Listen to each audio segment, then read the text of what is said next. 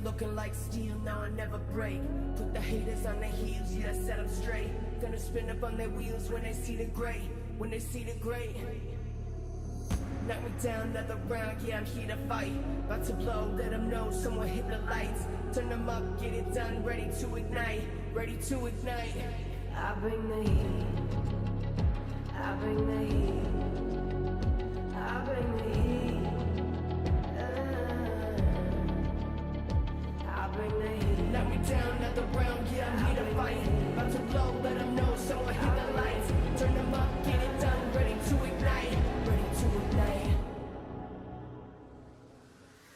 I'm unbreakable, can't hold me down. I'm unstoppable, I feel it now. Nothing can stop me, nothing can stop me now. Nothing can stop me, I'm unbreakable.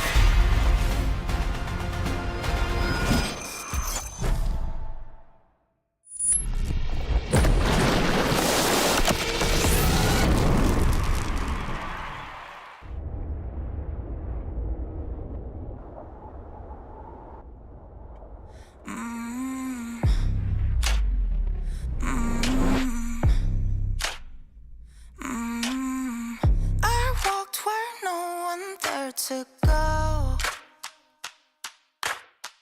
No map, no light, just scar to show. Each fall curves something deep. The center of the world, lead the way. Everyone was mine to make. Every sky is a line I've drawn. Every wall is a sign I've worn. I don't just win, I carve my name into the stone against a flame.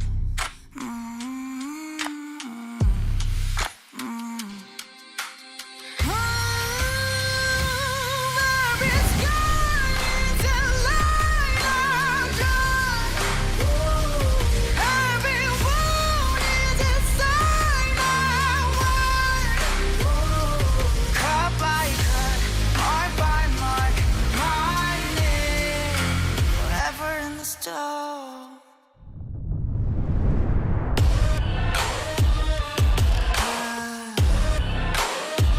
I don't just win, I live my mark into the stone.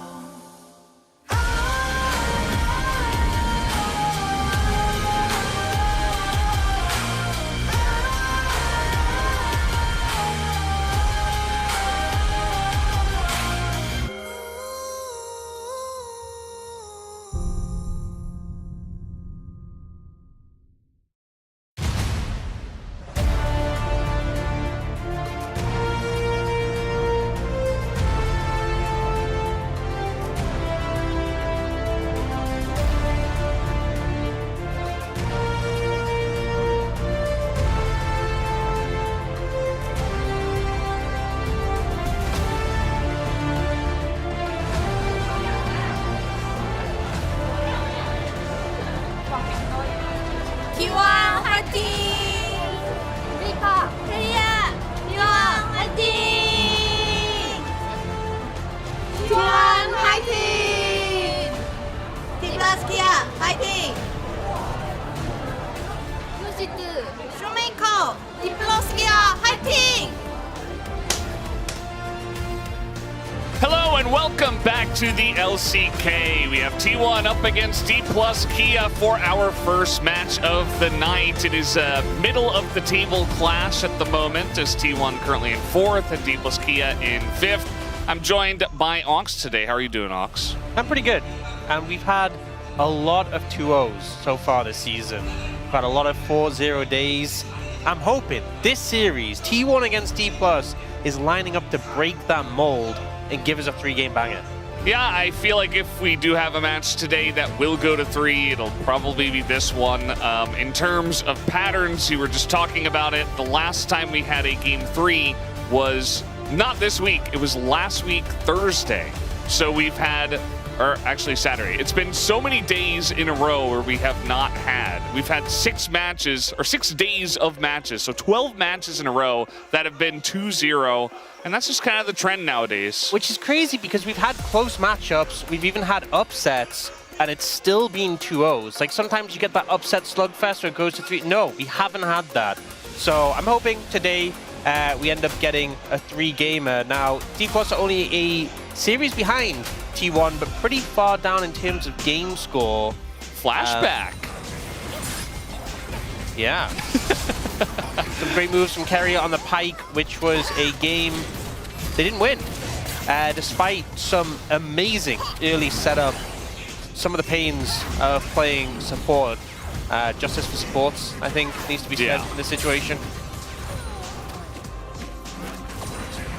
And this is definitely the big one that impressed a lot of people, where he realizes he's 1 minion away from level 6. He hits the minion to kill it and hits level 6 and gets the ult off. And yeah, as you mentioned, they did lose this this game, rather, against D+ Kia. And Keria did his best, but unfortunately the team could not get it done. D+ Kia at least able to make things interesting in their last match, as Keria is looking for LCK third 6,000 assists. He is currently 21 assists away. pretty decent chance he gets it tonight. Yeah, I think there's a solid chance that you get 21 assists. I do think there's one factor which may stop him from getting 21 assists in this series, and that's if he gets way too many kills. Yeah. If he ends up bringing out a Pike game again, he's getting all the resets, getting the kills rather than the assists, that could slow down his progression towards that huge milestone. But we'll see. We'll keep track of it during the games. Obviously, assists do come pretty freely to a sport, so I think he should get it. But third in the LCK is a massive, massive achievement. In fact, I believe Faker's first, Lehens just hit 6,000 Sweet second, so it's a tight race. Yeah. I mean, Kerry at this point has been around for a pretty long time. Not as long as like the Giga veterans, like someone like Faker. But he, you know, he's been playing in the league for quite some time. I think it's around 9 years or so, maybe a little bit less. But either way, you know, he's been on a lot of winning teams. He's picked up a lot of assists. And he's definitely one of our mainstays here. Definitely when you think about supports in the LCK, you think of Keria first. Or at least, you know, in the top two, the first two guys. And yeah, definitely going to be a big part of this T1 squad if they're able to get the win tonight, as they did not get the win last time against D+Kia. It was a 2-1 in favor of D+Kia. Yeah, and I mean, I'm hoping we get the 2-1 series again. But right now, I think T1's form has kind of been ramping up. They've looked to be getting stronger. I think there were some struggles at times. Obviously, the series against D+ was a big one we're talking about. But recent matches have kind of done them some favors. And it's important because when we look at the standings, we've seen Gen.G moving up. KT starting to move down. There's potential to overtake them. But if you've got to keep pace with Gen.G, you need to get some wins under your belt. Yeah, it's not easy. It does feel like Gen.G has definitively gotten back on the horse. And T1's looking to do that. DK taking that loss against KT early this week. Definitely felt like with KT's struggles recently, DK should have had a good shot. They did get close in some of those games, or in both of those games, as they did lose 0-2. But at the end of the day, of course, they did take the loss. As we are going down the lineup here, Owner looks very focused today. Lucid. We've seen more and more Lee Sin bans, even against guys like Gideon, who is shooting up the rosters of, you know, junglers in the LCK, I should say. And Lucid definitely a big Lee Sin player, and so is Owner, so maybe we see more focus on that pick tonight. Potentially. I feel like we had that big patch that came in, which you expected to really change things. I feel like we haven't honestly seen a ton of the impact from that patch yet. But priorities have been shifting regardless. You know, we've seen so many picks, just teams kind of going a bit hot and cold on them, depending on how they've been working, whether it's been successful or not. Lucian is something that I feel like has risen massively in priority, with the Lucian-Milio combo being really strong. Rise kind of feels like it's come for the patch. Deathfire Touch Rise has gained more popularity than the Phase Rush Rise had before the patch came in, which was interesting because I think my assumption was without Phase Rush, his bad matchups would get worse. But I guess the extra trading power has helped mitigate some of that early pressure. Yeah, it seems like it has. As Career said hello to me today. Oh. Yeah, we were walking by. He said hello. That's very nice. So I said hello. That was the end of it. He does have a mask on. Maybe he's feeling a little bit under the weather today. But he's got a big matchup, obviously, going up against T1 and Keria specifically, as it's this guy's birthday. He wants a D+ win for his birthday present, and also a Cloud Templar's autograph signature. This is Keria's nephew. He's come down to watch Keria once again. That's sweet. Maybe we'll be seeing him in the LCK in some odd years. Maybe, you know, obviously. So this is apparently Bae Junho, who is on the Korea national soccer team and also Stoke City FC. And he is here supporting T1. Stoke City, that's from the country I come from. Wow. Yeah. Cool. He flew all the way from England to support Keria, is what the fan sign says. So that's pretty sweet. It's definitely kind of a play on, you know, a lot of our foreign viewers, non-Korean viewers who do come down. They oftentimes make those signs where it's like, I flew all the way from Australia. Yeah, you flew all the way from New York. Who's this guy? Oh, I know him. Oh. He doesn't have a sign that says he came all the way from... But yeah, Reckless here supporting T1 and Smash. Smash on D plus Kia, so maybe a little bit torn, but he is wearing the T1 jacket, so I think... Well, you know, he was part of T1, so that makes a lot of sense. But yeah, I mean, the way you see it is either way, if Smash wins or T1 wins, it's still a win for him. What if T plus Kia wins, but Smash doesn't have a great... Or no, if T1 win, but Smash has a great series, then you're like double winning. Yeah, that's the dream. That's the dream, actually.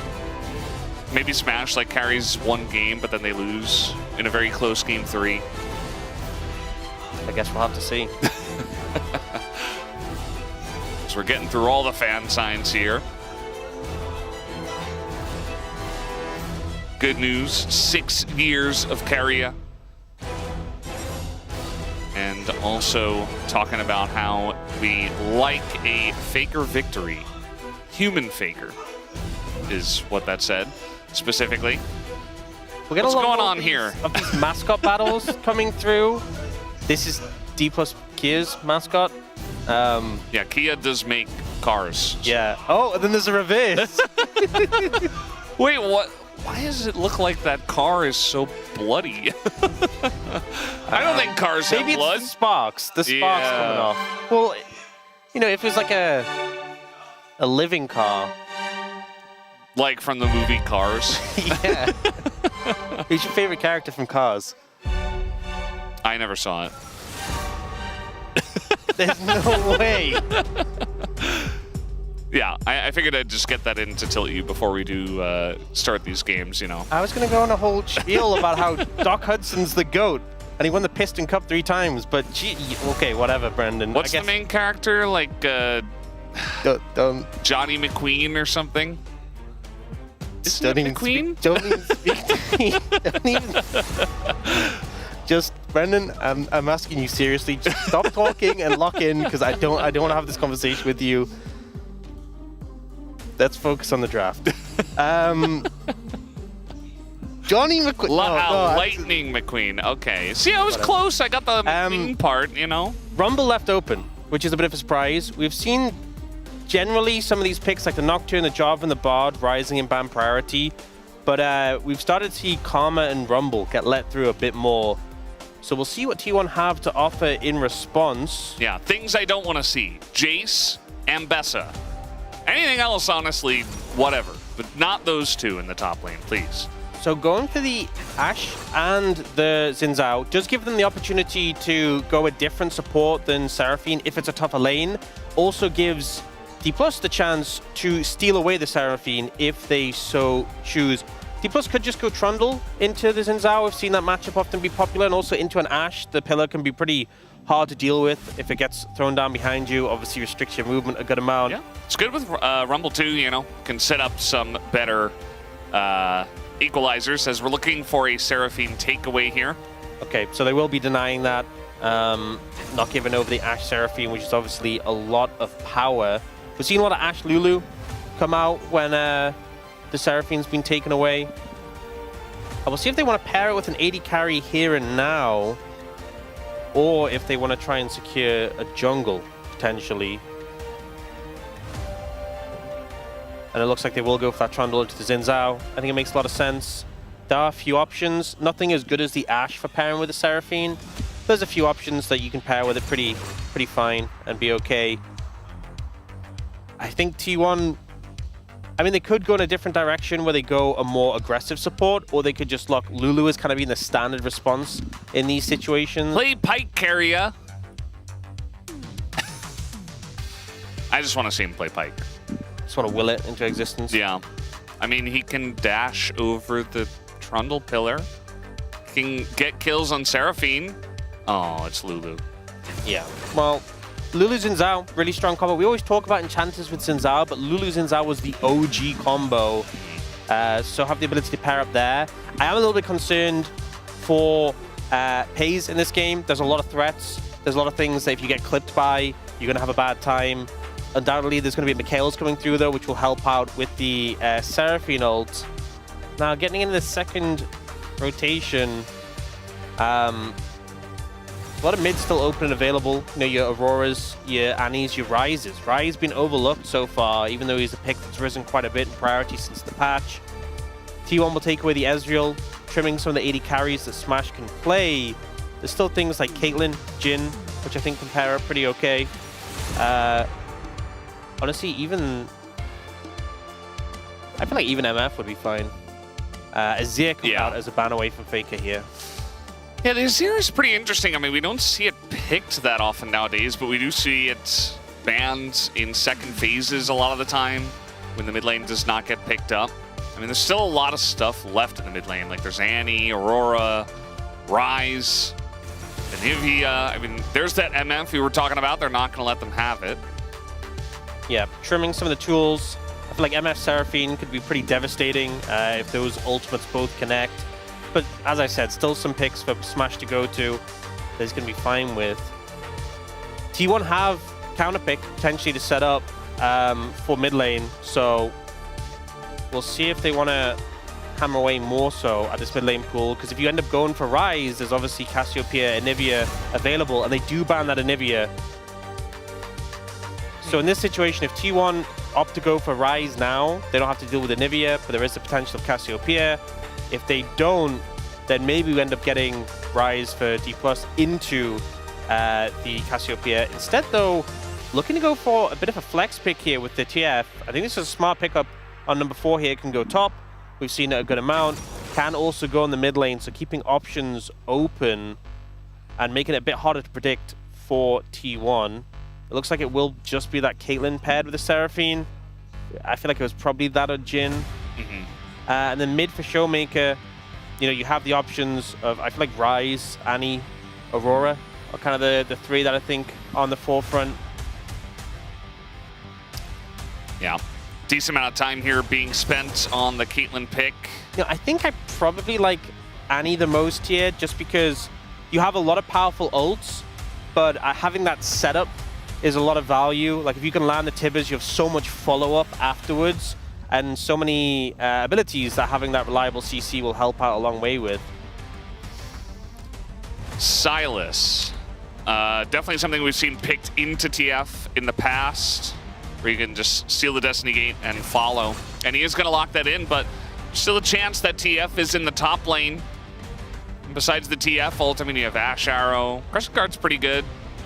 Wild Growth can be kind of obnoxious. Looking for the Yorick here.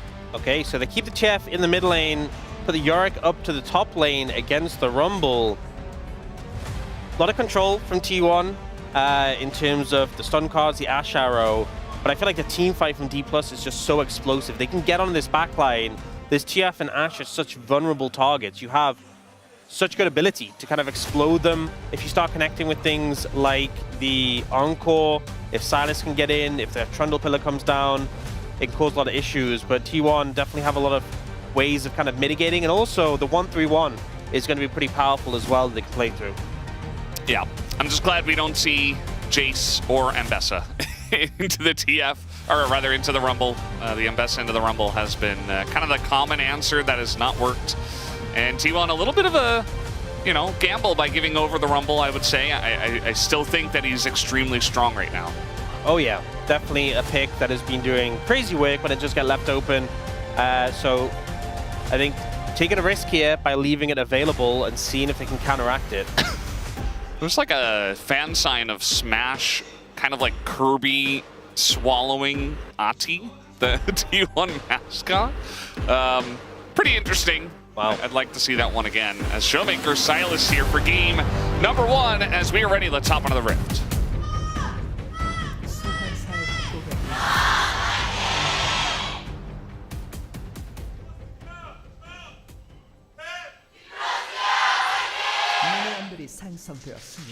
Alrighty, game number 1. As we're getting ready for DK versus T1. And Showmaker already bringing out a pretty interesting pick. You know, nowadays it feels like the mid-meta, you know, you've seen some counter picks with Anivia into Ryze, Cassiopeia into Ryze and stuff like that, but it's been a lot of Annie, a lot of Aurora, Ryze, Azir. So kind of glad that we get something new for this game. Carry going to take a bit of damage here in this trade. Pays kind of canceling an auto there. But very aggressive trading from the T1 bot lane. Yeah, obviously the level 1 of Ashe is really strong, but Seraphine has a lot of poke, so falling low early, especially because he gets that power damage when champions are below a certain threshold, is going to make things really difficult. And that's the thing with having the Lulu into Seraphine, you are just going to get out-traded and allow Smash and Korea to have a good amount of pressure here. Notably, Smash does have Cleanse, which is insanely high value in this game, so definitely the take that you want to have, but it does mean not quite as much trading power in the 2v2. You obviously saw Pays use the barrier there, and I think that mitigated a good amount of the trading power of Smash and Korea, and Smash doesn't have that response. Yeah, we've seen a lot of Yorick into Jace, obviously. That's been kind of the thing where teams, especially early on in the LCK, were like, well, I need to pick Jace because it's safe for a blind pick, and there's not a lot of safe blind picks nowadays. We've learned that kind of Jace, even blind pick, isn't really finding a lot of success, which has led to a lot of us casters kind of not being very happy with the picks, including myself. But the Yorick has been coming out more and more, even not up against the Jace. So kind of interested to see if Doran can pilot it well against the Rumble here. He's been a great Yorick whenever I've seen it. We do see Faker with Comet on the TF. I feel like a lot of our TFs are running Spellbook, but we have had Comet changed on the new patch. So before you got like refund on the Comet every time you hit abilities. Now the damage is increased based on the distance it travels. So especially when you get Rapid Fire Cannon, if you land a stun card at max range, you're going to get almost all the benefit of that extra damage amp, and it'll do a good chunk. But even at like max auto range, you're getting like 75% damage increased on the Comet, which is pretty sizable. Yeah. It's definitely going to be something to look forward to as we move along in this game. So far, not a huge amount of action, but Lucid is coming in here, trying to get aggressive, but Owner was hiding on Bush. As we are going to have the Polymorph, and he just gets pushed away, but Owner essentially just hovering around the bottom side, knowing that easily the Trundle could try to come in for a gank with the way this bottom lane is going. Great move there from Owner, protecting his bot lane, who we're potentially pretty vulnerable, and playing the Xin Zhao into Trundle. We talked about how it's a bit of a tough matchup, but getting the jump on him, ensuring you immediately have the advantage in the trade, allows him to force Lucid away and prevent any dives from coming through. Yeah, Owner 6-0 on Xin Zhao. Definitely one of the big picks, especially nowadays for Owner, that we always mention whenever he is playing it. So it's very nice to see them kind of pick that very early on for him, especially with the Jarvan bans and all that. Seemed like they were kind of prepping for this. As the Ghoulie Wall comes down, Shiu's taking a beating up in here, up in the top lane. Yeah, Doran doing really well so far. That being said, he has gotten a recall off and TP back in, so Shiu's health being low is kind of temporary. He can get a recall by TP back, and any damage inflicted on Doran is a bit more long-standing, but did allow Doran to get a plate there. A little bit of gold coming in. Yeah, it does feel like the pressure is there. Mid lane's kind of been just going even. I think Showmaker has done a good job of not really getting harassed out of this lane. On the Sylas, goes back, picks up a refillable. Faker gonna get the Catalyst early on, so don't expect much killing to happen there in the mid lane at least. It's crazy that Rumble was already so strong, and then they added a dot rune, a dot keystone. Yeah, so definitely something Shiu is enjoying. Yeah, I think it's pretty interesting as well as kind of the meta of the drafting has changed over time. And a lot of our teams are trying to figure out, especially as Seraphine, and ways to deal with that, different kind of lanes that they can bring in, or just stealing away the pick as we did see here. But also now, some teams have been leaving up the Rumble and trying different things to deal with it. Although a lot of our teams have also just left it up and gone back to the old things that tried to deal with it to not much success. Here is Lucid looking for Keria, who is definitely going to have to flash. A lot of damage into Career and Smash by Pays, who trades back excellently here. Yeah, Pei's doing a good job of mitigating by just getting damage down while they're focused on Carrier. Carrier does have to flash, but unfortunately the route from Korea doesn't connect. Slow from the pillar was there to set it up. I do think with the flash he still would have been okay to get away. Now Showmaker stealing the Destiny and using it just as a way to TP back in, which I think T1 pretty happy that they don't have to deal with that threat. Faker yet to use his Destiny, but if he sees an angle to set that up, potentially can get a easy kill. There's still summoners available for everyone on D+ in terms of flashes though, so no easy targets as of yet. Yeah, it does feel like there might be a window for Faker to get something going.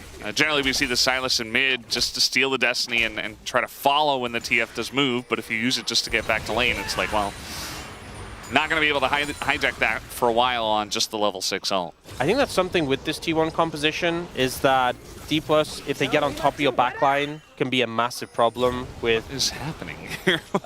He's just feeling the Maiden. The Maiden chase. I mean, it does look with that skin like she is on fire. So, fitting, but... Oh, heavy trade coming in. Yeah, Arrow's going to be picked up here. As Smash going to cleanse, but he's still slowed up. Has to flash away. Pei's autoing Career, though. Tons of damage comes in. I feel like he could have gotten that kill if he just auto Smash. Yeah. Still a good trade here for T1's bottom lane. Yeah, put that extra auto into Career. I think, I agree, it was a difference maker in that trade. And you're seeing the lack of barrier from Smash. Even though he has the cleanse, he's not the one who even eats the Ash ult and just can't really step up when Pei's has all that sustained damage. Still positive for T1. They got a lot of pressure down. They've been a lot of summoners, but would have loved to get that kill there.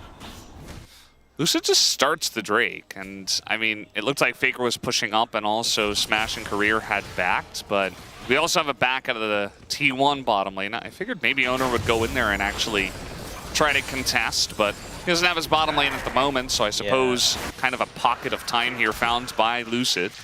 Gotta respect the Trundle so much as well, especially when he's taking like a dragon and he can just heal off it on top of that when it does get taken down. But yeah, I feel like this composition for T1, what I was saying before, is D+ have a lot of threats to get on the backline, like the Sylas, the Rumble, and then things like the Encore passing through. But T1 have so much map control in terms of vision. With TF and Ashe, they can just easily find people on the map whenever they want, so I think finding creative angles for D+ is actually going to be really difficult. You know, Showmaker's playing on a flank. It's so easy for T1 just to find him. And I think it means that if T1 get a sizable lead, it's going to be very difficult to find your way back into the game. Yeah, absolutely. And we've seen a lot of, you know, Rumble Vi, Rumble plus Engage support, stuff that can actually set up the equalizer in a good way, but they kind of have Rumble and Sylas and Pillar, so it's not exactly the best comp for Rumble. That's why I was thinking the Annie could work to set them up. Now, we do see a dive coming in here. Jeff committing as well. We do have Lucid running down the lane, but it might be a little bit late as the damage already into Smash. First blood going to be found as the Encore's there, but too little too late. Doesn't really do anything. Doesn't even keep them under the tower as Showmaker here, but this is 4v5, or rather 4v3 in favor of T1. Showmaker going to go in with the Crescent Guard, and now Lucid trying to come over with a TP we do have from the side of Shiu. Doran doesn't have his TP, so DK's still trying to fight this one out. Pei's gonna avoid the stun as Faker finds Shiu, and he's like, oh, didn't know that the Rumble was here, and now might just burn down to the equalizer. Shield comes out, but he is dead, and now Smash on the follow-up. The wild growth is there, but T1 are way too deep, and they will be punished big time in the D+ Kia jungle. The TP coming in is such a big difference maker for D+ to be able to clean up all those kills. T1 try to get in and get out quickly, and this is the payoff of those summoners being burned earlier. Easy to set this up onto Smash, he just dies so quickly.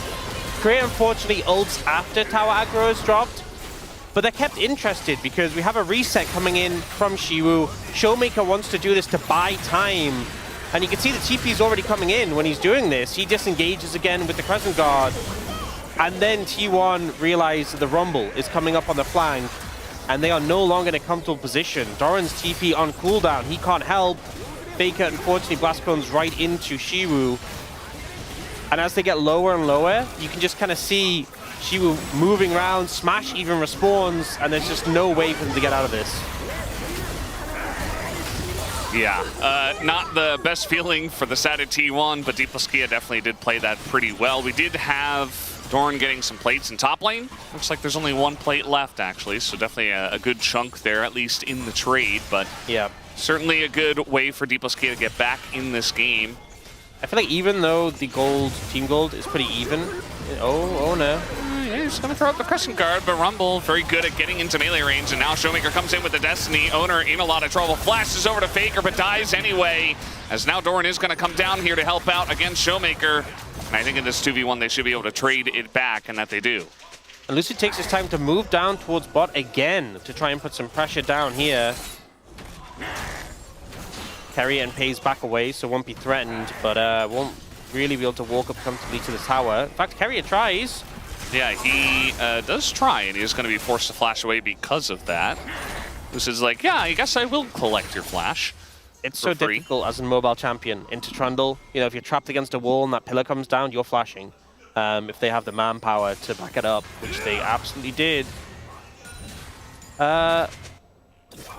Sort of wave clear ult from Shiwu comes through, but there's still some minions left alive. We'll see a replay, and this was just Ona getting back on the map quickly, trying to get these grubs cleared and getting caught out by the solo laners. But you see, as this is going on, there isn't the jungle support from the Trundle. The Ash Arrow is such a long stun as well from that distance, and Lucid is beelining for bot instead, so able to trade back is T1. There's no turret in the top lane. It's just gone. Doran took it down. I mean, that's the thing, is that earlier team fight that went in favor of D+, Doran got a lot of CS, got a lot of plates. In the meantime, he has a pretty sizable lead. The problem is that even though T1 has 1,000 gold lead, they have a TF. And because Showmaker has 3 kills, it looks like the lead between them isn't that big. But you got to think about the TF gets so much free gold. And if you're behind as a TF, that's going to feel more painful than any other champion, because you're supposed to be ahead of the curve with the extra gold generated from the passive. Yeah. So this game feels pretty even right now.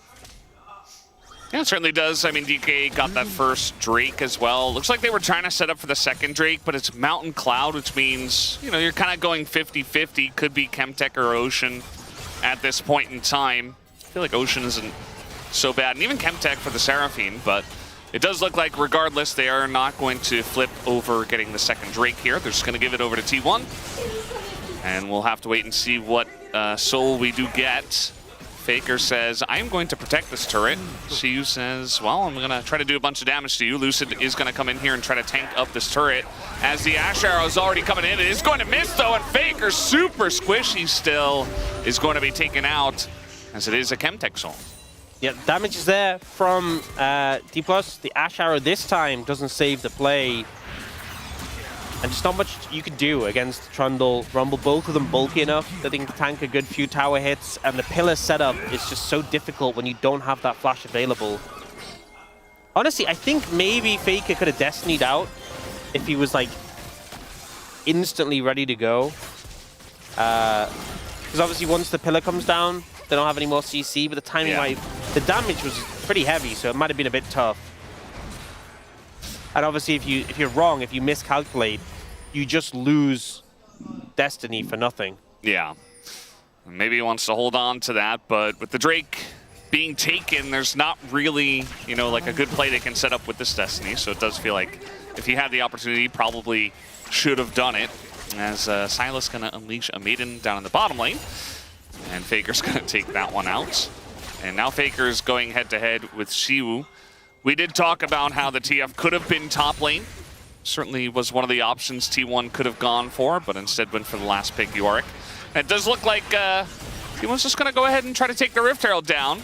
We do have TP available for Shiwu. I think T1 are doing a good job of controlling areas, getting set up with their composition. That's exactly what they want to do. D+ trying to challenge here. It's too late. I mean, they come in here and they see it's already at like 1,000 health. So they're like, oh, okay, I guess you just get the Rift Herald. Yeah, just got to supervise them doing it. But I think T1's composition, you know, you get control of the area, you have vision tools to play with, you have a lot of control, a lot of CC that you can kind of keep them at a distance with. They did that for that second dragon. They did that for that Herald to great effect. Now the arrow. Oh! Showmaker on the ball here. Yeah, does have the Merc treads, so maybe could have lived even if it did hit, but would not be a fun time. Doran trying to back on a ward here. He's going to find himself face to face with a pillar. He's trying to get back to his ghoulie wall. Has a TP from his teammate Faker coming on up. Bit of damage is done to Showmaker here as now the Destiny follow-up is going to come in from Faker after the TP. And they're just chasing them all the way down the lane. Lucid, nowhere to go, gets flashed on. Has to flash away, but the slow comes in. And the flash gold card is there. It's 2 kills for T1 in the top lane. T-Plus go for the aggressive play, but just don't really have the damage to cut through Doran at this point. He is pretty bulky, and T1 make them pay for it. They do lose out on the bot side of the map. She will getting some free push in there. But T1 getting some damage on his tier 2 tower, getting a bunch of kills. Definitely a worthy payout. And the Rumble had TP here, so they opted not to bring the Rumble in. You can see they just don't have the damage to cut through Doran that quickly. He doesn't even have to, he still has his flash available if he really wanted to disengage. And then the TP from the TF, they run away, but Destiny allows to follow up. And I think D+ were thinking, we can just lose one and get out of here. I don't think Lucid expected to die. Pillar doesn't get a huge amount of value there. Because I think if they were expecting it to be a committed play that they had to fight, maybe they would have brought the Rumble in. Yeah. Turned it into a 3v3. But instead, they just try and run, try and say, okay, we'll sacrifice one. Shiwu gets free push. But Lucid dying as well definitely hurts the play. Yeah, I guess they just didn't expect Owner to run all the way up there from the river where they didn't really have any vision. And it kind of caught them off guard. As Showmaker says, I see where everybody is. It's not really too much value taken out of that, but he just wanted to use it. Get it off cooldown, I suppose. Yeah, you have the Drake coming up in 40 seconds. Going to the Drake fight, I think, wants to get a bit of a higher value team fight ultimate. So he pushed in. Shiwu gonna face check Doran here. That ghoulie wall a little bit short. The equalizer as well, not gonna last very long. And Shiwu's just being out traded here as the main and the ghoul smacks him in the back and takes him down. Doran here as well. The Crescent Guard saves his life, and Doran picks up the double kill. He's 4-0 right now. As a TP comes in, Showmaker gets hit by an arrow, and it's just disaster after disaster for DK. As T1, they call the bluff, and they win the fight in a big way. D+ just getting crushed on these top side plays. Doran is so strong right now on this Yorick. Just Shiwu cannot handle him, and as soon as they start to try and bring in members to counteract the play, it's T1 who bring in a lot more strength and are able to clean this one up. We see here Shiwu just kind of face checks him, ends up getting completely chunked out, and isn't able to disengage quick enough. Tries to turn the trade around, it's like, I'll set up for Lucid. Dies to the ghoul, unfortunately. And then this peel from Owner was just great. The ult to get him away from his top laner. Doran goes in, gets the heal. 373 health there he got from the shovel. And then that Ashe ult that comes through. And then the Ludu Zinzao combo, just to keep Showmaker from getting away. This was a great play from T1, and they're able to get back on the map with Dragon still alive. Yeah. Now with a 4,200 gold lead, I think D+ are going to struggle. You know, this composition from T1, if it gets ahead, is so suffocating. Yeah. They don't really have, again, we talked about it, they don't really have a very reliable way to engage. It's just like, we're going to throw down a pillar and try to run with a vision disadvantage Yeah. into all of this pick from T1. It just doesn't feel good. I think once Faker gets rapid fire cannon, it's going to be so hard to play the game. The 1-3-1 is going to be such a massive issue. Not even necessarily the 1-3-1, the 4-1, having Doran in a side lane, it just is so hard to deal with. He's almost 2 levels up on Shiwu. He's about to hit level 16. I guess Shiwu is about to hit level 15, but 4-0 on this Yorick is a fearsome opponent for D+. Now They they are keep looking trying for to him. kill this Yorick. He's just going to TP away as nope, going to get hit by the pillar. And I think this time with 3 people up here, it might be enough. I'm still not even sure, even though he's dead. That is the kill that does go over to Lucid. While we kind of have Showmaker coming over here, going to steal the Ash Arrow. D+ trying to find angles to connect onto the members of T1 pushing these lanes. Managed to find Duran there with no flash and the TP not able to come through. He goes down. It's a good chunk of gold. But it doesn't really slow down the rest of T1's players who just still get a lot of value. In the meantime, pushing waves in. We saw Pays get some plates. I think Duran unfortunately didn't have full information on how close Lucid was. Uses the Mega Cone into the pillar. I guess the Encore was there as well. But just gets melted.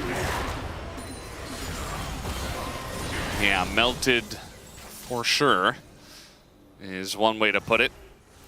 It's kind of interesting. We oftentimes see in a lot of our LCK games, especially, you know, big leads being taken over objective fights, or, you know, we get like a Rift Herald fight highlight or a third Dragon highlight, but T1 really just got a massive lead by 2 kind of random fights in the top lane where, you know, some face checking happens, some attempted ganks happens, but I mean, normally it's Yorick is Faker. just too strong. Normally it's Faker in the side lane, but this concept of we have someone pushing in the side lane, you try and punish them and we get loads of value for it. I feel like that's been the T1 special for such a long time. Do you see Showmaker firing off the Ash Arrow? Doesn't connect. And yeah, now they're sending Showmaker up against Duran, but he's 2 on Baron. He's 3 levels down, by the way. Yeah. And he currently doesn't have an ult as well. Now he's 2 levels down. But they just started the Baron. Lucid does have flash, so can get into the pit if he wants to. I mean, they're just going to turn onto him, and immediately Lucid is in a very precarious spot. Does get that subjugate down, but now Career gets hit by the arrow, and he is dead. There's the Wild Growth on a 3! As Honor knows he's got the backup from Keria. And that's just 2 free kills. T1, with their T1 Baron plays, they don't need to actually take the Baron. They just get another big gold lead off of that play. The turn was so good from T1. They have the setup, they have the CC, they chase down members of D+, and Ona just feels invincible with the Lulu backing him up. Faker's going to move in to cover this bot lane from Showmaker. And now Lucid has no flash. I think the chance of getting a steal here is very slim. He's going to try and go through this top lane with the structure of the Baron pit. He has an angle in, but they're not going to let him get close. Yeah, all they have to do is put security guard Yorick up there on the top side of the Baron, and Lucid just kind of has to be sad about it. So Baron picked up for T1, another teamfight win, almost a 6,000 gold lead. This game feeling firmly in their control. We'll see the replay. The turn is just so instant. As soon as they see Lucid walking up, they connect onto him. The Ashe ult is flashed away from, but it hits Career instead. And we don't even see that much value from the Encore because he dies. So they don't even have to sit through that on the equalizer. Don't manage to dive the tower there. You can see they were thinking about it. Another Ashe Arrow onto Career. This time the Pillar's actually going to get a lot of value. Keria coming in here trying to do something, but yeah. You mentioned, you know, TF Ashe. They know exactly where they are. They have so much vision in the jungle as well, just with the warding on top of that. As now Lucid's like, surely I can take out this ward. I'm not so sure about that, as the stolen Ashe Arrow are going to delay them, but Lucid gets caught up in the wall, and even with the subjugate, just kind of falls over. You take a step too far in your own jungle, and you're just dead. You just get jumped on, Faker turns up, feels like the whole squad's there, and Lucid goes down. Now Duran looking. Doran is going crazy right now. He's got the backup of the Wild Growth, takes a huge amount of damage from the Rumble, and he stays alive for so long. And he doesn't care that he's dead. The rest of the team is following up. Nice help from Career, but it's too little, and it's way too late, as T1 are just kind of styling on them in their own base. T1 definitely could have slow played this, but they opted to just burst down the enemy AD carry in this situation and to play the game a lot faster paced. D+ now only have the support alive. Lucid's going to respawn, but I'm not sure there's much he can do. Yeah, it's just a Trundle without an ult, without a flash. I mean, they don't even have to kill him. They could just hit the Nexus, but They are going to do a bit more damage, pump those numbers up just a little bit, but it is a clean and dominant game one here from T1. From the draft to the gameplay, they were in control the whole way. I think D+ needed a bit more reliable engage threats to get onto the likes of the TF and the Ash. If you can't close the distance, you're going to struggle. And I think T1 just played this composition out to perfection. They knew how to leverage the strength of the side lanes. They knew how to collapse on those skirmishes. And when they got ahead, it just felt like you were cut out the game. It felt like you couldn't step anywhere without the threat of being engaged on, locked down, and picked apart. Some great performances. You know, Doran and the Yorick popping off. But I think everyone, honestly, on the side of T1 doing pretty great, having a great time in that game. I think on the other side, D+, even despite the fact they got that Rumble, struggling to just make that same impact. Yeah, really liked the Yorick pick into the Rumble. Doran making Shu's life hell right from the get-go and never really got off the ground. The Rumble wasn't enabled in any team fights. DK were 4,000 gold behind by the time we even reached a point where we might see a normal team fight. So nothing really going for them in T1. Look like they are back in form. And you know, Ox, this kind of feels like all of our other 2-0s we've had this week, which has been every single match so far, where it's very dominant to one side. And T+ Kia, they really need to go back to the drawing board if we're going to have a game number 3 tonight. But for now, it's T1 in the lead, 1-0, and we'll be right back.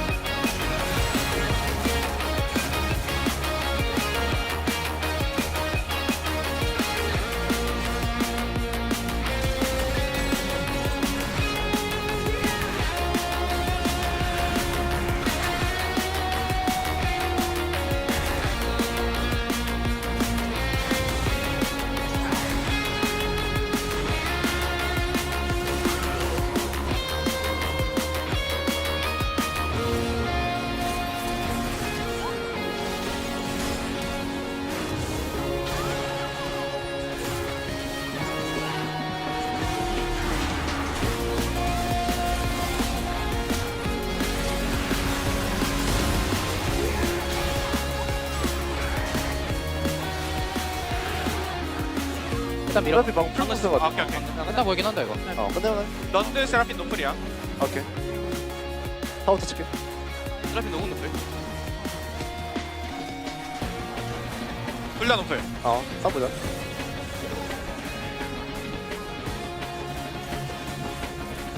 끝내죠.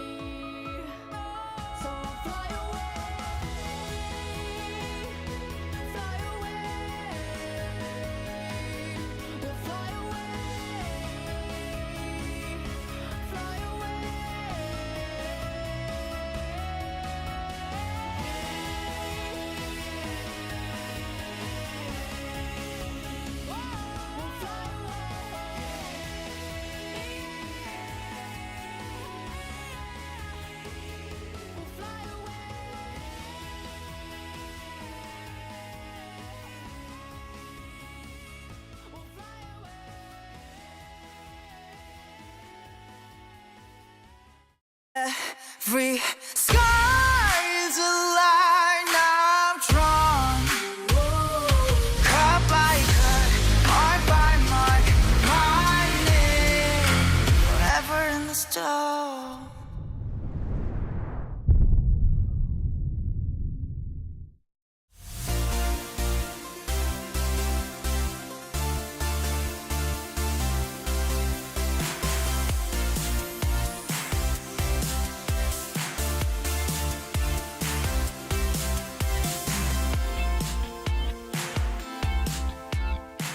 Hello everyone, welcome back to the space. It is T1 up 1-0 over D plus Kia in the battle between the Acres, the Faker and Showmaker, and we've got ourselves a very special guest here on the desk joining myself, Wolf, and Wadid. It is the man you saw on the screen earlier, Reckless, joins us here. Welcome, Reckless. 감사합니다. Yay! So happy to have you here on the desk. Thanks for joining us. Yeah, you have such great insight here, not only as a bot lane player, but as a support player, not only have playing for T1, but for the bot laner for the team that is playing against T1 here in Smash for D plus Kia. So we wanted to start with you. Welcome back. What you doing here? How have you been? Thank you, first of all. I've been great, honestly. Los Ratons was a lot of fun, which is the last thing I did since actually playing in Korea. So just a lot of happy memories, I guess. And Smash was a big part of that, actually. So when I arrived to Korea, I asked Becker, like, hey, I would love to watch T1 versus DK. I have no idea when the match is, but I'd love to see specifically that matchup. And he said, it's on Sunday. You'll be there. And here I am, yeah. So W Becker for sorting it out. Yeah, Becker, T1 manager, making all of the things happen.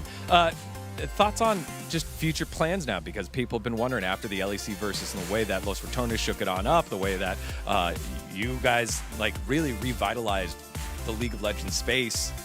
What are you thinking here in the future for you? Not sure, actually. I would love to keep playing, of course, but I don't even know which role I'm playing anymore. And with the national team coming up, once again, not sure which role I'm going to be playing. I think I'm just going to take it like slowly and just see where it all lands. But honestly, when you raised the question like a couple of minutes ago what I'm going to be doing next, I'm very curious what Wadid is going to be doing next. Wait, what? I haven't seen him in forever. What's your future what's up, like? Wadid? What is happening? Probably I'm gonna get married, you know, like in the future, with my future wife. Gotta find a girlfriend first. All right, again, these two playing against each other multiple times throughout their career. Crazy to see you after all this time. Yeah, it's true. Like You look great, man. Yeah, I mean, you too. Like I think we've been, it's been like 8 years already, and you were smashing like back in the day. Like I couldn't really win against you, but now I guess maybe like you know like as a support. I'm a support now, so maybe. Yeah, so like maybe like we should. You guys are starting to make me feel like a third wheel here. Fourth wheel, I know. Can we get the draft up? Yeah. Let's talk about the draft. Let's talk about this Seraphine Ashe split that we did have in the early parts of this one. They went for the Xin here first, and then that meant that the Seraphine did go over to D+. I want to know your thoughts on this, Reckless, because we do often see players try to say, all right, there's no way you're going to pull the Seraphine away. We're actually going to get jungle instead. Do you think this was worth it? And do you think D+'s choice to grab the Seraphine actually paid off for them?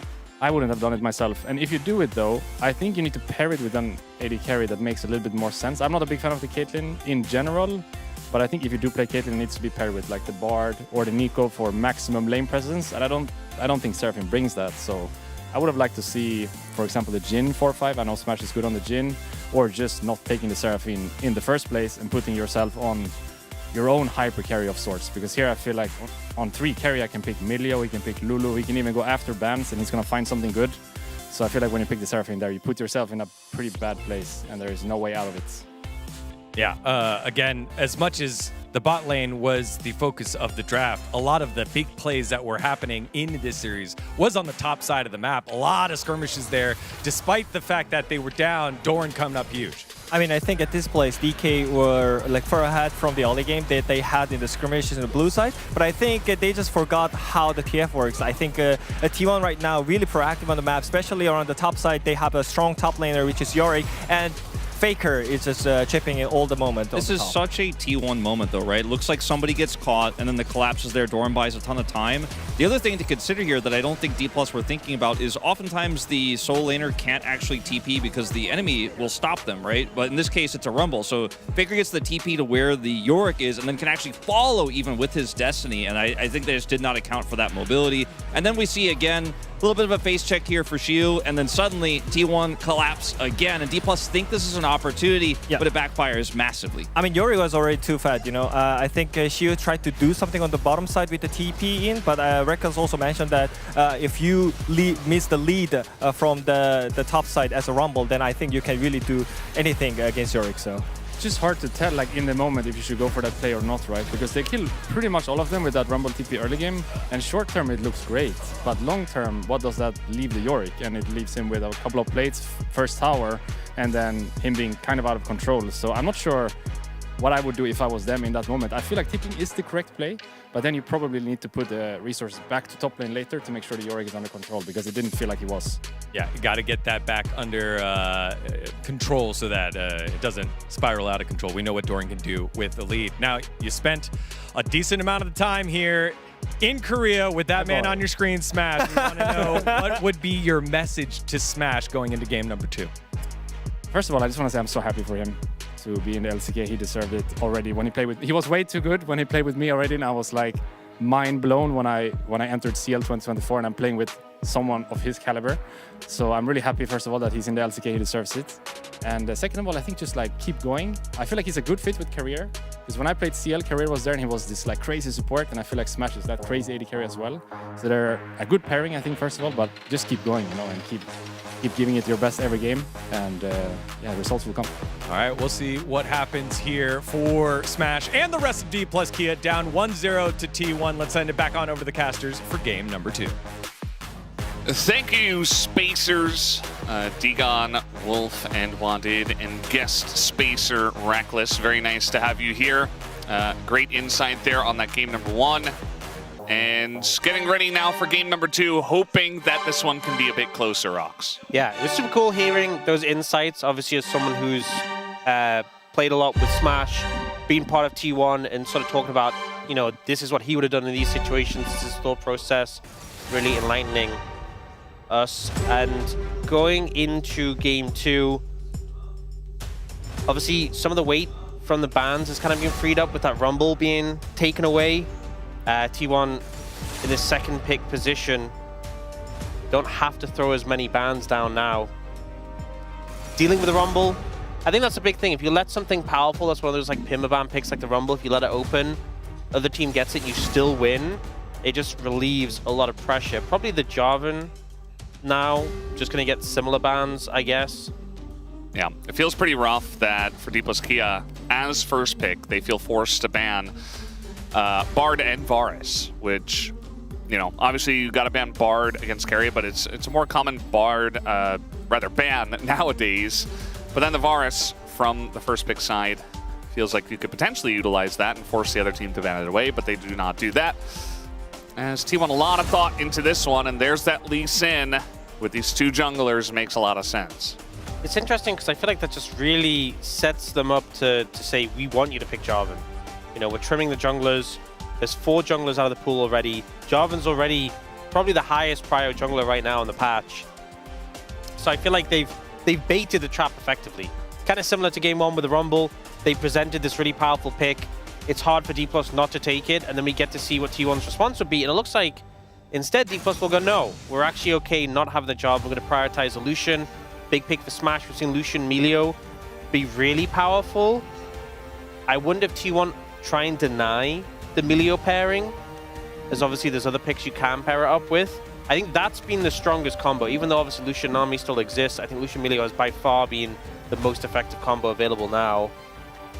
And presumably they'll look to lock up the, I was going to say the Jarvan themselves, but they go straight for the Vi. One of that point and click CC for Lucian, and I guess the Jarvan impact isn't as relevant into the Lucian. Now, this is interesting, going the Kog'Maw here, because Kog'Maw Lulu is the pairing we all know and love.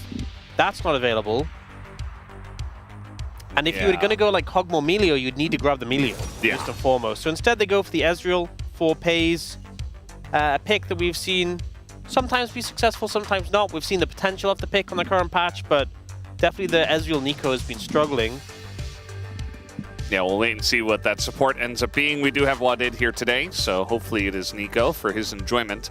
Jarvan, still available, but you don't necessarily want to pick it into Ezreal, but still very strong by its own right. They're going to go for Melio first. No, we saw a quick little hover of the Neferi, but Neferi was originally picked into the Vi, and I feel like this is a good angle for it. Rather than picking the Jarvan, which obviously can't do as much to the Ezreal, and you don't know the other picks on T1, you know, Faker could even grab himself something like the Azir, so there's not too much threat from the Cataclysm.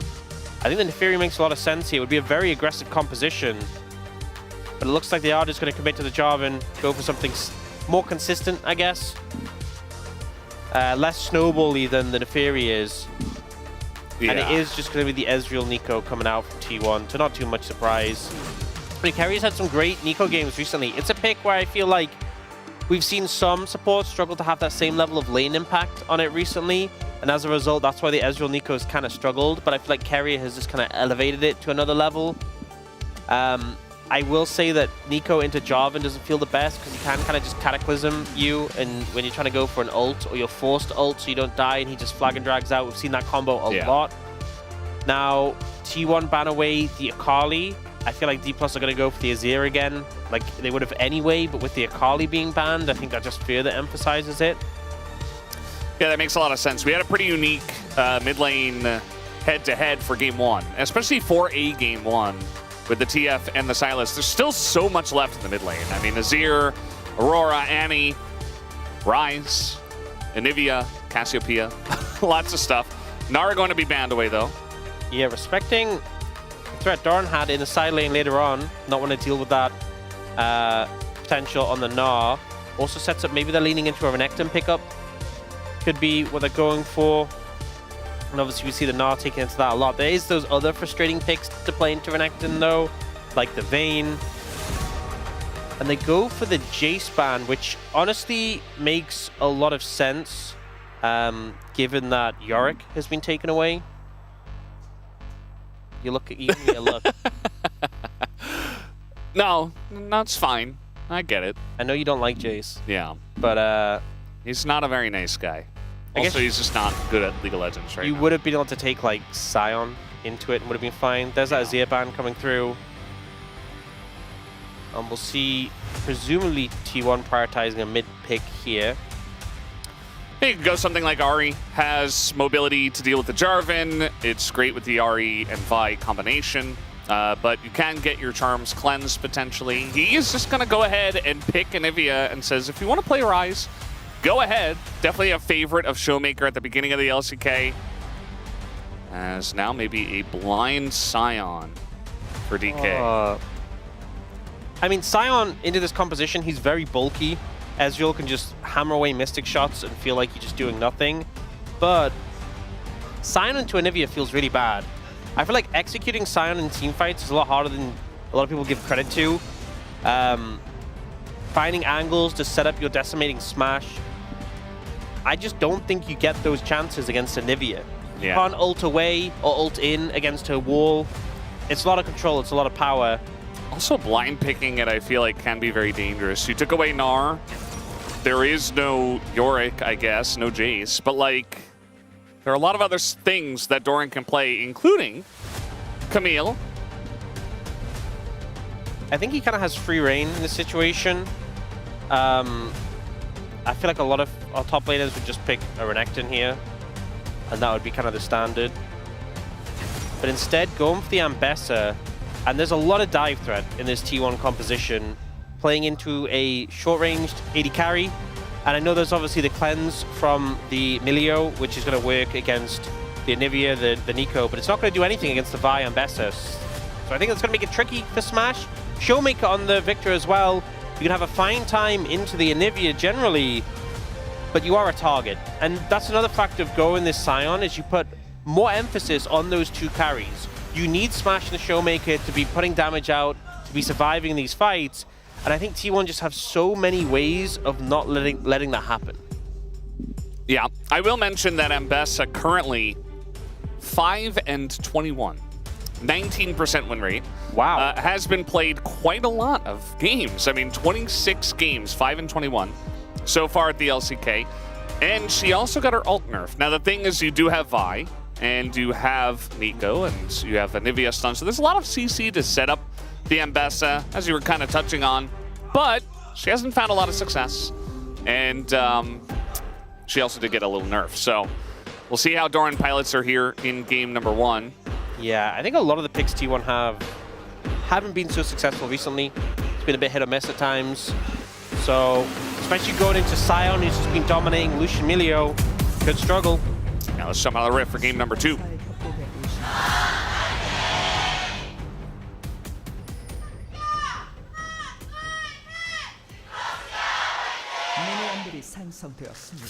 All right, here we go. Match 59 and then match 60 later on today will be the home front for KMDX up against Home Life Esports, the second match over there in Vietnam. So interestingly, we see Faker going for Electrocute. We've had a lot of Deathfire Touch in the mid lane. Showmaker going for that, of course, on the Victor. We'll see how that impacts some of these early trades. We've seen Lucian Milio be so strong, but I feel like lane is the point where it can be variable in strength. I do think in this matchup specifically, if you're avoiding these skill shots, you have a lot of burst trading power. And looking to get some damage down on Carrier there. That's an exhaust out of Peas, by the way. They're going to force his barrier and also the heal, rather. So trading a lot of the secondary summoners here. I feel like we've seen a shift back to that exhaust and pollution sort of meta that we had when Lucian Nami was a big thing. If he dashes up to you and wants to unload his burst combo, compared to other AD carries that have more sustained damage, you just get a lot of value out of that exhaust. And you can see the poke coming down already has forced Smash and Korea under tower. Still level 1. And that Mystic. Wow. Like a curved around the minion. Yeah. Faker does love to use the egg to be very aggressive and say, you can't kill me. Showmaker doesn't have an egg. And he's at the same HP as Faker right now, so definitely a little dangerous. Does have a ward that just spotted Owner at Raptors, so he has information there. I wonder, Owner could have an angle to sneak in and get a gank off mid if he looked for it, but I think he might just go for the full clear. Yeah. See that Lucid is 5-0 on the Jarvan. A lot of success there, but not so much here. Smash getting bullied out of lane already. One root comes down, and Smash is not able to play the game. I think this is the difference between an Ezreal Nico with Pays and Carrier compared to other Ezreal Nikos we've seen. We've definitely had some of them really struggle. The skill shots haven't connected, the pressure hasn't been there. Particularly against enchanters, who can kind of sustain a good amount of your poke. If you're not reliably hitting it, it just gets negated by the shields of Milio, for example. But here, Pays and Carrier have been putting down the pain and really making Smash suffer.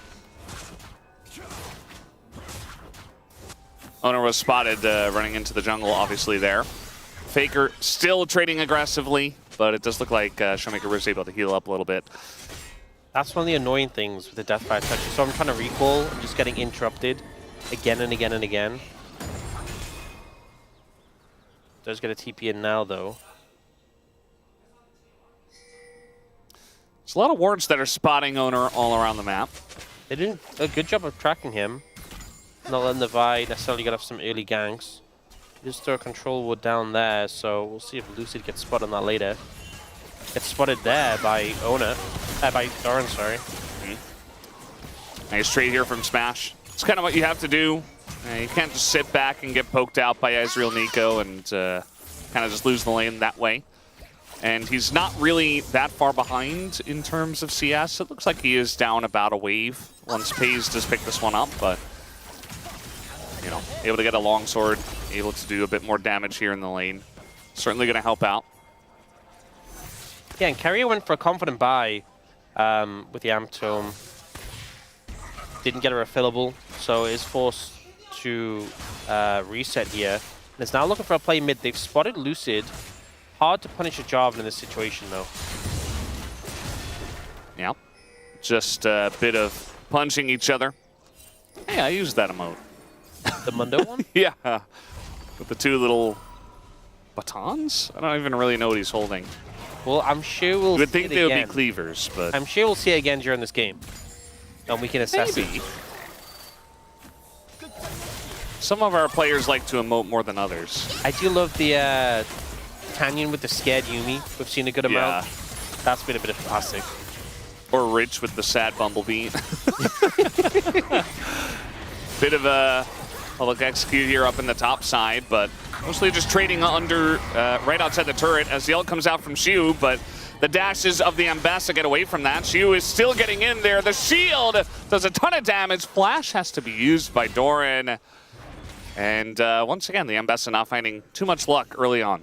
Yeah, and that's considering Doran had more item, like gold value in his inventory. It's a Coldfields against Bramble Vest. Obviously, the Bramble Vest great in this matchup, but not really a good omen. Obviously, we see Ambessa really spike on that one item, but she was just doing a good job of soaking up the damage, being ready with the shield, and able to turn the trade around.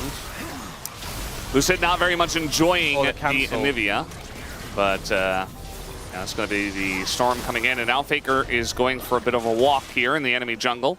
He's not where he wants to be. Yeah, also Anivia doesn't walk, Valdez. That was stupid. Faker flapping his wings, flying through the enemy jungle.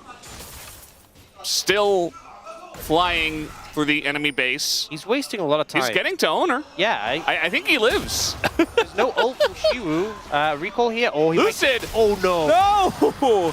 There's a Vi there. Faker had no mana after that, so... Meanwhile, Xiu is here. It's going to be the smash that does come down onto owner. And a back is coming in from Faker. He is going to go into egg for sure. And I think even after all the shenanigans, the Anivia Faker will not survive. First blood does go over to Lucid after whatever that was. That was a very extended passage of play. And Showmaker pulling ahead in the lane as well because he, you know, was just mid-farming in comparison. But a big chase that does eventually get rewarded with not only the kill on Faker, but the egg. He does save Flash, though. So that's something.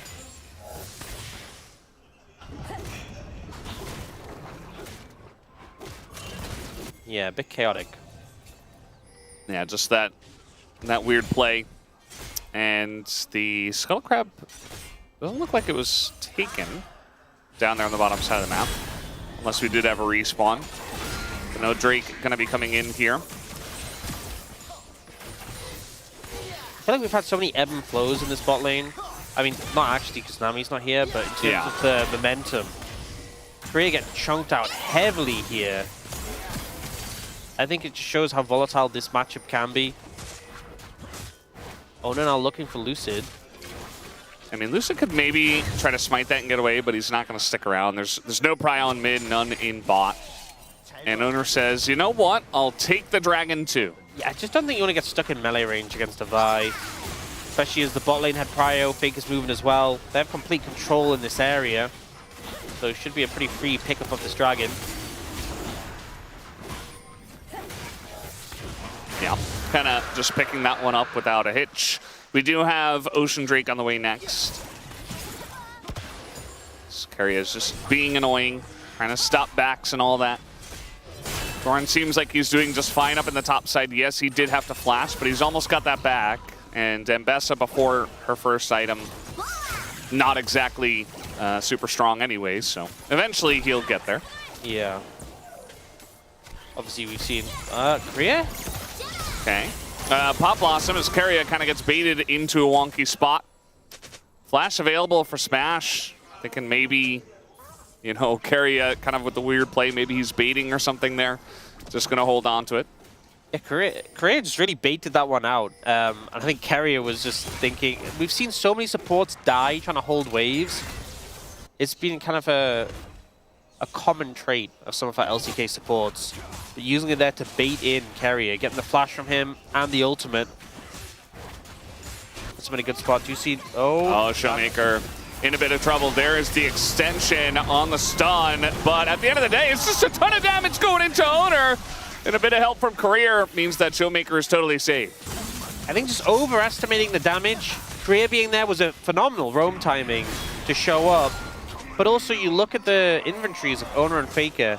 Faker actually has 0 AP apart from the Doran's Ring. Like, he's got 18 AP.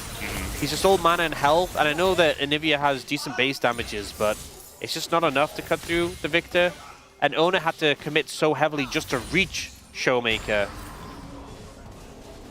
So just a bit of an over-aggressive play. We'll see the replay here. 나 미드 본다. 봐줘. Help. 잡고. Got him. The flash being instant to get under tower. And it's the fact that Owner, by queuing in and then ulting, you're not getting your Q damage down.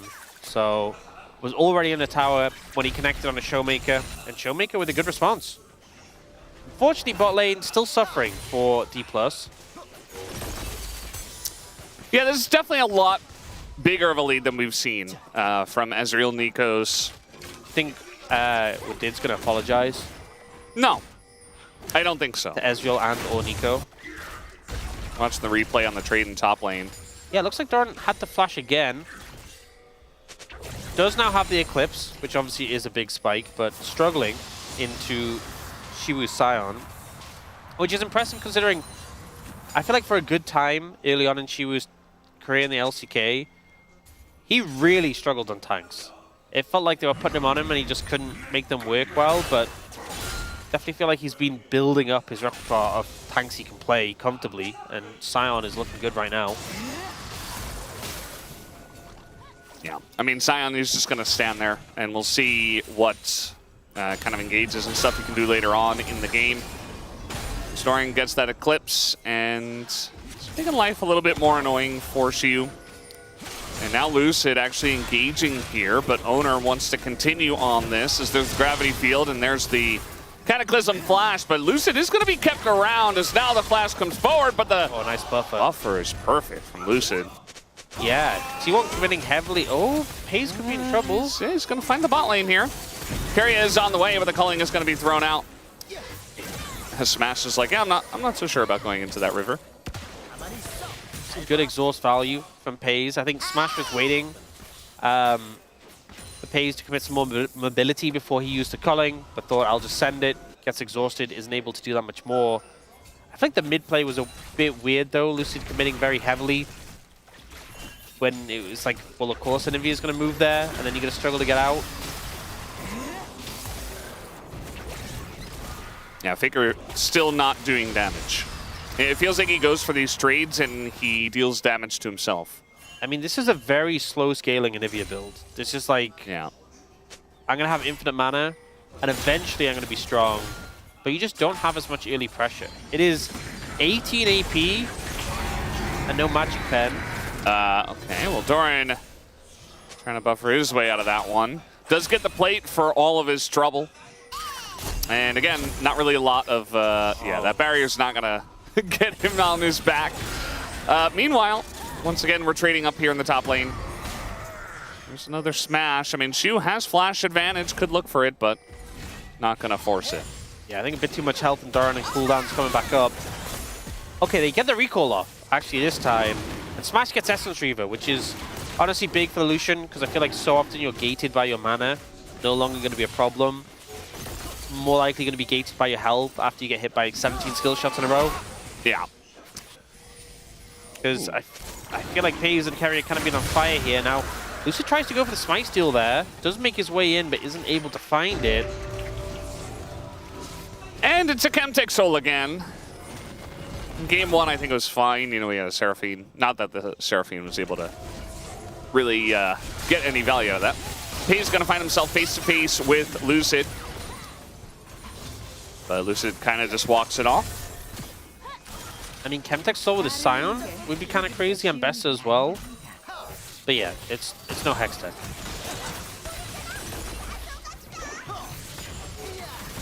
Smash getting some good damage on this tower. Now seeing it's D+'s bot lane who'll have the pressure here. And I feel like you know, top lane, Shu's been doing a great job. Mid lane, Showmaker's had the pressure advantage. Bot lane has been pacing carrier. But it feels like Smash is trying to turn around, found the opportunity to do so. Once again, we get Korea recalling and walking up towards the top side. But no one really there as of yet for him to support. Just getting some vision down. And does find carrier very aggressively in the enemy jungle. Yeah, some deep wardage there, but able to utilize the blast cone to get out after putting down some vision.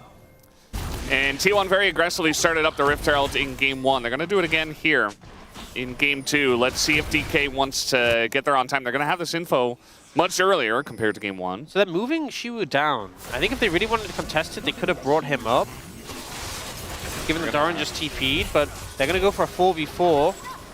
And they do force carrier out. Flash gone already. Makes it definitely tricky to contest. Some good damage there onto Pays. Does answer back though. Yeah, it's very aggressively taking over that position on the Rift Herald, so it does mean that T1 has to back away from the objective.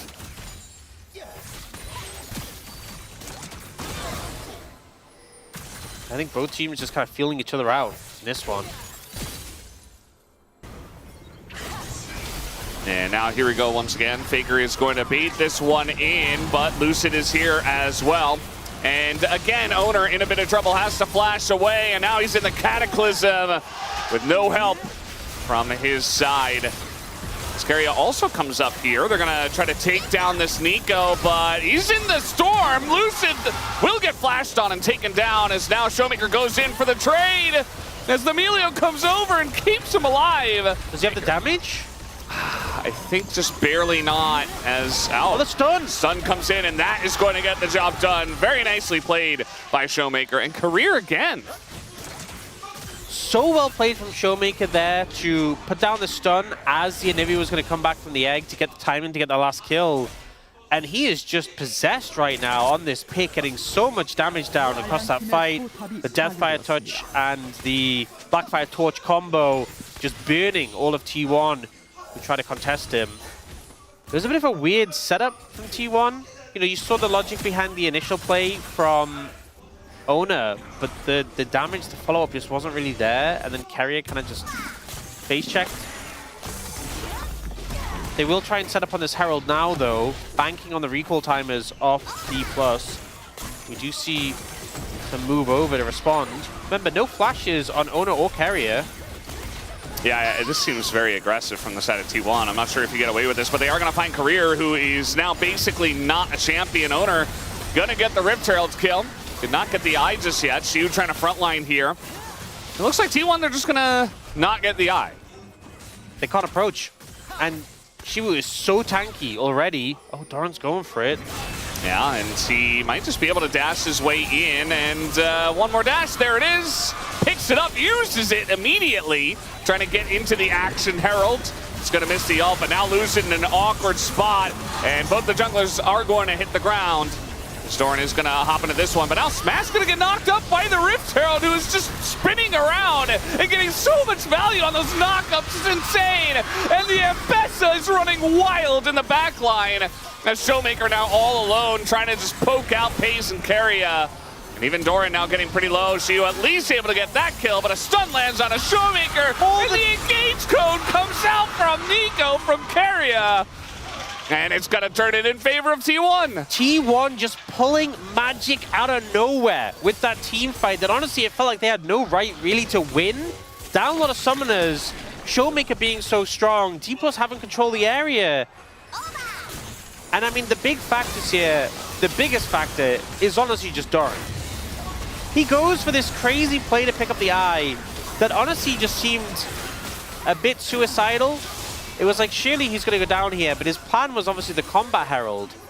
But they get chunked out heavily. Owner ends up dying before the Herald even gets played. But like, the value that Doran ends up getting, he doesn't initially grab the Herald. He actually waits until it looks for the ult, doesn't connect. But then here, goes into it, and he knocks Smash so up. silly. So he gets Smash, then he gets Scion, then he gets Milio. Then he gets Smash again. He hits him twice and then just instantly cleans up the bot lane. Which did so much for T1 in this fight.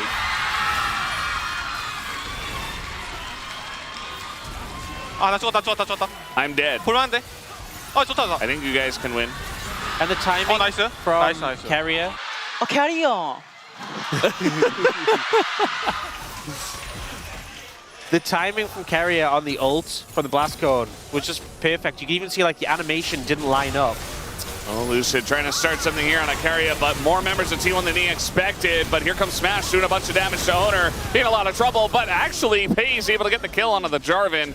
So it feels like the junglers in this game are really eating the brunt of a lot of these deaths. 7 between the two of them. Yeah, and Carrier has Flash now. Did he have Flash at the start of that play? Because it just seems kind of crazy. They committed so heavily to him. If he hadn't out that whole time, doesn't opt to use it, saves that summoner spell. Yeah, his Flash is up. So this seems super aggressive to commit this play when Carrier can just quite comfortably disengage. They end up turning on the Owner who is Flashless, but they just take so much damage in return for Pays over the wall. Very aggressive from D+. It kind of feels like they're in this position where they're starting to fall behind again. You know, thinking about how they've already lost game 1 and they feel the pressure to make proactive plays. See a pretty massive gold lead here for Doran, who, you know, he got that first item, now he has second item, Black Cleaver, so definitely gonna make life hard for Xiu eventually in this lane. But also picked up a couple of those kills in that last fight, on top of getting a bunch of plates. So very far ahead in terms of gold.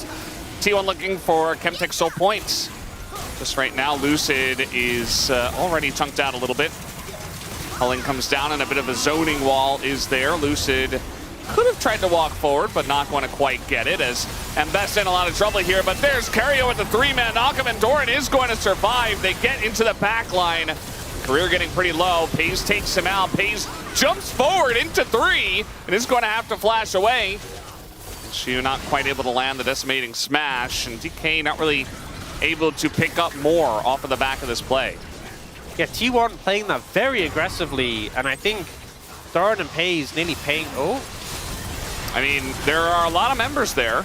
Faker says, well, I have egg, but he doesn't have it anymore, and that's a shutdown that's given over to Smash. Now he has Omelette, I guess.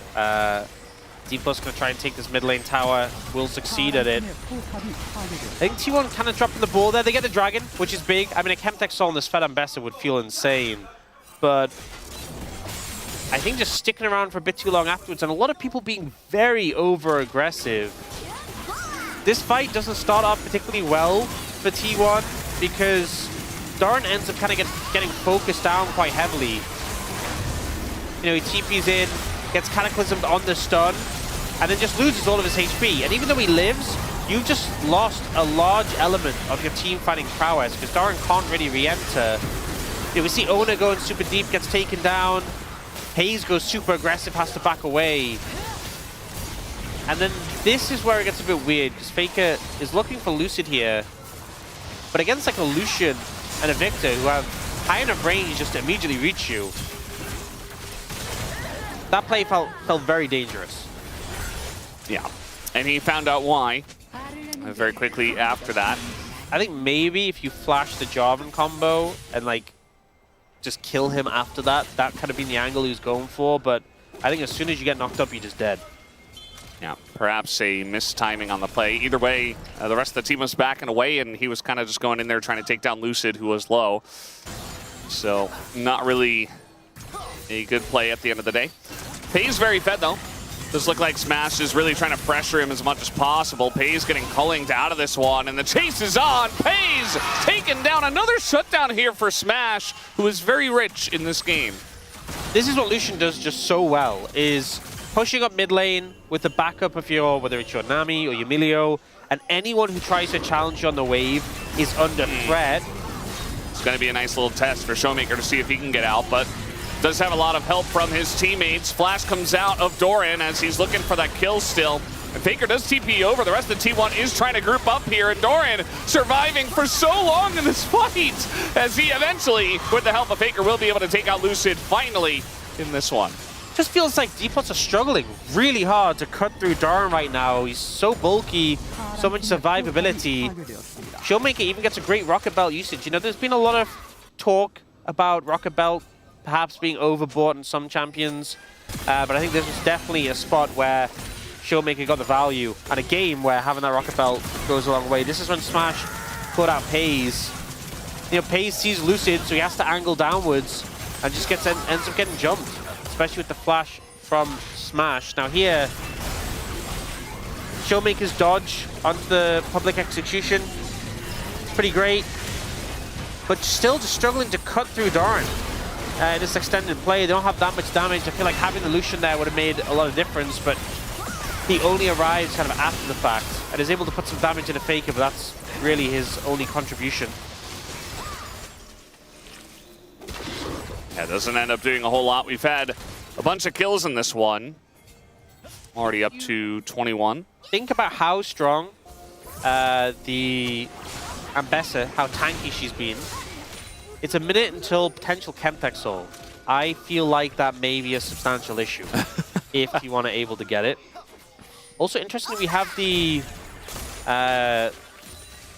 Gluttonous Greaves from both Smash and Pays. Not glutinous. No, gluten-free? These are the gluten-free versions. Oh, okay. Yeah.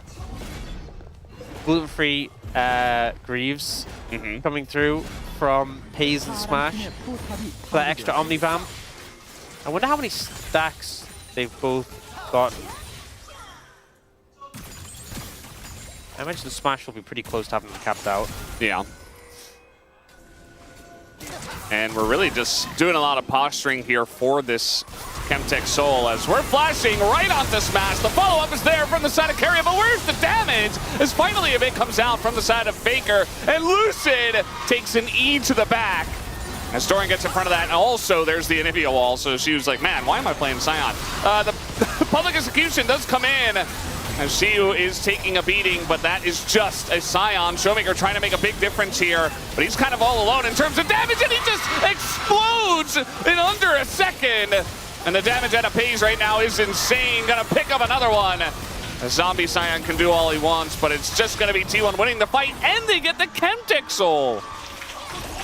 And this is why T1 went for this sort of composition. Oh no, he might be 0-6-7, but he ults in onto this short-range 80 carry, and he does his job. He will go down, but he sets up Carrier for the follow-up. They explode Smash before he really gets a chance to contribute. Pays even gets that cleanup onto the Jarvan, and then the blocking on. This is why it feels so frustrating to play Scion into Anivia. Doran's also just too hard to kill. This is one of the issues with this composition from D+, is that you only have 2 carries. When one of them dies, Showmaker's trying to do everything he can, but they just put all their focus onto him. Yeah. And he can't 1v4. And in an even game, when you're playing against Vi, and Sneeko, and one of your carries just gets blown up like that. Like, if T1 ever get a good setup on a fight, that's what they're going to try to do every time. It just feels like kind of a done deal from that Vi pick. And that is going to be KMDX Soul. So they already couldn't kill Doran. Now he has Death's Dance and KMDX Soul. So... oh man, that's... You're never killing him. That's ungodly. Unless he's way out of position and you have a lot of time and the rest of the team doesn't come over. I think Death's Dance is the item I've seen people complaining about the most recently. Even though it's not been changed, really, and we've had all these new items and items reworked and things changed, and everyone was like, oh, Static Shiv's going to be super broken, and then it hasn't been. Death's Dance I've just seen like a reliable group of people being like, man, I hate this item. And you know what? I get it. I feel like we're about to see that on display when Doran dives into 5 members of D+, and they just cannot kill him. Yeah. That feels like the state of the game right now. Would you see Smash working towards his presumably LDR? I mean, honestly, it could be Mortal Reminder with the amount of healing that is going to come through from Doran. But Doran is level 18, by the way, as well. Yeah. And you can go to level 20 now. So he's got some more room on top of that. See level 17 here. And they're going to engage onto Ambessa. Yeah, I don't think that's going to work, guys. I don't think that's the play. The Cataclysm and Culling is used. And T1 just says no. Yeah. I guess we're maybe just trying to fish for something. Maybe try and force Doran's flash in that situation. But ultimately, don't really get anything from it. Nothing really huge to play for right now on the back of those cooldowns. But with Eldraine closing in on 4 minutes, a little bit less than, definitely a concern. Smash picks up the Mortal Reminder. So 4-item Lucian is strong, to be fair. But him being able to survive and function these team fights is the concern, especially because Showmaker has picked up a Seeker's Arm Guard. And they were already focusing Smash. Yeah. But now, you know, the effect of the Seeker's Arm Guard is they're definitely going to be ulting Smash. So, have fun. Yeah. There's a lot of pressure on Smash. You know, his boy Reckless is here watching. And besides that, he's playing against one of the best bottom lane duos. And he's kind of... I'm playing against his old team. Yeah, his old team. He has so much of the onus to try to carry this game and try to survive. He is going to get flanked and ulted and blown up immediately from 60% health. And just like that, I mean, Showmaker's also low. Like, you just can't do anything. Doran has a gigantic shield from the TP. And I don't think they're even going to get through that. I just don't see it happening. As the flash comes in, Showmaker able to rocket belt over the right side. And that at least is going to get him to safety. But it just feels like DK don't have an answer. They're not even that far behind on gold. It just doesn't matter. The setups from T1, the target selection onto Smash, doesn't get to play the game, doesn't get to press his summoners, just gets exploded. And you lose that Lucian. That, honestly, very strong Lucian. 4 items, you just don't get to play the game. Showmaker can't do enough. He is fed, he is strong in his own rights, but can he kill 5 members of T1, including this incredibly hard to deal with Ambessa? Well, the answer is definitely no. And I think, even though it's not a major gold lead, with how these fights have been going, it just seems so hard. Yeah. This is a great angle from Carrier looping in from behind. The TP coming through as well. Ult on a Smash, Pop Blossom. The ult from the Ezreal does so much damage as well. Yeah, bit of a tough one. And then Doran's health bar just doesn't move, if we're being real. The only thing that moves is the amount of shields he has. Yeah. That fluctuates.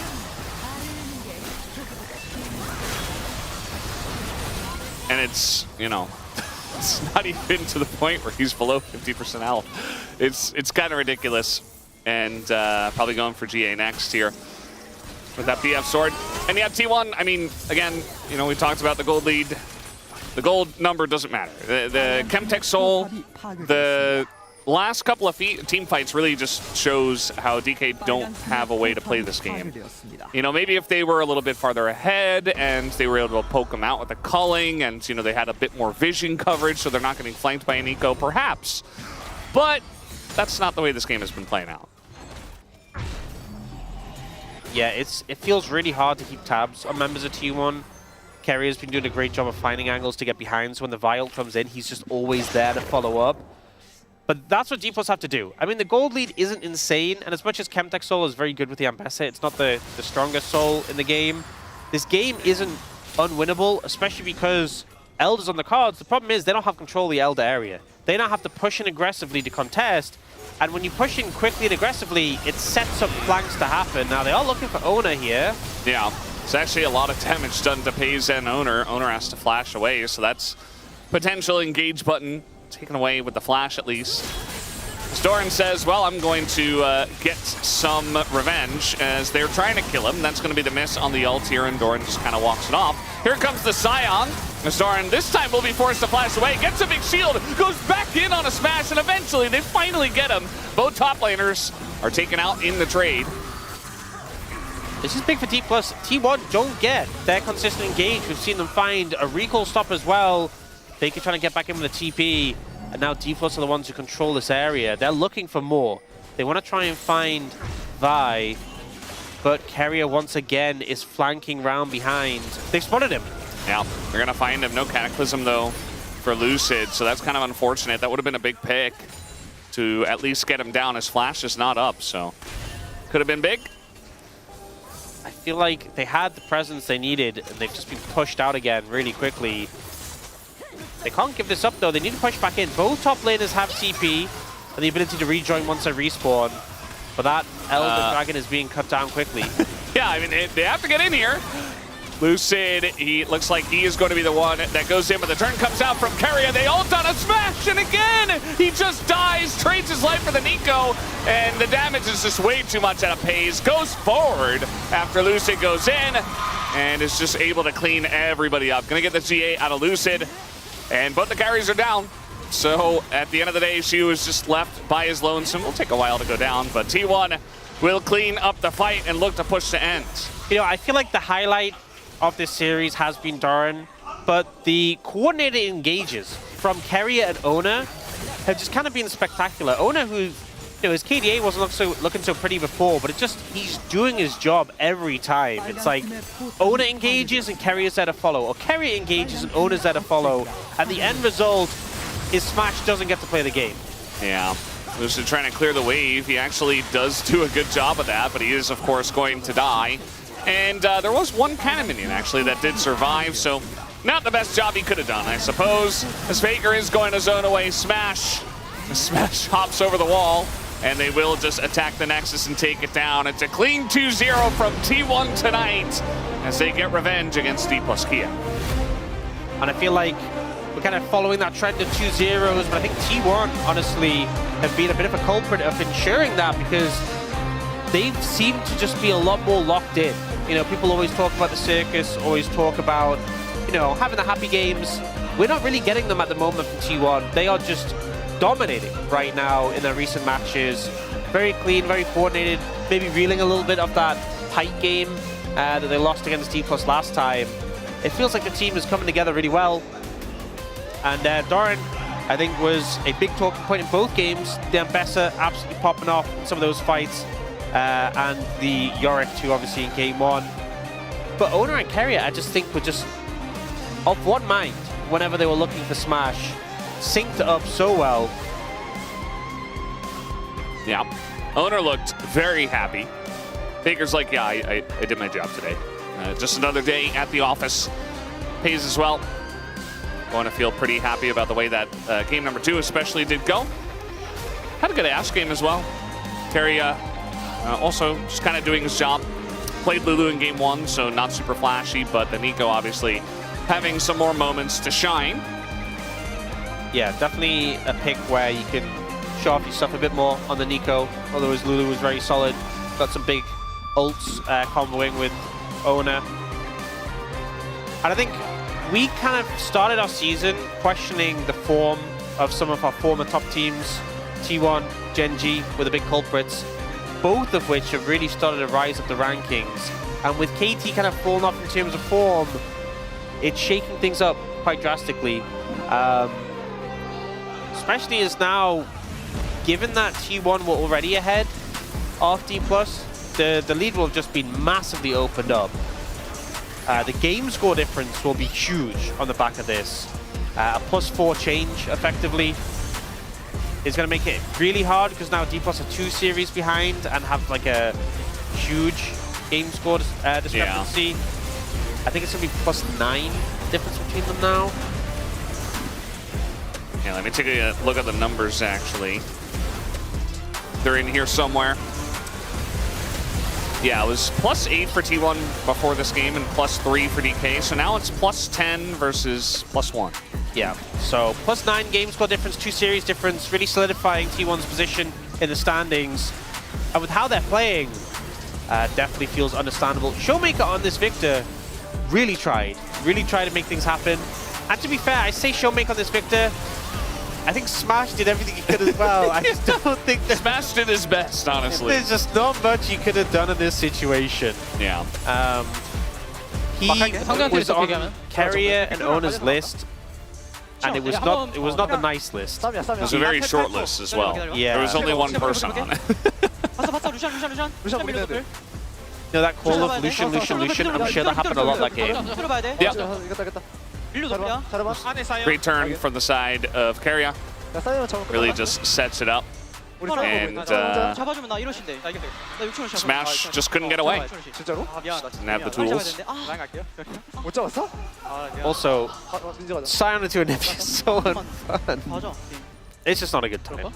You don't get a move. 그거 세고 있었어? They're just kind of joking around. Like, they're just having a great time. It's fun that even though the gameplay is very serious, the vibes are still good. Yeah.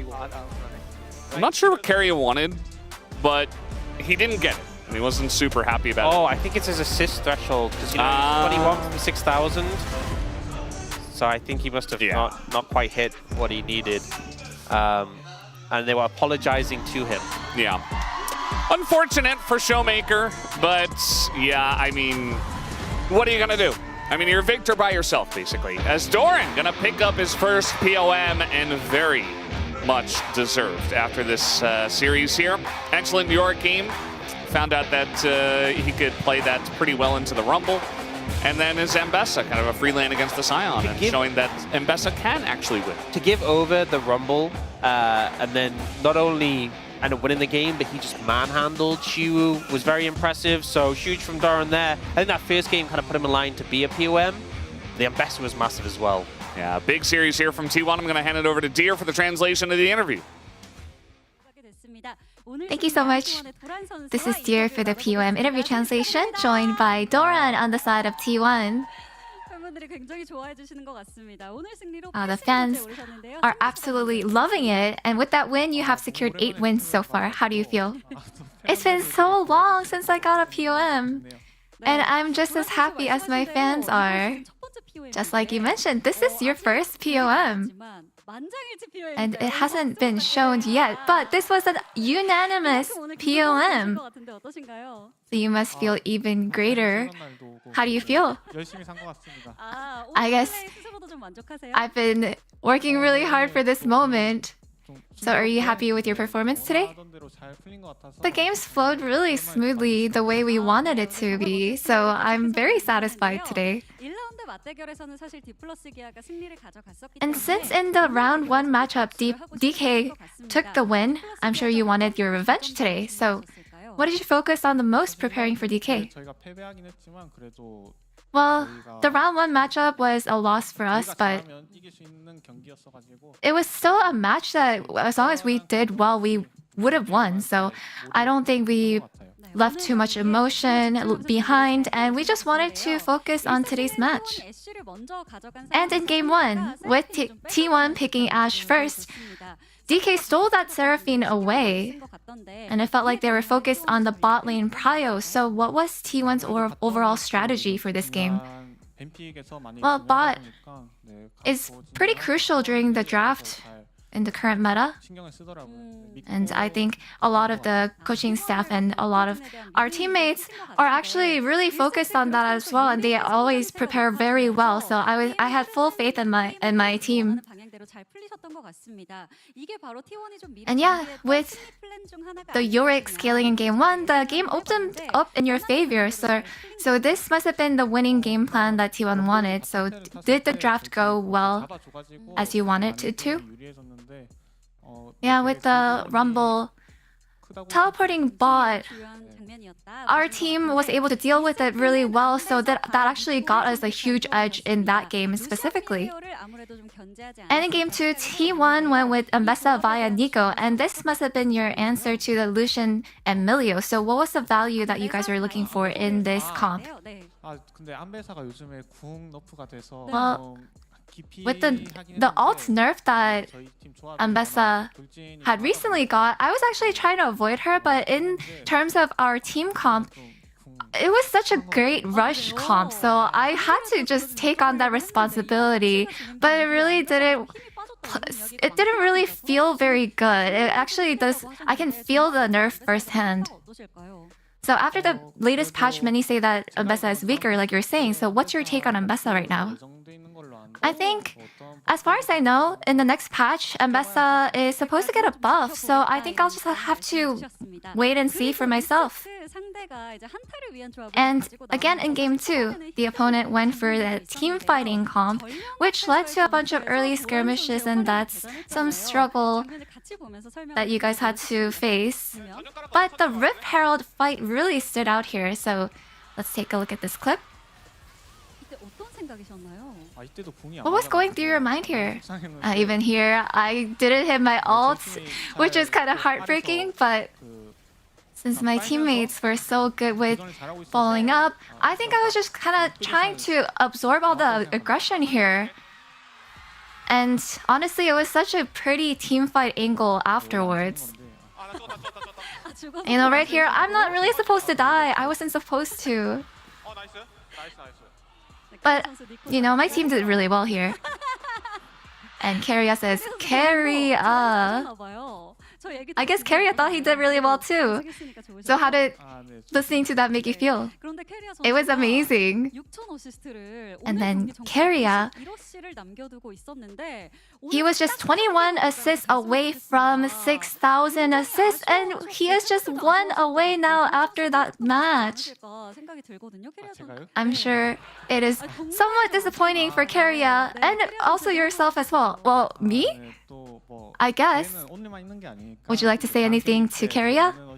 I mean, opportunity awaits. I'm sure that you will make even bigger milestones during your career in the future.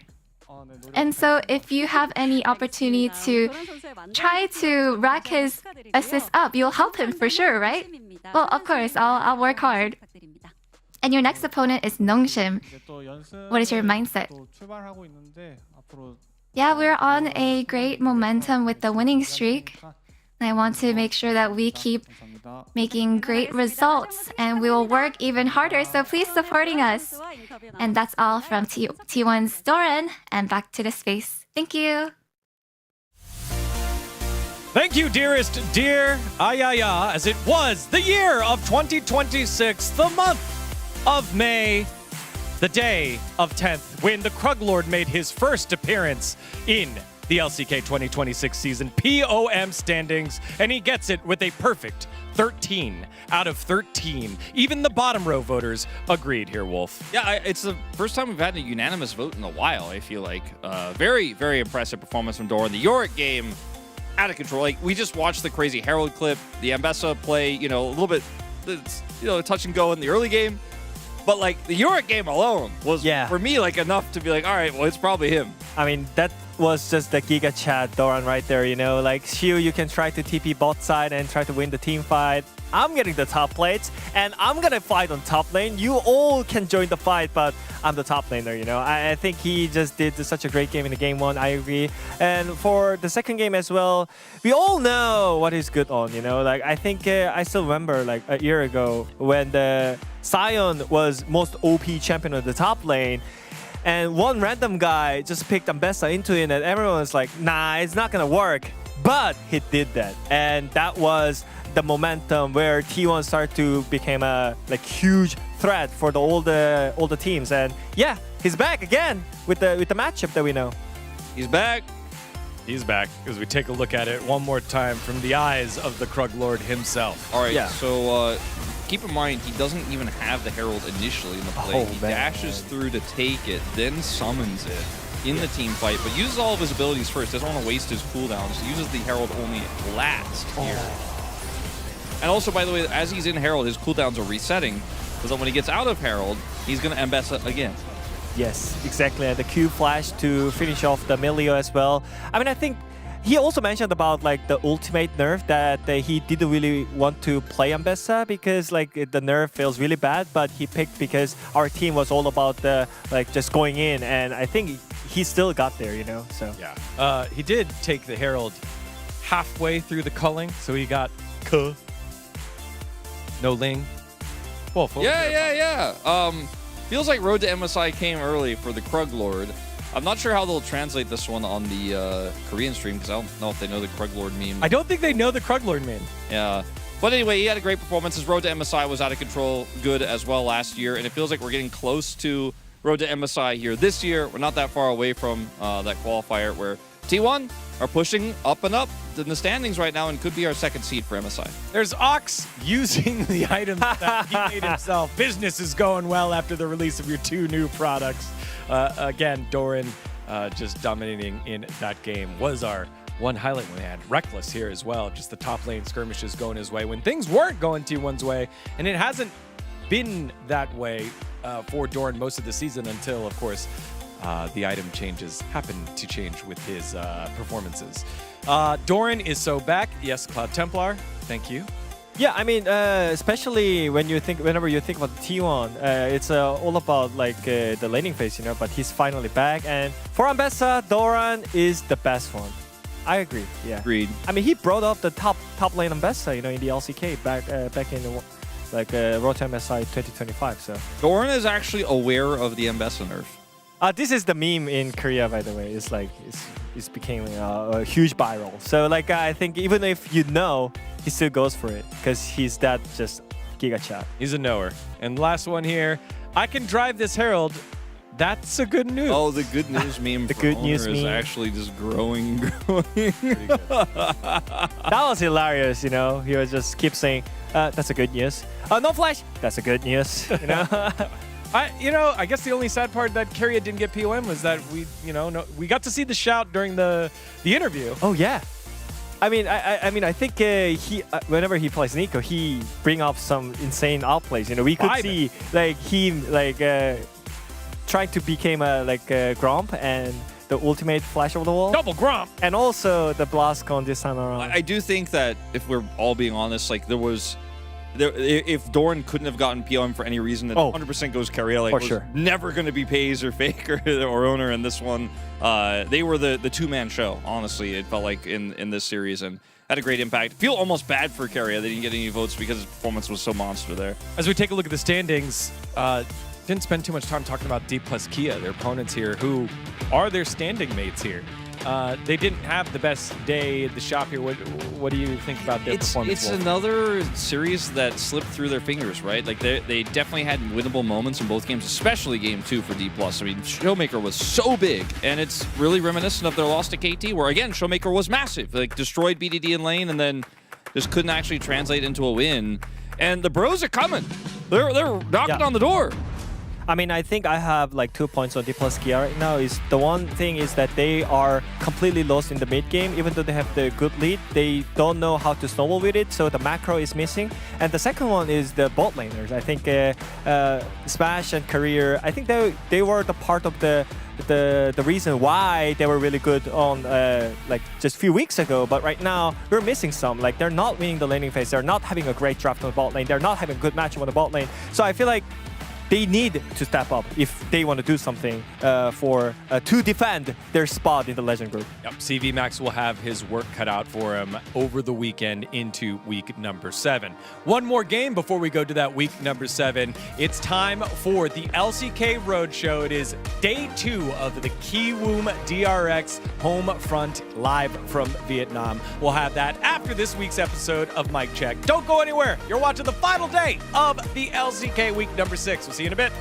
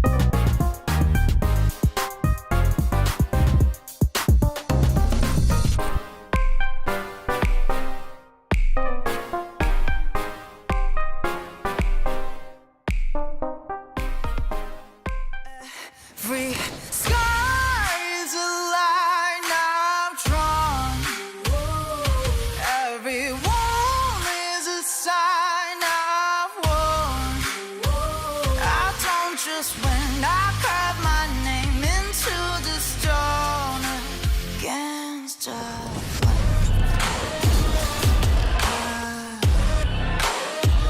I don't just win, I live my mark into the stone.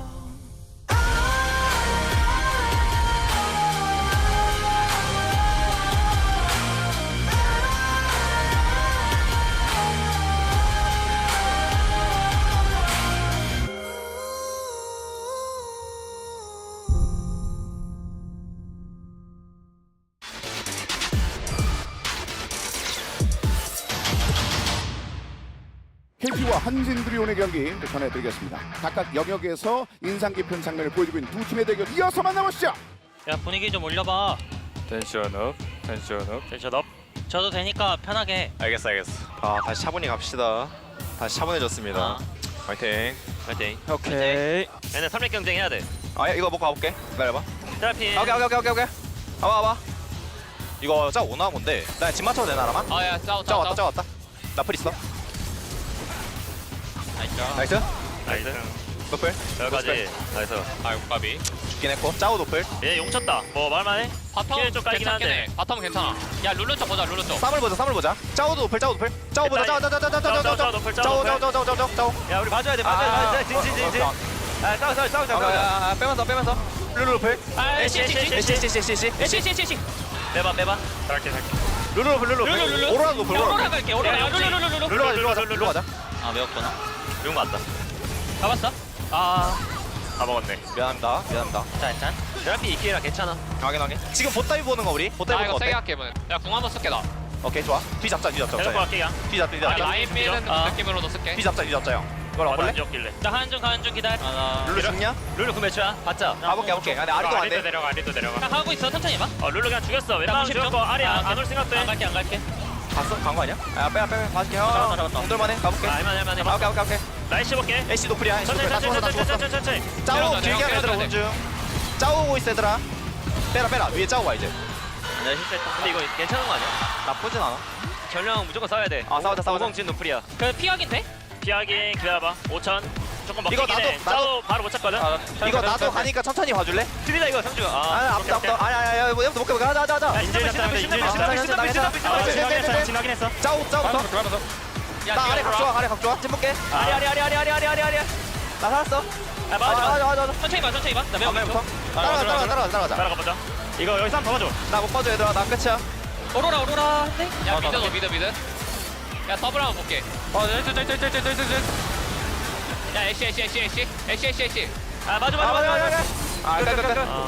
이거 질. 괜찮아. 궁 돌리는 게 좋고 우리. 나 싸움 좋아. 나 아이템 너무 잘 떠서 싸움 하고 싶어. 확인. 얘 노플이야. 나 미드 날려면 포켓 한번 볼게. 나이스. 봐줄게. 나 안 봐줘도 돼 이거. 용 꺼낼까? 어때? 길게 볼까? 정합 뺐어. 이젠 쳐도 돼. 이제 쳐볼게 얘들아. 크게 나가자 크게. 이거 걸 생각으로 나가볼게 이번에 그럼. 애매보면 바로 돌아도 돼. 나갈게. 스킵 빠졌어? 우리 위치 봐. 룰 앞라인부터. 공 빼고. 오로라. 형 아래 봐줘. 야 진노플. 신발.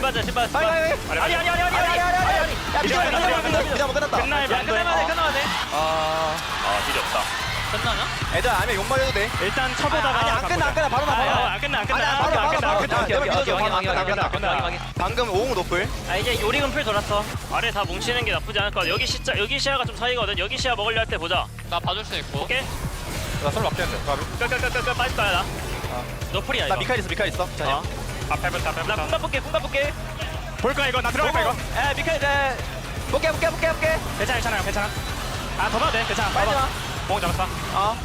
죽었다. 한턴 빼자. 야, 나 지를게 이거 차면. 가자. 룰루도 아주. 야, 나 지를게. 오케이, 맞을게. 나 지를게. 애쉬 봐줘. 아리 노플. 라인 멀긴 하거든 아직. 가보긴 할게. 빨리 막아봐야 돼. 룰루 빼고 풀 다 없어. 야, 짜오 한번. 룰루 빼고 다 풀이야. 짜오 가인이랑 한번 박을 수 있어 얘네. 시원하게 그냥. 셋다 가인이야. 보자. 나 궁극기 이거. 민성이 형 소천사 굴려줘. 가인이라도 빼면 좋아 이번에. 싸움부터. 아리 너무 그냥 타워 아리 쳐. 무빙 쳐줘 이거. 괜찮아. 나 아리 노플이야. 나 10분 볼게. 타워. 나이자. 형님들 나이자. 와, 좋네. 센거 봐라.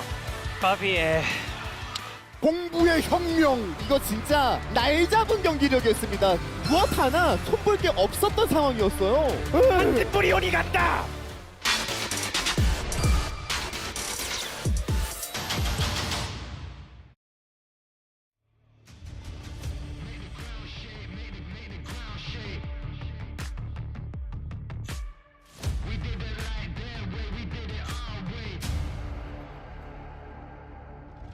Part of the game, gunfire and flames. I hear echoes of my name being called in a Hall of Fame. You ever get the feeling your inner cause to be great? I want championship rings and a trophy cabinet display. To be H, I feel like TBE. If I'm mid, then I'm KDB. Rookie, but somehow I still end up as the MVP. My kick game like Fredo, or better yet, MVP. Champion at MP3, that's why they all envy me. Make the ground shake, make the ground shake. We did it like that way, we did it our way. Break the sound wave, break the sound wave. Hall of Fame, theme music, man, we don't play. Make the ground shake, make the ground shake. We did it like that way, we did it our way. Break the sound wave, break the sound wave. Hall of Fame, theme music, man, we don't play.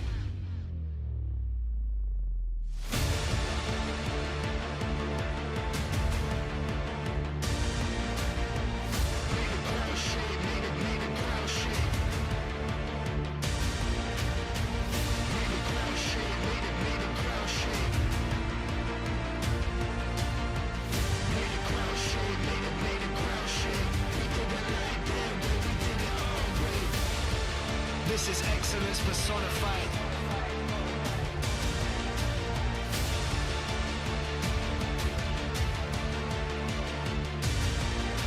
Tell coach, put me in, call my number, I'ma show up. And they ain't no stopping all the shots that I'ma throw up. Been the man since the boy, but now the boy is all grown up. All it takes is one chance to make your life blow up. It's game time.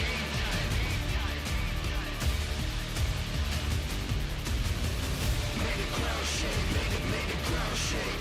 Make the ground shake, make the ground shake.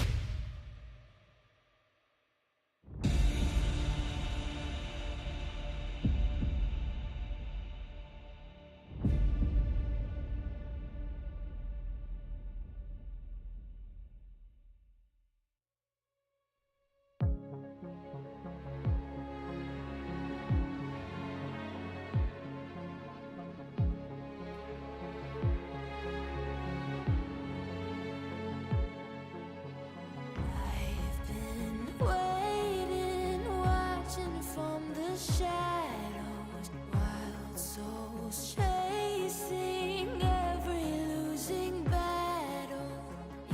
Yesterday is written with the ashes of this ruined wasteland that we travel.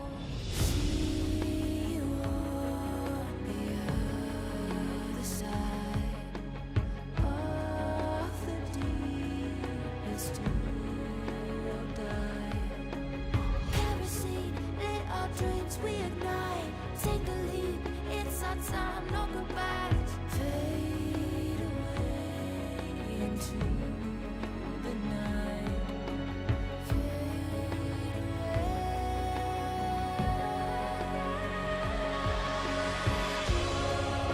I see you on the other side. Gonna meet you up the great divide. The legends call our names. They say they see you on the other side. I see you on the other side. You know there's never time to say goodbye. These endings never change. I see you on the other side. No surrender, stranded in the open. Lay your life down, that's the fate we've chosen. Don't look back now, only broken memories. All the glory spoken of for centuries. See you on the other side. See you on the other side. The deepest to die. It's to die.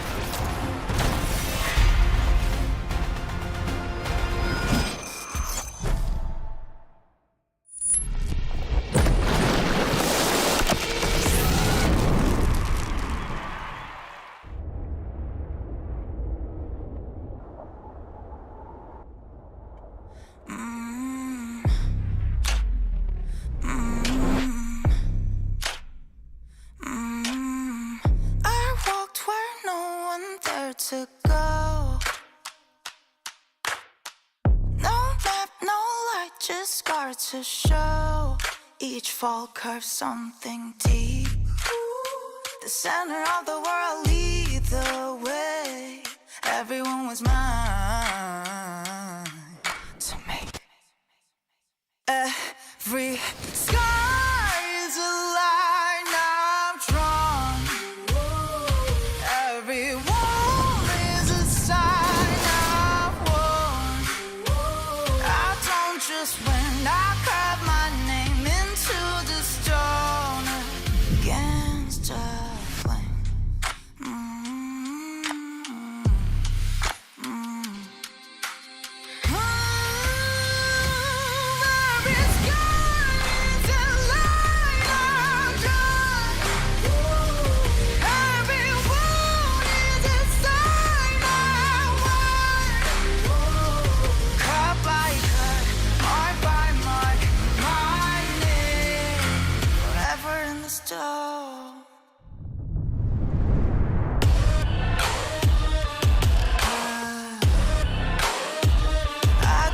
Just when I lift my mark into the stone.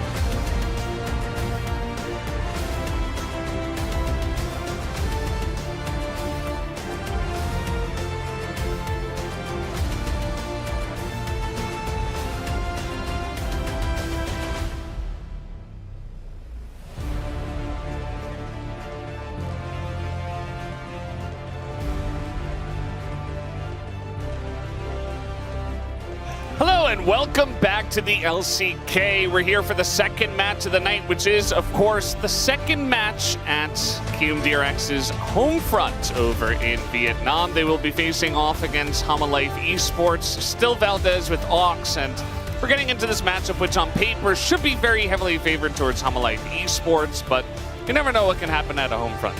Yep, see if the home crowd boost for Lazyfield can help him out in that matchup. I think obviously we're hoping for a bit more of a fight against Gen G, but Gen G just feel like they've ramped up so hard and gave no space to KMDX, even after the last time they faced was much closer. So we'll see what can happen today between these two teams. Obviously currently HLE top the table, 9 win streak, plus 15 points, 10-1.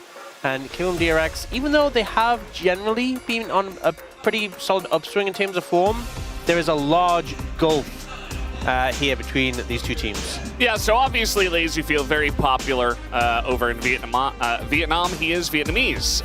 But there is the other AD carry, Gumayusi, who obviously is extremely popular, not just in Vietnam, but especially in Vietnam. It does appear, as he is, multi-time world champion, and obviously a lot of fans for Gumayusi around the world. So he did get a big kind of welcome, I suppose you could say, from the fans over in Vietnam. They really wanted to see him.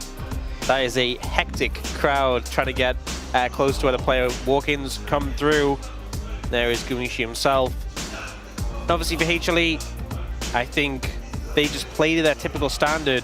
They should feel very comfortable, but we've seen a lot of action-packed games from them, particularly Kanavi in the jungle has really spiced up the LCK and HLE in particular. So looking forward to see what he brings out today. Yeah, he's going to be going up against this guy, Willer, who has been playing pretty well nowadays. Does feel like he is one of the driving forces for KMDX and some of their success that we have seen so far. Zeka having an awesome LCK so far. Obviously a lot of talk of Kanavi because, you know, he is Kanavi, he's playing out of his mind. But also want to give that shout out to Zeka, who's having an excellent season so far. And I think when we look back at Zeka's career and some of the highlight moments, you know, that 2022 Worlds, his aggression during that time was something that really stood out. And I feel like him syncing up with Kanavi's level of aggression has clearly just worked very well. So obviously a lot of our fans have come down here to TTG Lal Park to watch on site as well. Is it on site? I guess on site for us, but not on the site of the home front, right? Would you use on site in this case? I don't know. Is it correct too? This is a difficult question. It is a watch party, which it is, right? As we're getting into an intro film, let's jump into it now.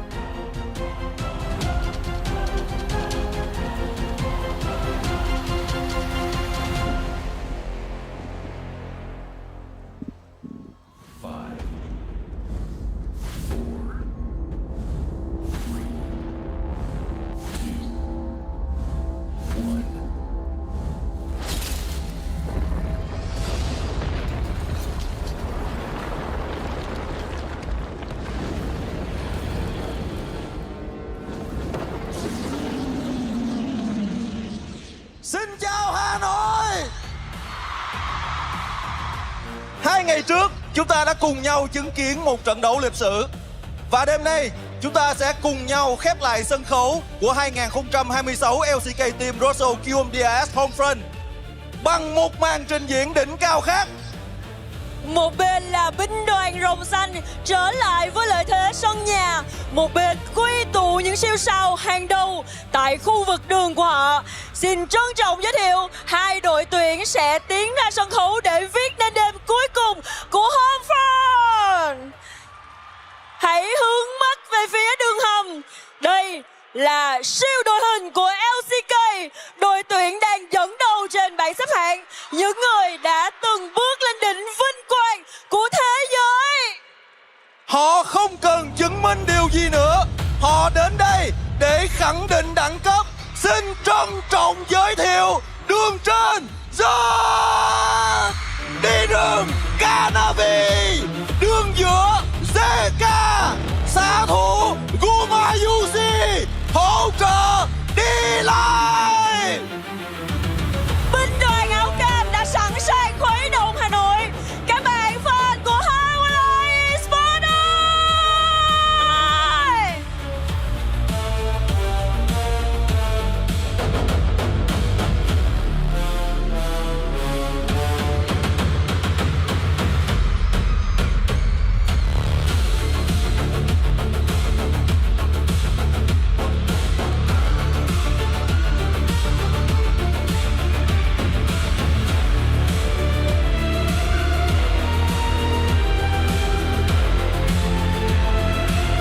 Họ đến đây với một mục đích duy nhất, giữ vững thành tích bất bại hiện tại tại LCK 2026, giữ vững ngôi vị độc tôn trên đỉnh bảng xếp hạng ở vào thời điểm hiện tại. Hà Nội, hãy cùng tôi một lần nữa cổ vũ thật lớn cho ngọn lửa của xứ Hàn. Xin chào đón Hàn Hoa Lai Esports.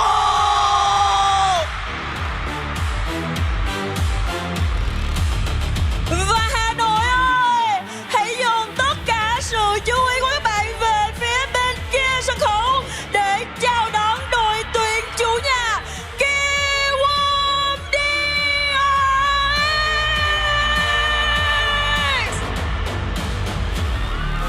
Ai biết khi xưa Thăng Long Thành, rồng thiên từ đây vuốt bay. Hiên ngang hào khí, một lời chào từ Việt Nam gửi đến thế giới. Người mang theo giấc mơ của hàng vạn người, xạ thủ của KMDX, Trần Bảo Minh, Lazy Phil.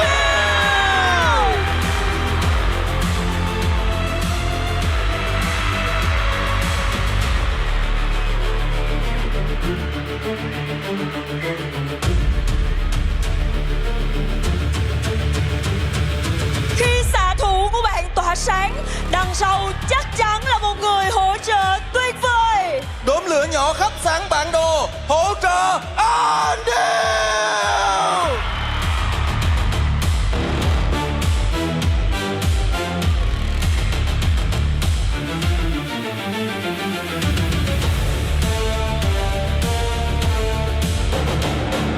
Quý ông tại khu vực đường trên, ý chí quật cường, không phòng ba nào làm khó được. Chiến binh bất khuất đường trên, Rush!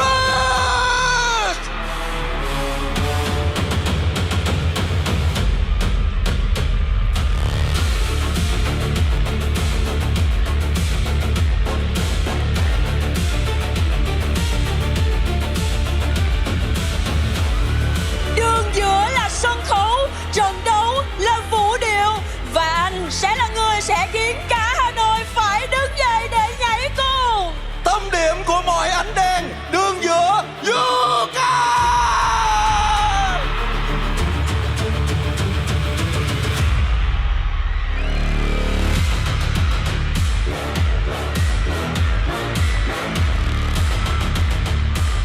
Và người chơi cuối cùng, người đi rừng khiến cả khán đài phải ngoái nhìn, phòng tuyến đầu tiên đánh bật mọi kẻ tiến công. Người bảo hộ của rừng xanh, đi rừng Will Long.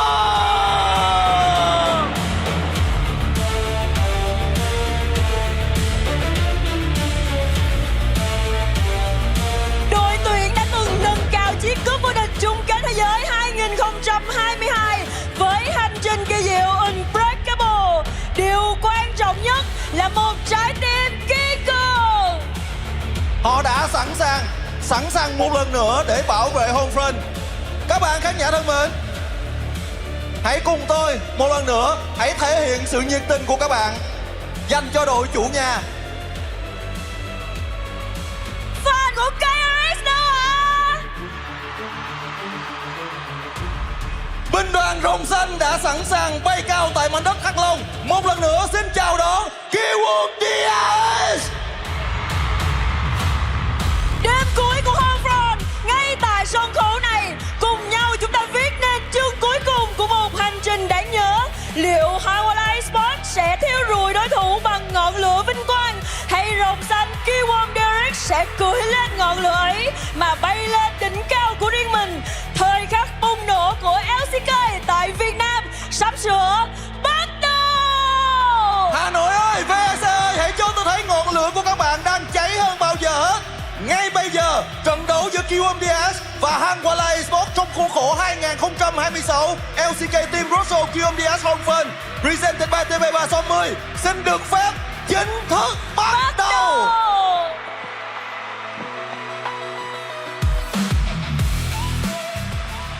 Well, that was kind of crazy. I was very struck by the amount of fans that were up out of their seats, the amount of arms and hands waving like one big mass, all just trying to get a handshake with one of the players. Really insane the amount of fans we do have here in Vietnam for the KMDX home front. A lot of fans for both teams as well. Hana Life Esports, a big welcome from the fans over there. Yeah, I think Yukal showing off his wingspan there a little bit as he ran through. Yeah, it is packed to the brim with fans ready to watch this match. And we'll have to see how it ends up developing. Obviously, KMDX, an uphill battle, but we've seen them punch high before, so we'll see what they can do today. I expect we're going to have some excitement, though, regardless of the outcome. That kind of has been the way a lot of these HLE series have been going, sourced from the jungle. Yeah. I would expect both of these teams to really drop the gauntlet and just fight a lot. I wouldn't expect anything else but that. I don't think we're going to have the passivity that we did see a little bit in our first series. I don't think Kanavi's capable of doing anything but fighting. It is his strength that he wants to display. Yeah, and I do feel like Willard does carry a little bit of that as well. Obviously, not as much as Kanavi. Nobody really has that level except him. And yeah, looks like we're almost ready to hop into the draft here in just a moment. Just taking it all in, that gigantic hall with so many fans. You know, last time was on Friday in the afternoon, so it kind of makes sense. There were, you know, a bit fewer people, but now today, definitely a giga-packed house. And yeah, really liked the introduction as well from the two hosts on the stage. Good stuff. They're doing a great job. They did a great job last time, did a great job this time. It's super cool to see just the passion for the LCK in Vietnam between the fans and everyone working there to make the show as good as it is. Yeah. I definitely felt a lot of that when we went over to Hong Kong as well, obviously, for the LCK Cup final. So really cool to see, you know, another home front in a place outside of Korea, and just the welcome, the amount of energy from the fans is really awesome to see. So shout out to all you guys out there who might be listening to this broadcast and excited for this best of 3. Now, if HLE do 2-0, the entire day is 2-0s, or the entire week is 2-0s, and the day. Have we had an entire 2-0 week before in the LCK? I don't know. That's the thing I want to know. I actually asked the chat, you know, our group chat for the LCK, obviously, to check on that one. So I'll try to get that information for you guys. That would be a crazy stat to have. So I guess we'll see. Going to get underway into draft, and we'll see how things shake up, because there's been a little divergence, I guess, from the big 4 being banned consistently. We've seen Rumble and Karma, Casey slipping through. The Rumble's going to get banned this time. Jace getting banned first rotation is something that I feel like a lot of people don't really see the need with Jace struggling a bit, but I think Zeus is a player who has to be respected. Especially when he has counter pick in this situation. You know, he can pick this on 3, he can pick this on 5. Jace and Vayne taken away. Karma, the expected pick here, but they don't ban it, they ban Ezreal. So no Ezreal Karma, but KMDX could take Karma or they could take Jarvan. I feel like those are the 2 big picks available. They will take the Jarvan. And now for Hanwha Life Esports. You just gave them Bard as well. Well, there's Bard. There's Karma, but I don't know. Ashe, Seraphine, there's a lot of strong bot lane picks that we have to respect. My question is, what is Kumishi going to be able to play that can be safe against the potential Jarvan and the Bard? Because having someone with mobility would help out there.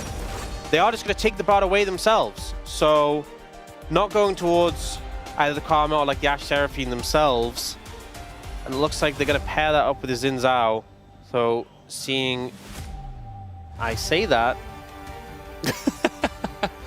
Must be Gangplank, obviously. Gangplank with the new Death via Touch is kind of crazy, but we won't see that yet. Xin Zhao coming through for Kanavi, and I expect the bot lane to be picked up here from KMDX, but instead they just go and grab the Gnar. Karma not even getting a look in this situation. Full topside secured for KMDX. Obviously, we've seen the Rise be a lot more higher prio since the patch came through. And now, Hanwha Life Esports can only respond to one of the solo laners, or they can just pick an AD carry in this situation and then respond to neither. And obviously, KMDX can have to split the bans. They end up going for the Cassiopeia, not the Anivia, which I feel like has been the more common answer. Yeah, Zeka said Cassiopeia like 5 or 6 times. So he was very clear in the fact that he wanted to play Cassiopeia. Yeah. Might be a personal preference. The Miasma, very strong into the Jarvan. And obviously, Cassiopeia pick that has syncs very well with the new Deathfire Touch. Dot champions in general do great with it. Now, though, I feel like you can target. They go for the Yunara first, so Yunara Lulu taken away. Ashe Seraphine with Jarvan is extremely strong. But KMDX not banning away top laners in this situation, instead going for AD carries. We know Zeus is a player who loves to play the top lane Twisted Fate. We know that's a matchup players will take into the Gnar. I feel like you might have to throw a ban towards that, or you'll end up facing it down. Yeah, it's either that or you just accept the fact that Zeus is going to find something to punish you. They took away two of the bigger, more common answers in Jace and Vayne. So maybe you just ban Kate Jhin and you say, well, Guma, you're going to have to dig deeper. See, my problem with this is that they banned Yunara and they banned Karma, which, by all means, these are solid bans, but Ashe Seraphine's still available for KMDX. The Kate Jhin makes complete sense into Gumayusi with the Bard pairing as well, but it means you haven't thrown any bans towards Zeus, and I'm a little bit nervous about what he might bring out. Honestly, it's the Gnar matchup. HLE could just pick for Zeus here and then save Guma's pick till last if they want to see the bot lane matchup. That being said, he could take something like, his MF's been really solid recently. Tristana. Going for the Tristana, though, wanting a pick that can get outside the Cataclysm, I think is the main thing. And we haven't really seen much Tristana at all. That could be in the top lane as well. A devious thought in me was like, it could. I didn't really want to say it, but it could. Didn't we see that? Wasn't that Zeus? Someone did that. Or was that Road to EWC, maybe? I don't fully remember. Because I'm almost 100% sure we saw Tristana.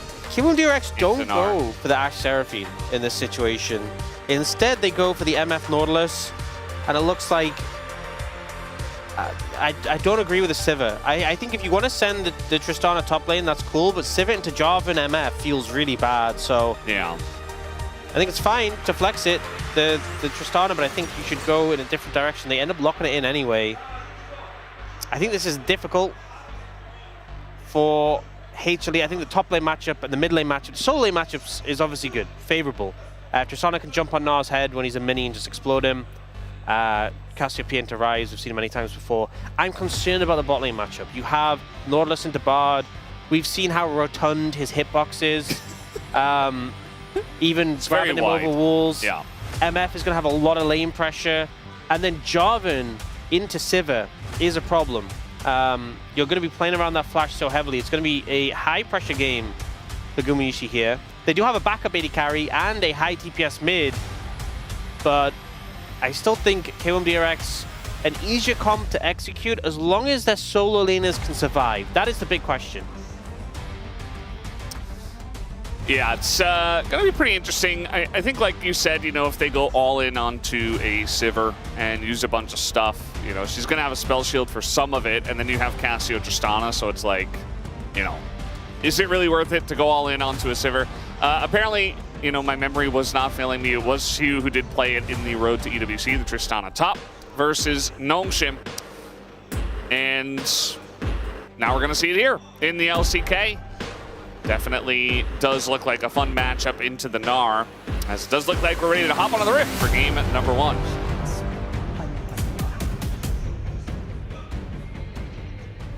As we are getting into this one, the fan chants. I did not hear them, but it's okay. Oh. There we go. We got some fan chants of some type. They do seem very loud. So yeah, it was she who played the Tristana top into Gnar specifically. We've been seeing a lot of AD carries top generally to punish. Well, exhaust taken here by Zeus, and this is going to be quite annoying for Rich, who is basically almost dead. Rich going the lethal tempo as well to try and battle auto for auto. We also have Andal with the Ignite. Thrown down, doesn't get the heal from Delight though, so big to hold on to that. We'll get the full value of the health from it. We did have a binding kind of sail wide there. But honestly, in terms of health, LazyFuel's already pretty chunked. HLE bot lane doing good, considering the threat that this MF Nautilus have. Level 2 hit here by Zeus.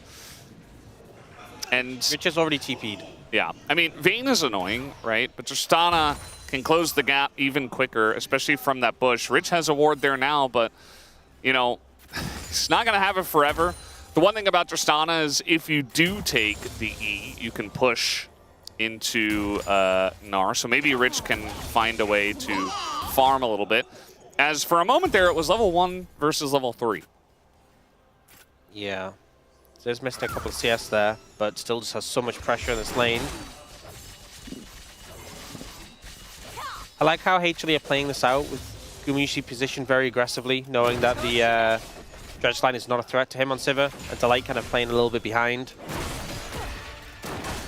But I think the Ignite being gone and the health bar balance right now in the bot lane really makes this unfavorable for KMDX. An all-in might not go as they would hope. Might have to get a recall off here if they want to try and find another angle into the lane. See that Willer doesn't really have any pressure from bot, so he says, well, I'm just going to go up there. As Zeus was the last one to play this, and it was actually into Kane's TF. So pretty interesting. That did happen a couple of years ago when LCK Spring was still a thing. That is also a matchup where you're going to try and jump on the enemy's... I mean, I feel like you just generally do that on Tristana. Jump on the enemy's head. But obviously, TF with the gold card kind of hold you at bay better than the Gnar can and is currently. That's the hook, and we actually have Willer here, as that is just going to be the combo. Zeka felt safe with the Bard there, but now he is not very safe, and he is dead. Yeah, great setup there from Andal, and I think just HLE overconfident. Zeka standing up, doesn't use a summoner to avoid the dredge slide, and as soon as it connects, the CC is going to get layered. You are going to go down. At least the wave is being held in a decent position. LazyFuel actually held on to the double up until that shield was used, then used it afterwards. Nicely done. And, you know, that's the one thing that you can spell shield against an MF. Here comes Andal as the flash comes in. There's the lockdown, and even a flash burned by Guma, but a nice dive here from the side of Andal. It's going to pick up a kill. Really unfortunate timing because Gumayusi, you can see his barriers available, came up about 2 seconds after he died, but it helped out a lot in that play. The burst damage from the Nautilus MF and the Ignite, Andal commits to play it and makes it work. Now we see that mid play where he got a successful gank off. They're pushing up aggressively, despite the fact they know this could happen. I think they just, as you said, felt confident because the light was there. And then here, barrier so close to being available. Spell shield down because of that earlier trade from LazyFuel, and they know that timing, and that's why Andal commits to flash there to make the play. Yeah. Pretty insane. Very nice value here out of this Nautilus early on. You know, there was the rough trade at level 1. But after that, Andal's been everywhere. He's been mid. He went for a dive down bot when Delight was still, you know, backing and kind of in the base. Delight's still on the move here. Kanavi is going to find the Nautilus, but guess who's also here? It is Willer, who's just smiting the Krugs while this is all happening. Yeah, hard for them to chase further. You can see Andal was kind of trying to bait, but I think they were wise to it. Now looking for an engage. This time the hook is going to miss. I didn't see, was Guma's spell shield on cooldown before that? Because if it wasn't, I feel like it was not the target you want to go for. Again, that rotund hitbox was right there. Yeah. From the Bard. But I guess Guma does have no flash, so maybe that was the thought process. Either way, you see HLE able to disengage from the play. Honestly, I will say, Rich isn't too bad, doing too bad. Considering how the lane started, I thought he was just never he was going to be in the hole. But he's like a bit behind in farm. He's only lost 1 plate so far. He hasn't died. I think you're doing about as good as you can hope to in this matchup. Yeah. That being said, the problem is, as the game goes on, if you end up leaving your tower isolated, it will just get melted in seconds. So something to be aware of. It's pretty fun to start getting these double AD carry comps once again with the increased prevalence of AD carries in the top lane. There's the spell shield gone, and Delight's not here again.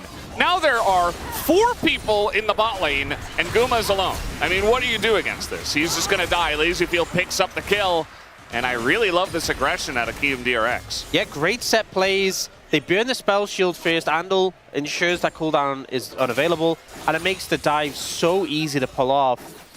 I'll be honest, with 4 members there, I'm not sure Delight really could have done anything to mitigate that. But I do feel like his timings have been a little bit off. Both of these dives, he's just been a bit late to the play on his reset. Not there in time to cover his AD carry.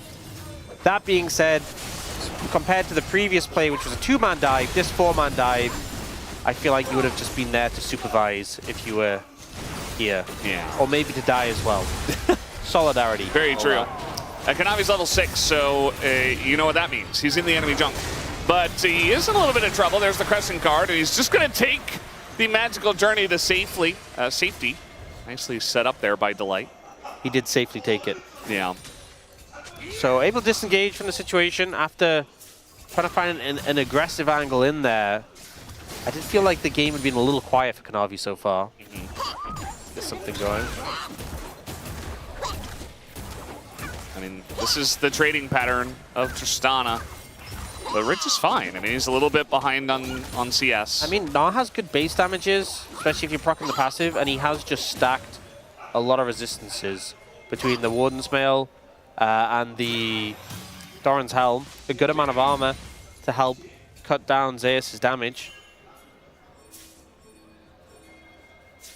Looks like our junglers want to go for this objective on the top side of the map. We did have the Drake taken by Willer about a couple of minutes ago, but everybody's kind of grouping up for this one. So no Crescent card right now, and Kanavi is going to have to flash away, showing a little bit of restraint, but that was a pretty obvious moment where you're not going to win that fight. Yeah, have to respect. As soon as the CC layering starts to come through, it's going to be such a problem, so they back away. But also seen Rich move down, but now Rich is reset. Andal looks for Zeka, doesn't find it. Yeah, Zeka's not doing a lot of damage right now. He just has kind of the Anivia build. And just trying to play for some grubs there. Going to get a couple and get away. Able to disengage from the situation after picking them up. 1,200 gold, the lead for KMDX. And Realm Warper Batacom available again. If I am Sivir right now in this game, I think I'd be a little bit concerned about that. Yeah. See if they go for Gumishi again. That's just kind of been the focus. And Rich doing pretty good in these trades, all things considered. Yeah. Zeus the one who has to actually have to ult the Gnar away. I feel like this matchup maybe not going as well as Zeus had hoped. Yeah. I mean, at the end of the day, it's just a free farm lane for Zeus. Like, he just plays Tristana, he's going to scale up, even if he doesn't have a huge amount of pressure into the Gnar. You just kind of sit there, harass him, and then farm, and don't miss any CS. Zeus is getting in there, or Zeka is getting in there. Zeus, the one who's playing Tristana.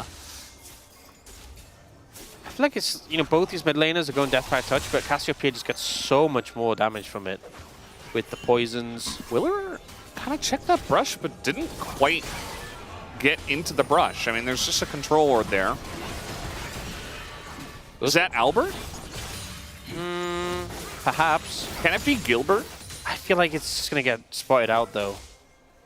Surely? Kanavi's walking back. Nope. I mean, the thing is... Oh, you were talking about that one. I was talking about the one that Willer missed. Oh. No, there's no way that one stays for that long.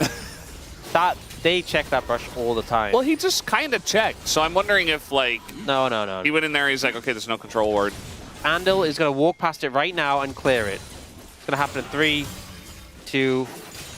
What? He walked past it. You were saying? That's a lot of damage actually into Lazyfield.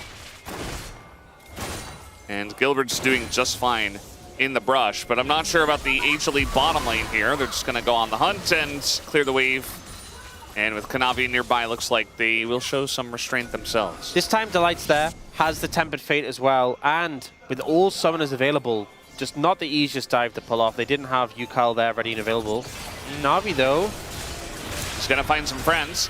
And he doesn't have his flash, but he does have the Crescent Guard back. Delight's here, ready to save with, yeah, Kanavi's going in as the binding is going to miss, and Kanavi's getting low, and they're not even able to take out Andal. The flash on into Guma is not quite going to go all that well as Guma picks up the kill. And now Willer getting extremely low. That Cassiopeia getting so much value in this extended fight. TP from Rich into 2 people, and he might just die. He already flashed. He's not Meganar. He just TPs and dies. Absolute decimation there from HLE, able to clean up a bunch of kills. And KMDX just didn't really feel like they had a clear structure. Guma Yushi is going to have to flash away from the Rise. We'll respect Yukal's damage. But yeah, so they go for Kanavi here, but it kind of works beautifully for him because he Crescent Guards the Rise out of the Cataclysm, and then Yukal can't really get in to do damage. So even though the Tempered Fate comes in from Delight, I don't think it was actually that needed in that moment to save his jungler. Now, even though they take down Kanavi, there's still so much DPS coming out of HLE with Zeka and Gumishi just kind of free hitting, and then this TP, as you were talking about. They're really trying to bully Kanavi a lot in this. But they don't know that he enjoys the pain of the fight. Or something like that. Tussle. He's a warrior. So Zeus is now 1,000 gold up in the matchup. So you're kind of talking about just needs to scale up. It feels like he's starting to scale up. We do have the... It's Chemtech Soul again, Ox. I wasn't going to say anything, but like this is the 3rd time in a row. What happened, what was it, 2 days ago? What was that about? It's just one of those periods. Yeah. One of those days. Chemtech Soul too powerful. Yeah. More than Ox, I guess. Okay, they're going to catch Andal here, and he doesn't have his flash, so I think eventually, yeah, just goes past the tower. And Andal's not very long for this world as, ooh, a nice little locket there at the end. Does mean that Kanavi picks up a kill. Okay, so Andal taken down. The Tempered Fate catches him out. Like, doesn't get the timing right on the stun, but will be able to dispatch the enemy support. Both of the mid laners going for the Greaves. Now, these ones aren't gluten-free. We've established that the mid lane ones have gluten added. Yeah. So you've got to be careful of those. But gonna get that. They give the Omnivamp. They also give extra damage above half HP and more healing and shielding below half HP. 15%. It's quite a lot. Yeah. I'm just thinking when Yukal gets Actualizer and he pops that, if he's under half HP and the Seraph Shield activates, that would be crazy. He is going to be surviving. He is a survivor. Yeah. But he was an Actualizer? No. And especially if you add in the healing and shield power from a couple of Chemtech Dragons. Yeah. Maybe having Chemtech Souls not so bad. Yeah. Feels like you're purposely not doing your job. Me? To let this happen. No. By the way, both Gilbert and Albert are dead. Both those wards did eventually go down. Yeah. I think they're just in a too well-traveled area. Yeah. Or areas. I feel like you have to get like a little bit sneaky. Path less traveled. Yukal will... Oh! The circle denies the circle, and some other circles come down, and they circle Yukal's name on the list. Yukal was like, I have to leave the circle, and he did. Unfortunately, he also needed to be in the circle. Yeah. It did kind of look a bit like a Venn diagram. Yeah. And there was that little sweet spot he could have maybe gone to, but he will go down. Good pick there from HLE. Now, KMDX just moves straight for the Herald. There is TP on Zeka, and they're moving in to respond to this. Yeah, I mean, they're going to go for the rotund hitbox of the Bard, and Delight just kind of dies. But that's a lot of damage into a Bard, as now Kanavi gets right in their face. Tons of damage out from the bullet time, but not onto Kanavi, who is still alive. Double kill here for Zeka. And meanwhile, a solo from Zeus on the left side, who is looking for more. The Meganar comes in, but the push away for Rich right into the team. As Rich eventually will go down, UCal is full health and full mana. As he will eventually take this one down. Triple kill for UCal.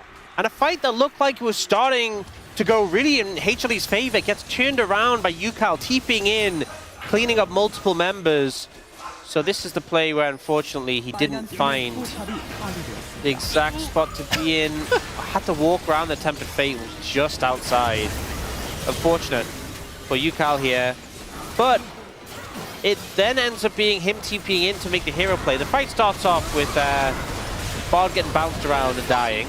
And then Kanavi goes for the super aggressive play with a flash in to ult to knock members back. A lot of damage from Lazyfield before he gets stunned by the Cassiopeia. But they can't really chase further onto UCal here. And he's very healthy, very tanky. He has a tower behind him. He's just pumping damage out throughout this fight. So this is now a very fed Rise with a triple kill coming in. Coaching staff obviously overjoyed this situation. He's gonna get away. Not sure how that started up. UCal, he is ready to go. So we're 8 seconds away from the ult from the Tristana, and already a lot of damage. And here comes Willer right after he gets the Rift Heralds. Wow. Picks up the kill. Just that easy to find Tristana. Isolating the side lane, picks it up. Herald gonna come down. UCal's gonna be so, he's already so fed. He's gonna be crazy fed after this. He also has, as we said before, the glutinous Greaves. Yes. So we'll have a lot of stacks on those already. He's going towards Rocket Belt there instead of the Actualizer. Yeah, I'm not sure about that. Not an actual riser. Yeah. Now Zek in a little bit of trouble, but he does have the Petrifying Gaze, is going to find one, and now the bullet time angle is huge from Lazyfield. Tons of damage on a 3, going to take down those 3 and immediately just go for the dragon. Big fight here for KMDX. Huge team fight. KMDX just not missing a beat when it comes to target selection, moving forward. HLE feeling a little bit lost in comparison and not really able to make headway. So we'll see initially that play on the top side. UCal just runs up on Zeus. Zeus gets rooted here. Tries to get away with a jump, but just gets annihilated by Willer.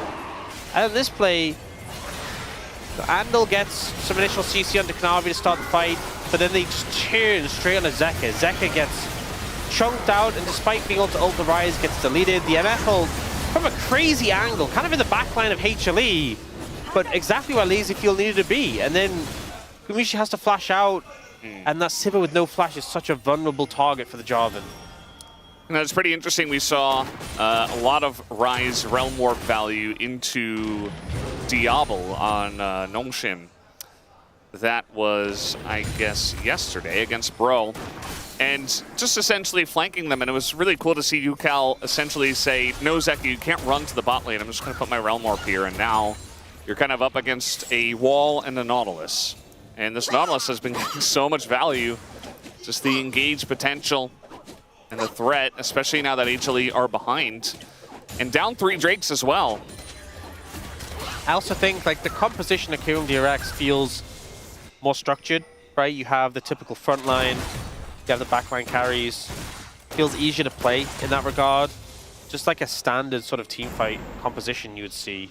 Whereas for HLE, yes, they have a lot of threats, but also a lot of moving pieces, and the only real solid front line is Kanavi during his Crescent Guard. Outside of that, everyone's quite fragile. Yeah, and we've seen Xin Zhao's in that kind of position not really excel. UCal gonna pick up a full turret in the top lane. And the funny thing is that he's not even the biggest gold lead because Zeka picked up 4 kills in this game already. Biggest gold lead is in 80 carry currently. Lazyfield definitely enjoying himself so far. This is kind of an interesting position. I think if you... Oh, they're trying to get Ondil here. They had him on vision, and the 2 of them were just backing together. They wait for one of them to go away, and they pick up the free Nautilus. Honestly, pretty heads up play from HLE, and now... Oh. Uh-oh. Gonna catch him. Tries to get it down, but the flash immediately from Lazyfield is great, and the bullet time! So much value and they are going to push them away under the turret as HLE's aggression gets punished. And now Guma out in no man's land. Willer with the flank, and you can see that Zeka trying to do some damage to UCal, who's going to come back into the fight. LazyField getting low, and then Tristana actually going man mode in the back line. And now UCal isolated. Zeka picks up 758 gold. And not a bad fight, I would say, here for the side of HLE, given how it started. Yeah, I mean, it started in a pretty rough way, but they're able to turn it around.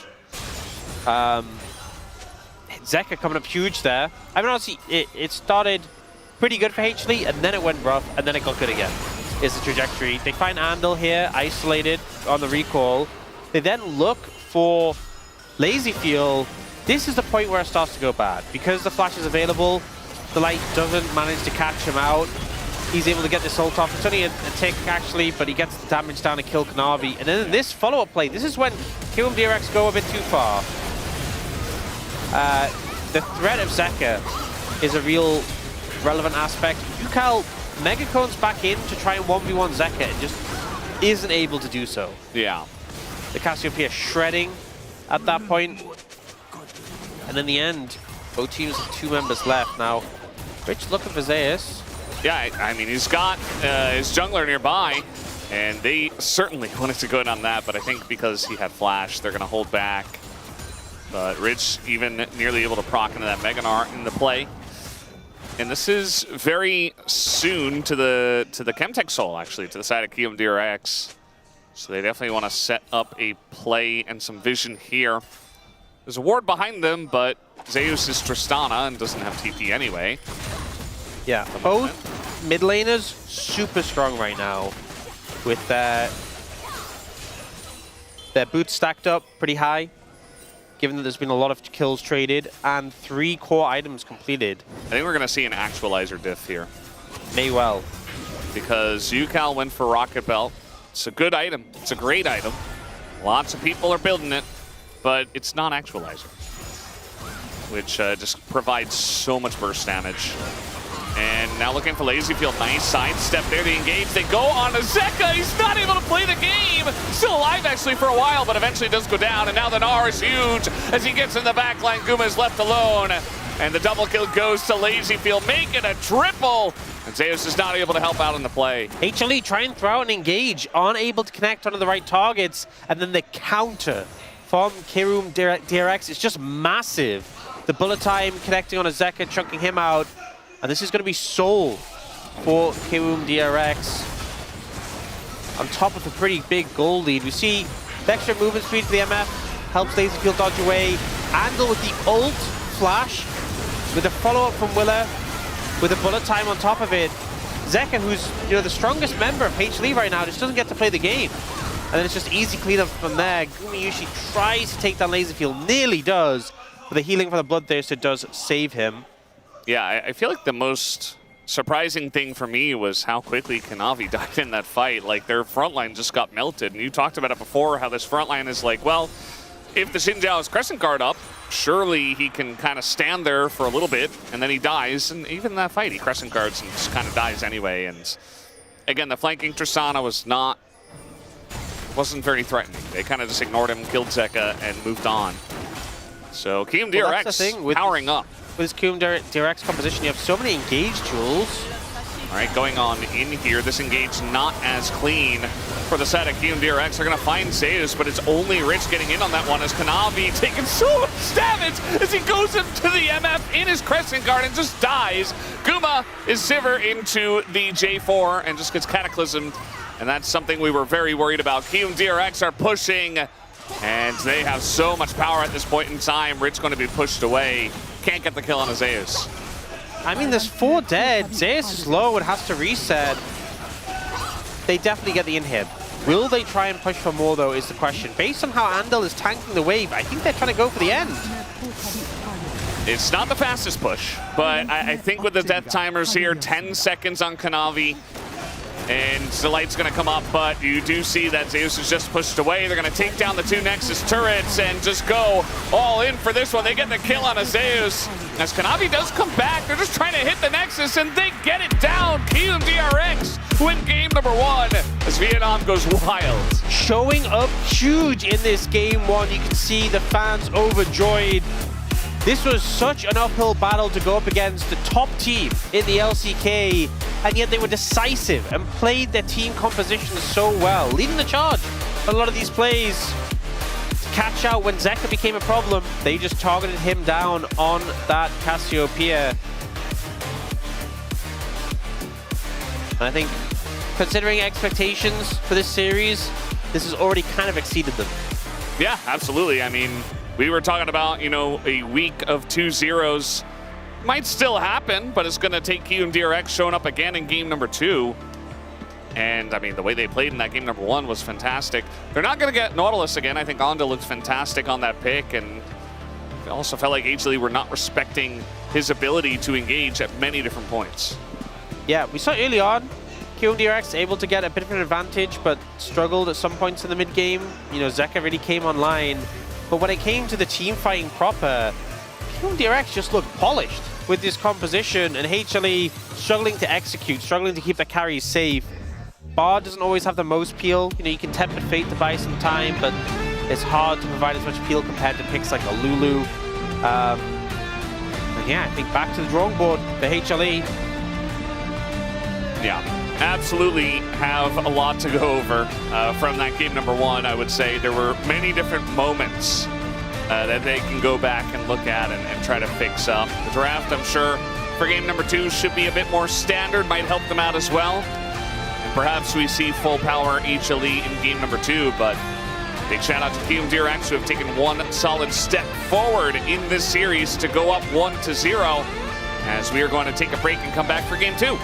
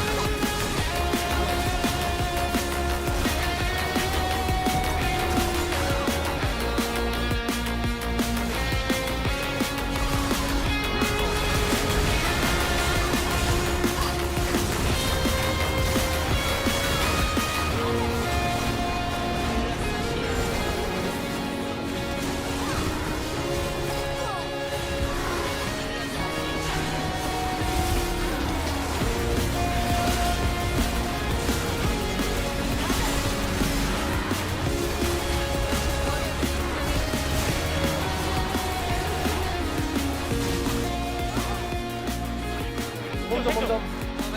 다들 공 있어? 10초. 그래.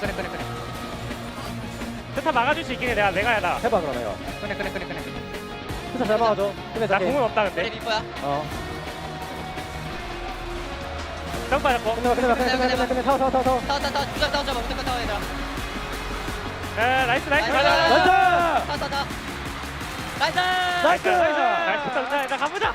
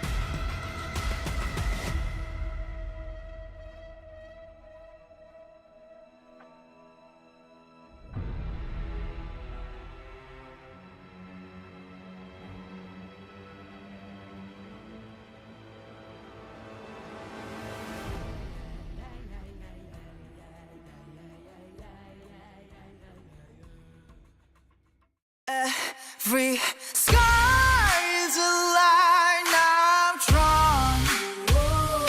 Cut by cut, mark by mark, my name forever in the stone.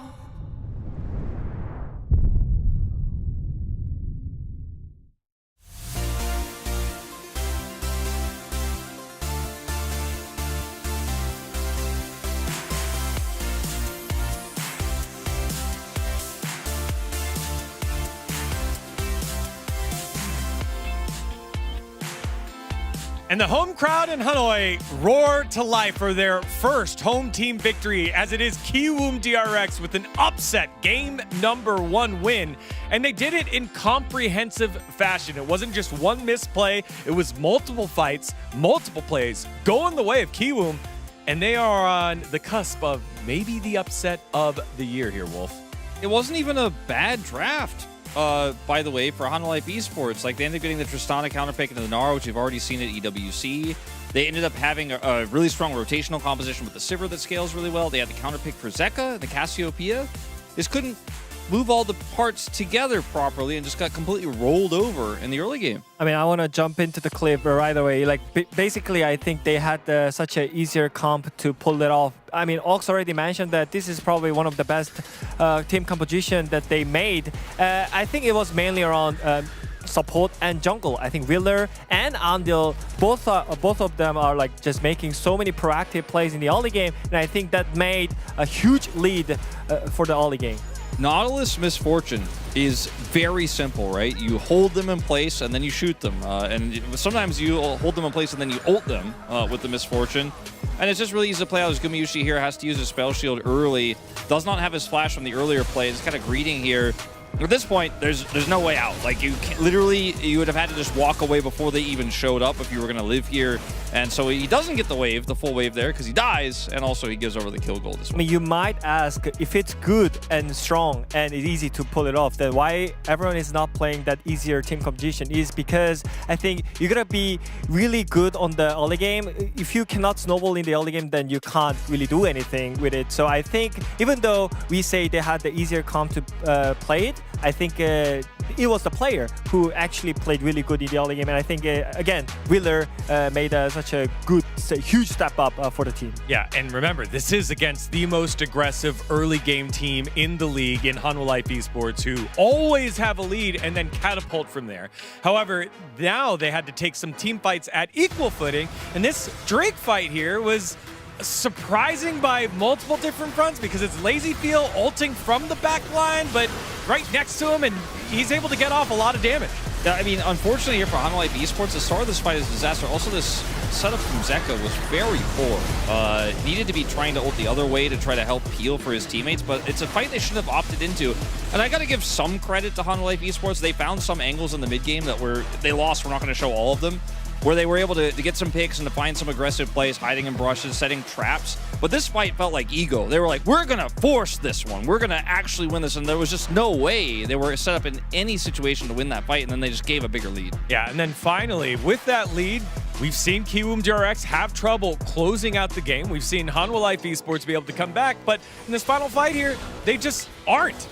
Yeah, again, I think they already have such a huge lead, so I think all they need to do is just pull the trigger at the right moment. I think it was a great TP from Reach here to knock the Tristana down, and I think the ultimate from the LazyFeel was just cleaning up all the targets. And I think at this point, they already know how to do it, and all they need is the confidence, and we could finally see it from this series. I was pretty disappointed that Hanwha Life Esports didn't approach that fight several different ways that they could have, right? They could have waited, they could have used the Baron to actually find an angle there. Instead, like, Kanavi just blast coned in like they were 4,000 gold ahead. And, like, the carries can't get close. Zeka's super far away because he has to play safe because they're really far behind. Gumi gets caught by the Cataclysm there. They're playing Sivir into Jarvan, by the way. Like, they opted into this, and I feel like this was quite the haphazard and, like, not well planned out Hanwha Life game. Like, they didn't actually set up for the fights with any methodology except we'll just show up and we'll probably win, and that was just not the case. Yeah, they were just unsynced on almost every moment. again, I think they had such a great counter picks all over the map. Like they had the Cassiopeia into Rise, they had the Tristana. But in fact, if you cannot play as a team, it doesn't matter. It doesn't matter how much you earned from the laning phase if you cannot sync up for the right moment. And Wolf, you and I have hit it so much. Lazy feel in lane, that's his weakness. Because of that early game, because of the multiple dives they made onto the bot side against Gumayusi, he was able to get outside of the lane. It was a very good sight to see if you're a Kiwoom DRX fan, because that man wasn't really able to get going on the Sivir.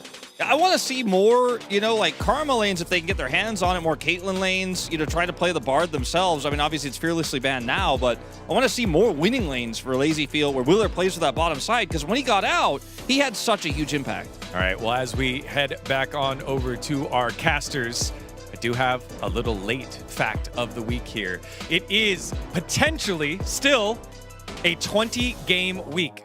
How many 4-0s in a row that would it take? Well, it would take one more Kiwoom win. The last time that this happened was summer 2023, week 5. So it's been almost 3 years since the last time where it's been 2-0, 2-0, 2-0, 2-0. And everyone predicted Hanwha Life Esports here. But maybe, just maybe, the magic of the home front, Kiwoom DRX in front of their home crowd with the Game 1 win could provide the first 20-game week since 2023. Let's send it back on over to Valdez and Ox. Thank you very much, guys, especially that Dagon fact of the week. Smack dab here in the middle of the series as the sun is set over Hanoi, and we are getting ready for game number 2. You know what will hit him? Is that end of the week, right? Next week, he's got to think of his new fact of the week. Yeah. And he's just used up some great ammunition that he had that there. could have been good. Well, oh well. I appreciate him imparting that knowledge and not making us wait until fact of the week when he'd ask us, and we would inevitably get it wrong. Yeah. I mean, you'd be guessing at that point, so maybe it's not the best fact of the week. I feel like 80% of the facts of the week, I'm just guessing. You know, there's some tricky questions where it's like, oh, how many games did these two players play together in 1966? And I'm like, I don't know. How am I supposed to know that off the top of my head? Also, weren't that many, you know, unless we're talking about like Brood War, I don't know what games you're talking about. Like, I don't know what games he's talking about. He just pulls out these obscure facts, and you know what? We do our best. We do our best. How many of our viewers were born before the year 2000, I wonder? Some of them. Is that a fact of the week question? Do I have to answer the exact? Please know our demographic. Exactly. Oh, yeah, a bit of a struggle. I'd say like 25%. Really? Yeah. I mean, 1999 counts, right? So that's not that old. It's, what, 27 this year?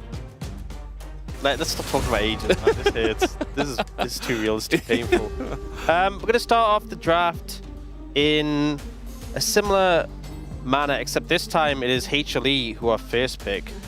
Bans have gone somewhat similarly, but now they have this position where last time Kiwoom DRX banned Vayne here. Aurora ban comes through. So we have the Rumble open and available, which I assume Kiwoom DRX are going to ban. And then maybe we get the first pick. Annie has been pretty popular. That's what I'm feeling from the Aurora pick. But also, we used to see Aurora in Rumble. Yeah, they banned Yone, so not wanting to play against like Yone Rumble, thinking that would be really a big problem, especially as Zek is so proficient on the Yone.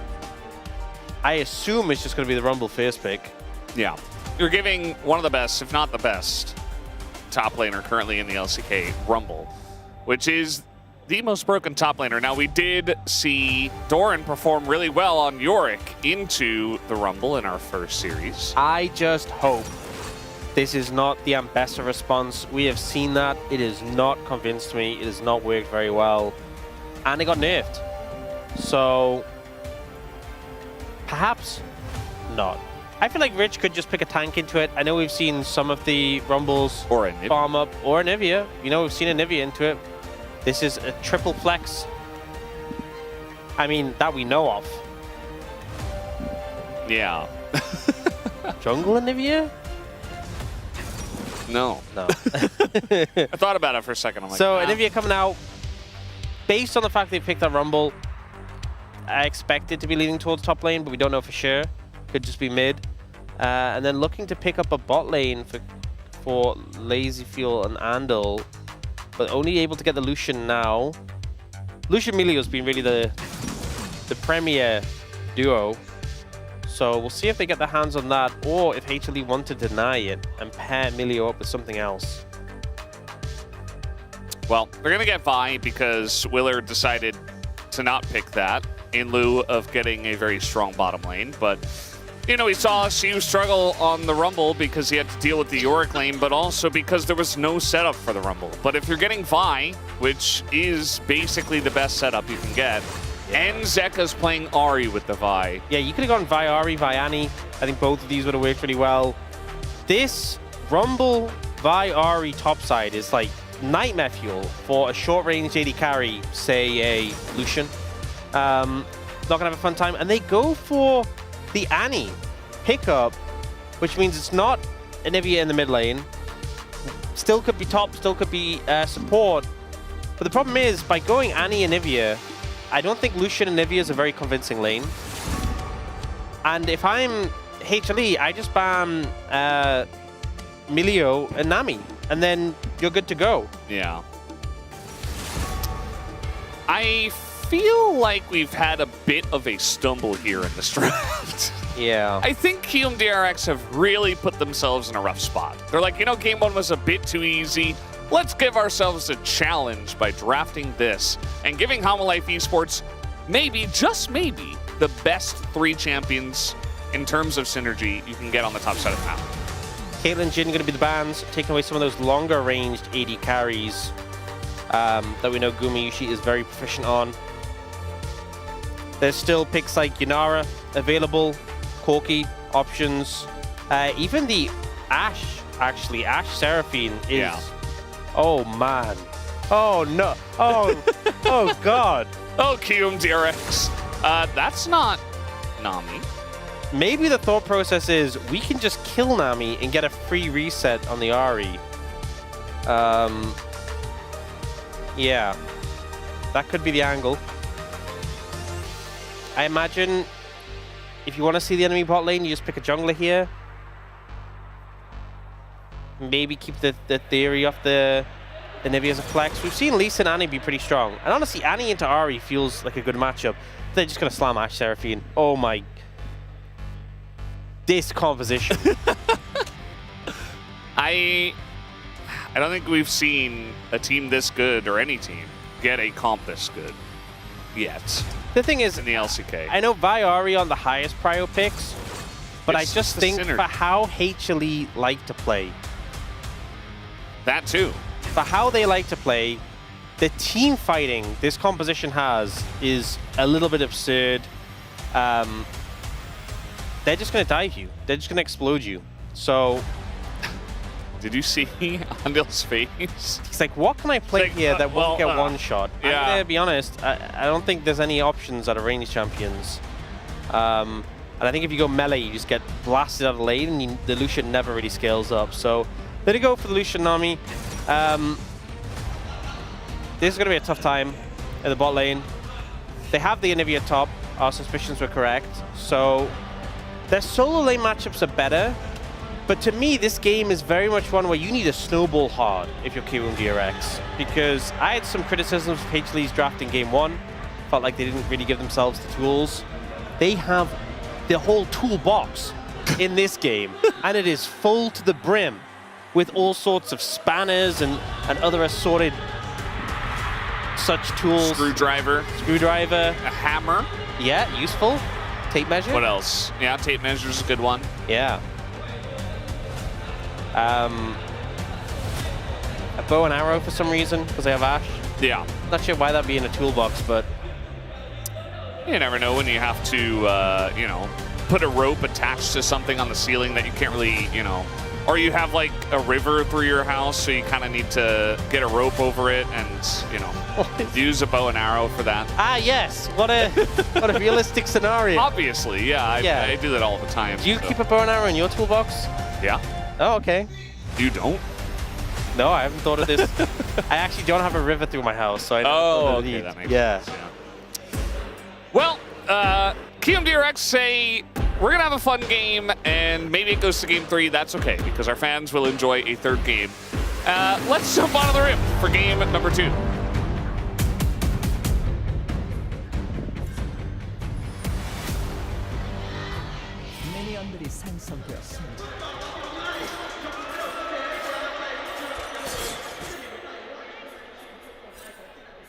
Oh, here we go.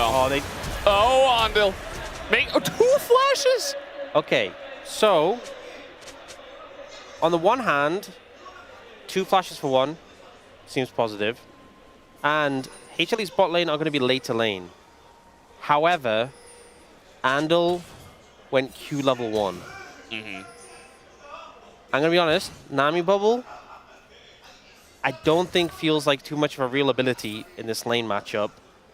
Especially when you don't have the slows to set it up. Like, I don't think they should be getting hit by this. So I think they can just walk up and auto-attack Lazyfield Andal down. But what if they do get hit by it? Well, Kuma's going to have to barrier. It expires and they just auto-attack them down. Yeah, Lazyfield also barriered. And we got heals traded. So yeah, not going to amount to too much. And it does look like both these bot lanes should hit level 2 as well. So not a huge deal. So now Andal's gone E. No W available still. Which is obviously big in these early trades. I mean, Lazyfield's just going forward, and Guma is taking a lot of damage, but so is Lazyfield. That's another bubble to come down, and guess who's here? Oh, it's Willer. He's so level 3. Dead. He's 100% dead. He doesn't have flash. He's just dead, and even Delight as well. He gets hit by the Sonic Wave. It's 2 kills as Willer will die to Seraphine, but still worth it for the side of Q. You know, when you have a bot lane that you have something like Ashe Seraphine, we have seen the greatest responses to it just be to gank it early. Yeah. Level 3 gank. Ashe Seraphine wants to push up, wants to trade aggressively, and especially with the Nami starting bubble, feels like prime opportunity to make something happen. Delight misses the root, which would have been a stun as well there. Bubble also connects from Andal, and then H are like, okay, let's fight fire with fire, let's step up, and then Willer slides in. 2 hits to kill Guma, lands a Sonic Wave before Delight flashes. Yeah. And then even though he goes down, could have flashed, by the way, to live, but saves it. He said... Oh. It's okay, it's okay, it's okay. Yeah, he gives the kill over to Delight, but he saves his flash. Could have just flashed out of the tower range and guaranteed he didn't take the hit. I'm not saying that that was necessarily the active decision where he said, oh, I will die here and save it. But it does mean he still has that summoner available now. They are looking mid. Yeah, Konami doesn't want to be outdone as the charm is going to land, and I think that's just it for Yukaldo. He lands the stun, and he's actually fine. Willer's right there after clearing the top side of his jungle.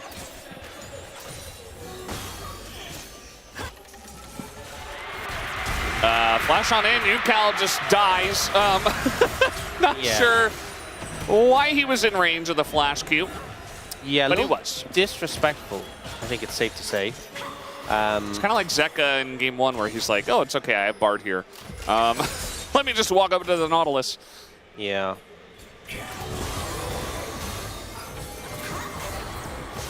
Oh boy, that's going to be the route to come down, but the bubble into Guma means that the trade is actually fine. Flash on in, and Lazyfield! Oh, he's not able to get it. So close. He does level off the wave, by the way. I think that barely keeps him alive.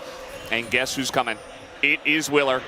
Oh, this is so close. Yes, flash, but I don't think he can get. Oh, but Delight. Delight's dead. I mean, there's no flash here for the Seraphine. It's just okay. He's able to kind of get into the wave, but the Q is still going to land, and Willer hops on over. Guma's like, oh, hello. Looking for the kill is Guma, and he will pick it up under the turret as the fans in Vietnam go wild. A risky play from Guma to move back in when Willer has flash, but he had the barrier in pocket, and he's able to clean up the kill, so a good move to kind of mitigate some of the issues that have been occurring thanks to his earlier ganks.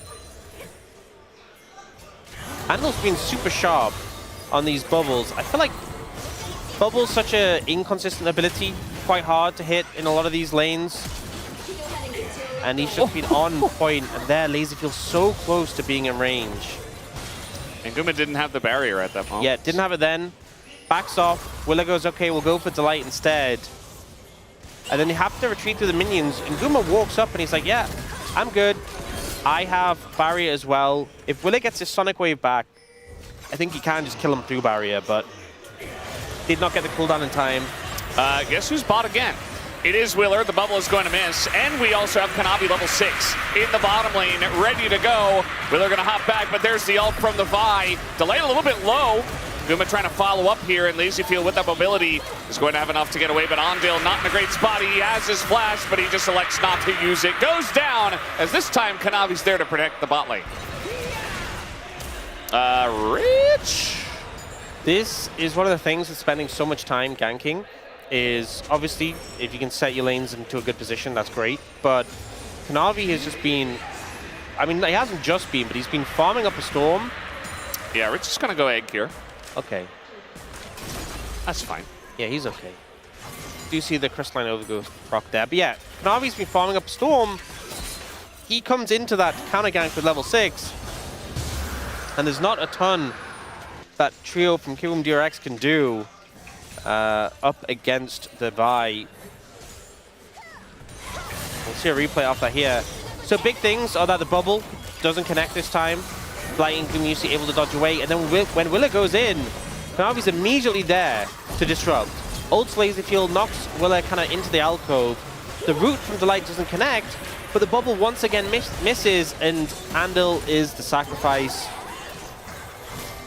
So much sustained damage and threat from this Ashe Seraphine that if you're not connecting your skill shots, if you're not bursting them down, they'll just run you down like that. Yeah, I think there was a moment when Lazyfield dashed away that maybe Ondale could have just, you know, followed him, and if they continued onto him, he could have just flashed away, but when he went back in to look for something, you know, extra damage or whatever it was, he got too close, and you get volleyed, and at that point, if you flash, you're not really going to get away, and your team's not able to help you, so unfortunate moment for Ondale.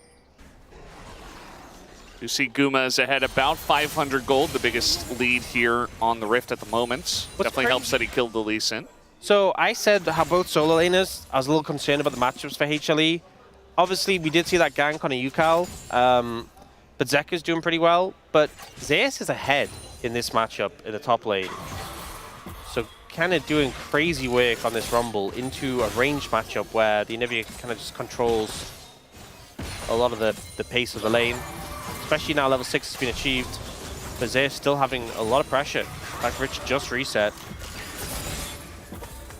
Also something to note, no cleanse from KMDX, bot lane. I was just thinking the same thing, and it's a bit of an issue as now they are going to dash forward into that after the arrow does hit. You can see the apprehension, concern there might be a Vi around, and there is. There is a Vi. Good look for this on to Ondale, who's trying to get the angle for the flash. His flash is over to Lazyfield, and that's going to be the double encore. Catches Lazyfield, who gets caught in the crossfire. And that'll be the end of the bot lane, and now maybe even Willer. Oh, that charm was a little short. Very sad. Yeah, but a great encore from Delight. Oh, Rich does not have bubble. He is going to live, though. I mean, egg. Yes. He doesn't have his pally bubble. Divine intervention. Right. Anyway. Not sure what I was thinking. So, Lazyfield gets a lot of damage down, but dashes forward, puts the burst in, but doesn't want to overcommit to the play with no cooldowns and expecting Kanavi to turn up. Kanavi is level 8, though, in this situation. Ults on Andal, who seems like an easy target. And then this ult from Delight, passing through Kanavi, and then onto the Nami, and then onto the Lucian, so it hits both targets. Just beautiful to set up those 2 kills. And I think the bot lane matchup is going to be in a rough spot now. Yeah, it definitely is. Lazyfield does not feel it, though, as he hops forward. Heal goes back on Aguma, and all of a sudden, Hill's getting really low. Look at this TP coming in. This is actually Zeka flash on in from Delight. They don't have a wave at the moment. The culling does come out. Guma getting a bit low, but they just know there's an Ahri behind them and nowhere to run, nowhere to hide. Zeka picks up the double. Perfect setup for the TP from Zeka just to slide in. They were low enough that he could just finish them off with his ult charges and his W. Didn't need to connect a charm to make that play work. So this is like cool. Oh no. You know, ice is weak to fire. So I'm not sure what's happening here, but it is working. And Zeus not going for the Deathfire Touch, going for Comet instead, which we haven't seen a lot more Deathfire Touch since the rune got introduced on Rumble. I guess maybe the long-range harpoons into the Comet could poke. So this, we obviously saw Guma get hit by a couple of bubbles earlier, but he's calibrated now. Sidesteps the tidal wave, sidesteps that bubble beautifully, and then they're forcing aggressively just to get the damage down because Zeka's coming in. Laserfield tries to trade back with the ult, but Zeka just slides in, lands the outward part of the Orb of Deception, and that's basically the only skill shot he needed to clean up those kills. Great setup from the bot lane duo of HLE to allow their mid laner to get a pretty sizable lead. Yeah, it looks like Willer was spotted on that Tribrush ward. Kanavi also spotted as he walks into that ward. If I'm KMDX and I know Kanavi is there, I don't think I opt into this play. They have brought Yukal over, so an extra member. That could be the difference maker, but he is backing away.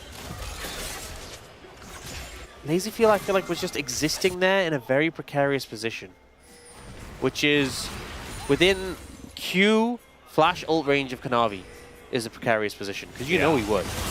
Well, they're going to go for the fight now as the tidal wave is there, but a lot of things go over that. Nice access to the backline, though, from Willard. Picks up the AD carry, but Lazyfield goes down, too, as the cake finally does come out.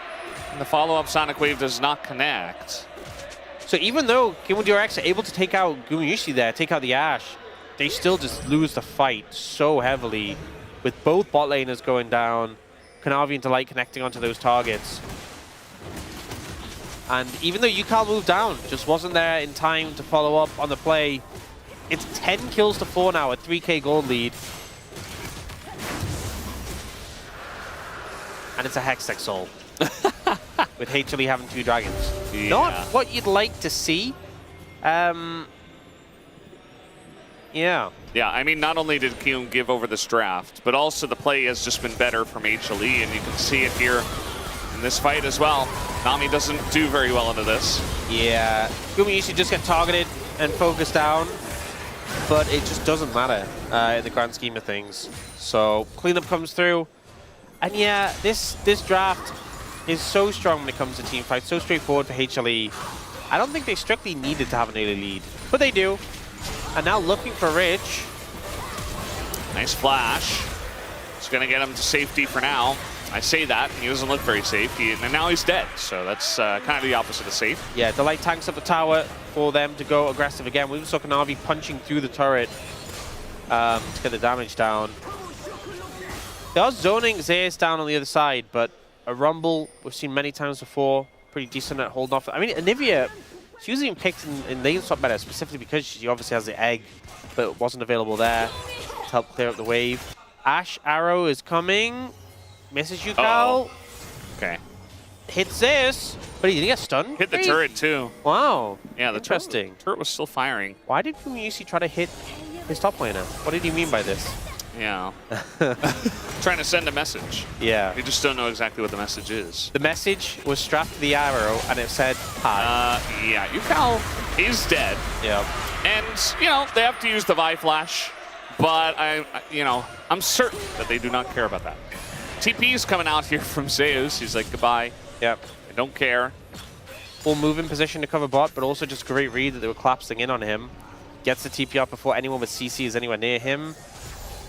And this game, you know what, Brent, I know you were so ready for it, because it'd be cool to have that, like, oh, it's been the first time since 2023. I don't think we're going to have our all 2-0 week. Yeah. It's not happening. I mean, when we saw the draft I think I kind of knew it from there. And, I mean, you talked about it, like, it's not like KMDX can't win with this. It's just they put themselves in a really difficult spot. They are in a bit of a hole. Yeah. I think if we talk about how they'd be able to get back in, I think they have a lot of ways to set up picks, right? They have, like, the Lucian burst, they have the Annie, CC, the Lee Sin.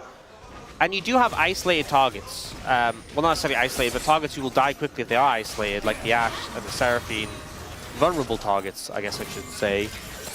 Lumiusi currently doesn't have Flash, doesn't have Cleanse, and there's no Mikhails from Delight. So if you land an Annie combo onto him, but the problem is it feels like Kanavi's just being... Okay, they're just going to throw everything into the Nami. Nandi will flash away from all that after the fact. Yeah. Who've been taking a lot of damage. Those steps up to the Lucian, insane amounts from Lazy Feel. But I suppose it's calculated. He stays alive, in goes Kanavi. Kanavi is 2 levels up on Willa, by the way. It feels like he's just playing bouncer right now. Anytime KMDX tries to get aggressive, he's there, watching. Uh-oh. Okay, that's a nice wall, actually. Zeus backs away in respect.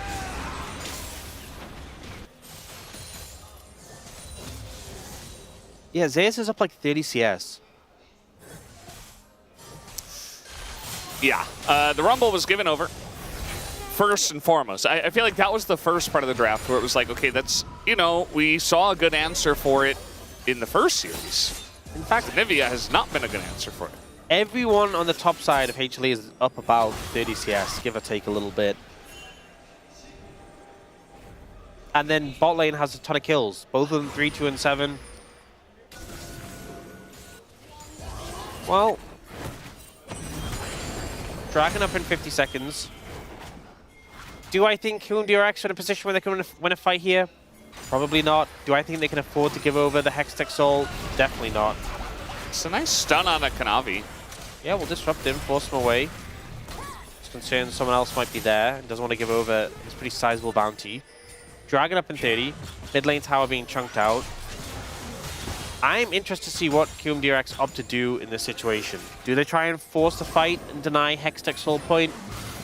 Or do they just say, guys, we're really weak and really behind, we need to scale up a bit more? Going on in once again, Lazy Feel, but everything in the kitchen sink gets thrown in his face, and Ondil is going to be the collateral damage. As guess who's back? It's Kanavi. He was right there for the play. Has Willer trying to get away, but he's not going to be able to. And that's a triple kill for Guma actually in the play. Yeah, he's going to be so fed right now. He's already ahead, but going to be by a massive degree. Rich, you're going to become an omelet. Yeah, no egg and no bubble either. So that's going to be the TP coming in. Kanavi is... Oh my... Of course he does. Yeah, he's like, yeah, I think we can kill this guy. Let's just take the turret down, and Yukal doesn't even have Tibbers. He doesn't even have Tibbers! And yeah, he's dead. Well, I think when I said before the game is looking like we're going to a game 3, I think it was accurate. I think understated is what I would say now based on the game state. They dash in, you know, Lazyfield tries to go aggressive, but you have no way of breaking CC, and it's an Ashe Seraphine. Like, of course they're just going to press the buttons. And then the chase down starts to happen. Willer can't get away. Umiishi runs him down. It is a crazy goal lead now. Zayas sets up this play as well into Rich. Flashing and burning him down. Oh, Willer is so close to death. Okay, I know Willer's about to level up, but currently it's level 13 Navi to level 10 Lee Sin.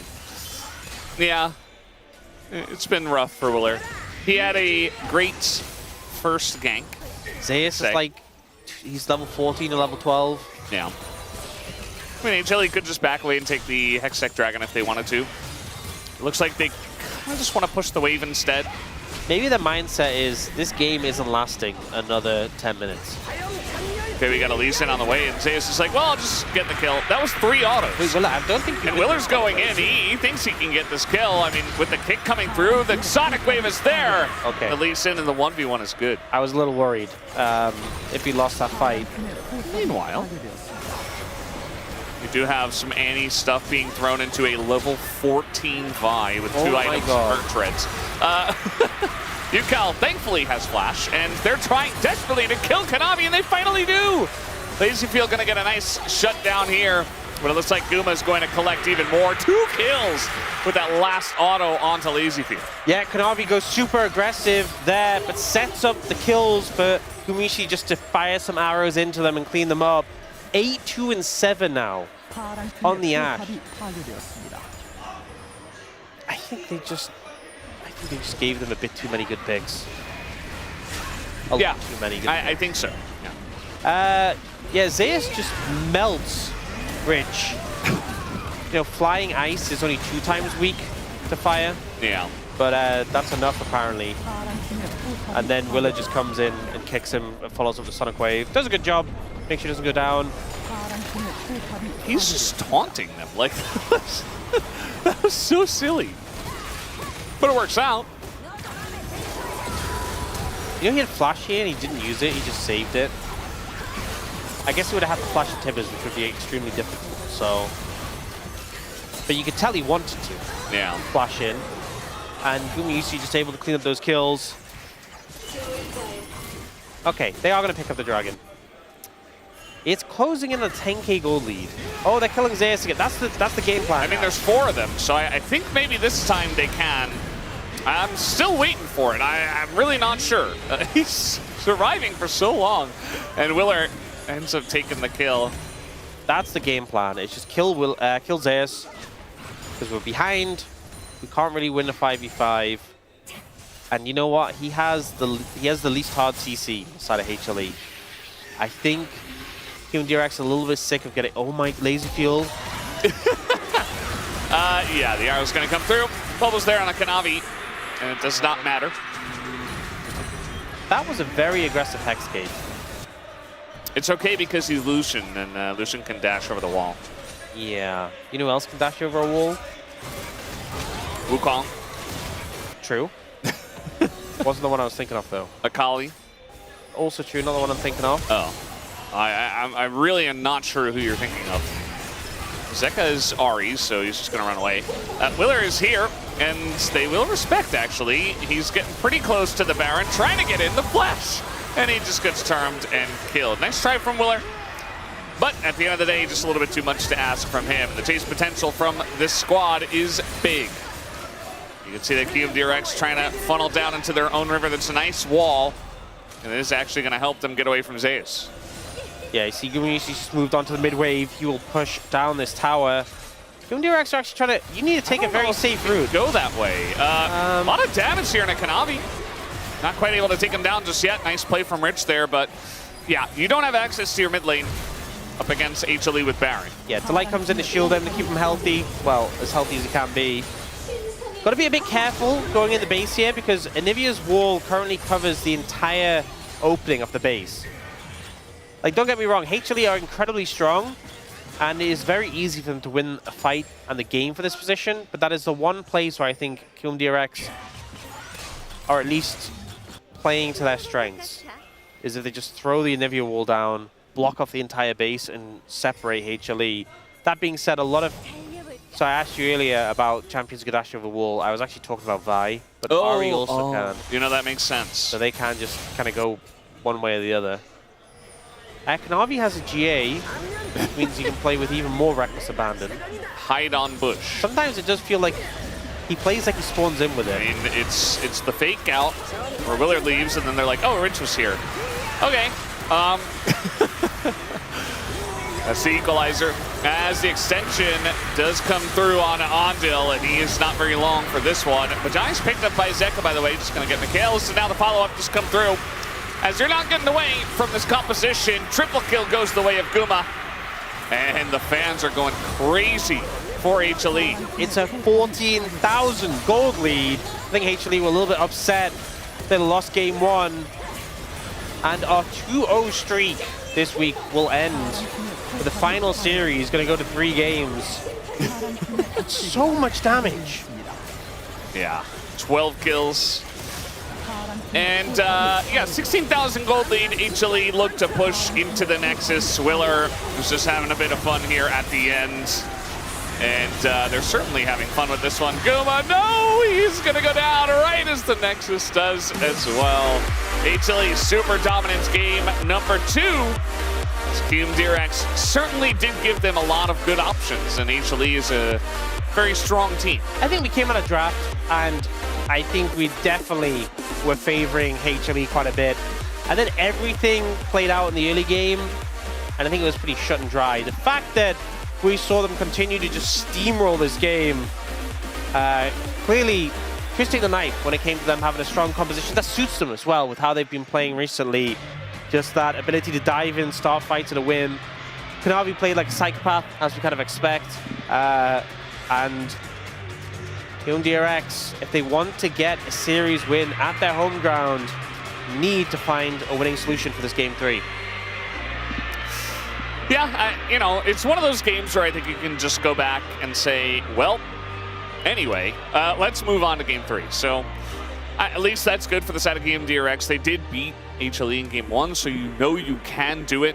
It's kind of funny that he did only 8,000 damage in this game. I mean, he had a great game, had him a Giants with 12 stacks plus, but he just, you know, he's alright. He goes in, he bursts down low health targets, and that's about it. So kind of funny damage graph, but at the end of the day, it does not matter. Very dominant win for HLE, and we will have our first game 3 of the week, and it's the last game possible for the week, as we just barely do not repeat what happened 3 years ago in summer of 2023. Summer Life Esports also go back to the drawing board and discuss what they're going to do for game number 3 in terms of the draft. As we are done here after game number 2, we'll see you after the break for game 3.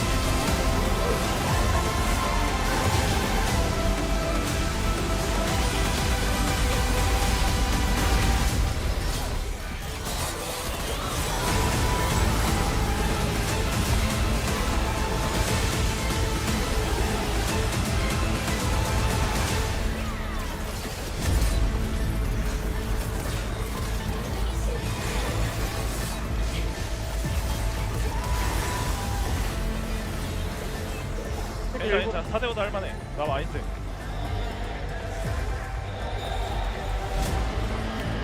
잡으러 가자. 야, 애니비야 여기. 나 한지 애니비야. 얘 궁도 깔아놨어 아래. 왼쪽도 살짝 봐줄래? 나 한지. 나 이어서 간다 이거. 남이. 해봐.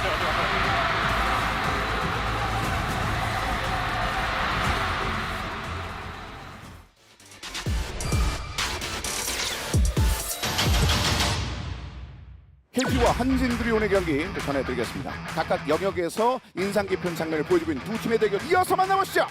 야, 분위기 좀 올려봐. 텐션 업. 저도 되니까 편하게. 알겠어. 다시 차분히 갑시다. 다시 차분해졌습니다. 화이팅.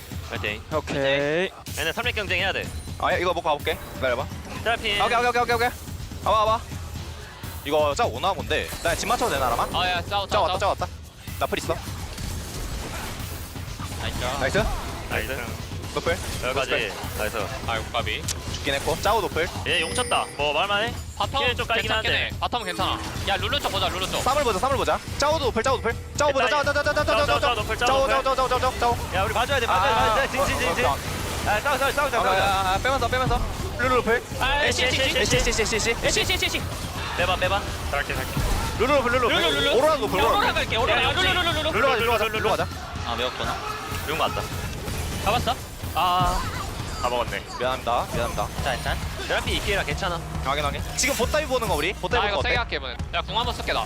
오케이 좋아. 뒤 잡자 뒤 잡자. 대놓고 갈게 그냥. 뒤 잡자 뒤 잡자. 라인 미는 느낌으로도 쓸게. 뒤 잡자 뒤 잡자 형. 이걸 안 와볼래? 줬길래. 나 가는 중 기다려. 룰루 죽냐? 룰루 그 몇이야? 받자. 가볼게 가볼게. 근데 아리도 안 돼. 내려가 아리도 내려가. 나 하고 있어 천천히 봐. 룰루 그냥 죽였어. 웬만하면 죽였고 아리 안올 생각도 해. 안 갈게.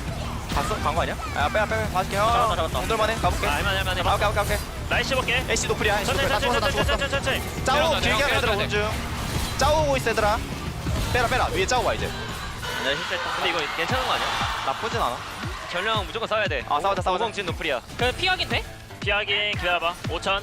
조금 이거 먹히긴 해. 나도- 짜오 바로 못 찾거든. 이거 나도 가니까 천천히 봐줄래? 틀리다 이거 성주가. 앞도. 아야. 얘부터 못 가. 가자. 지나긴 했어. 짜오부터. 나 아래 각 좋아. 찜볼게. 아리. 나 살았어. 맞아. 천천히 봐. 나 매우 앞라인부터. 따라가자. 따라가 보자. 이거 여기서 한번 더 봐줘. 나 못 봐줘 얘들아. 나 끝이야. 오로라. 야 미드. 야 더블 한번 볼게. 야 애쉬. 맞아. 이거 질. 괜찮아. 궁 돌리는 게 좋고 우리. 나 싸움 좋아. 나 아이템 너무 잘 떠서 싸움 하고 싶어. 확인.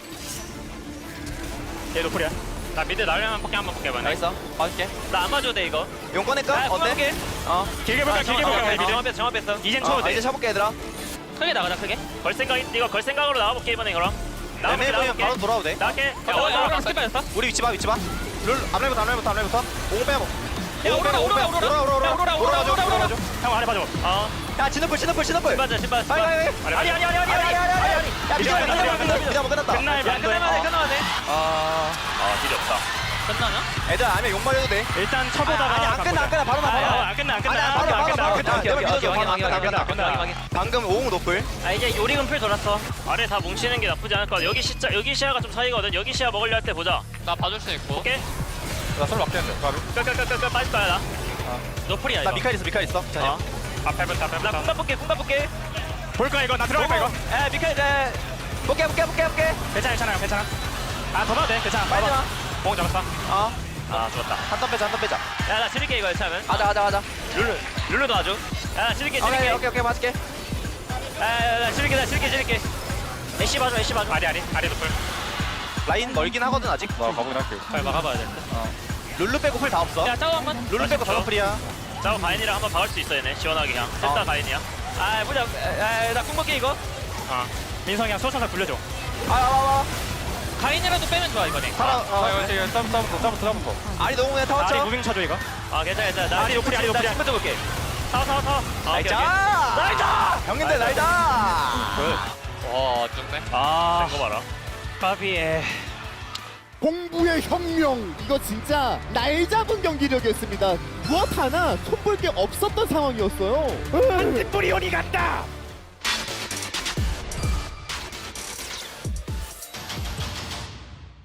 Every scar is a line I've drawn.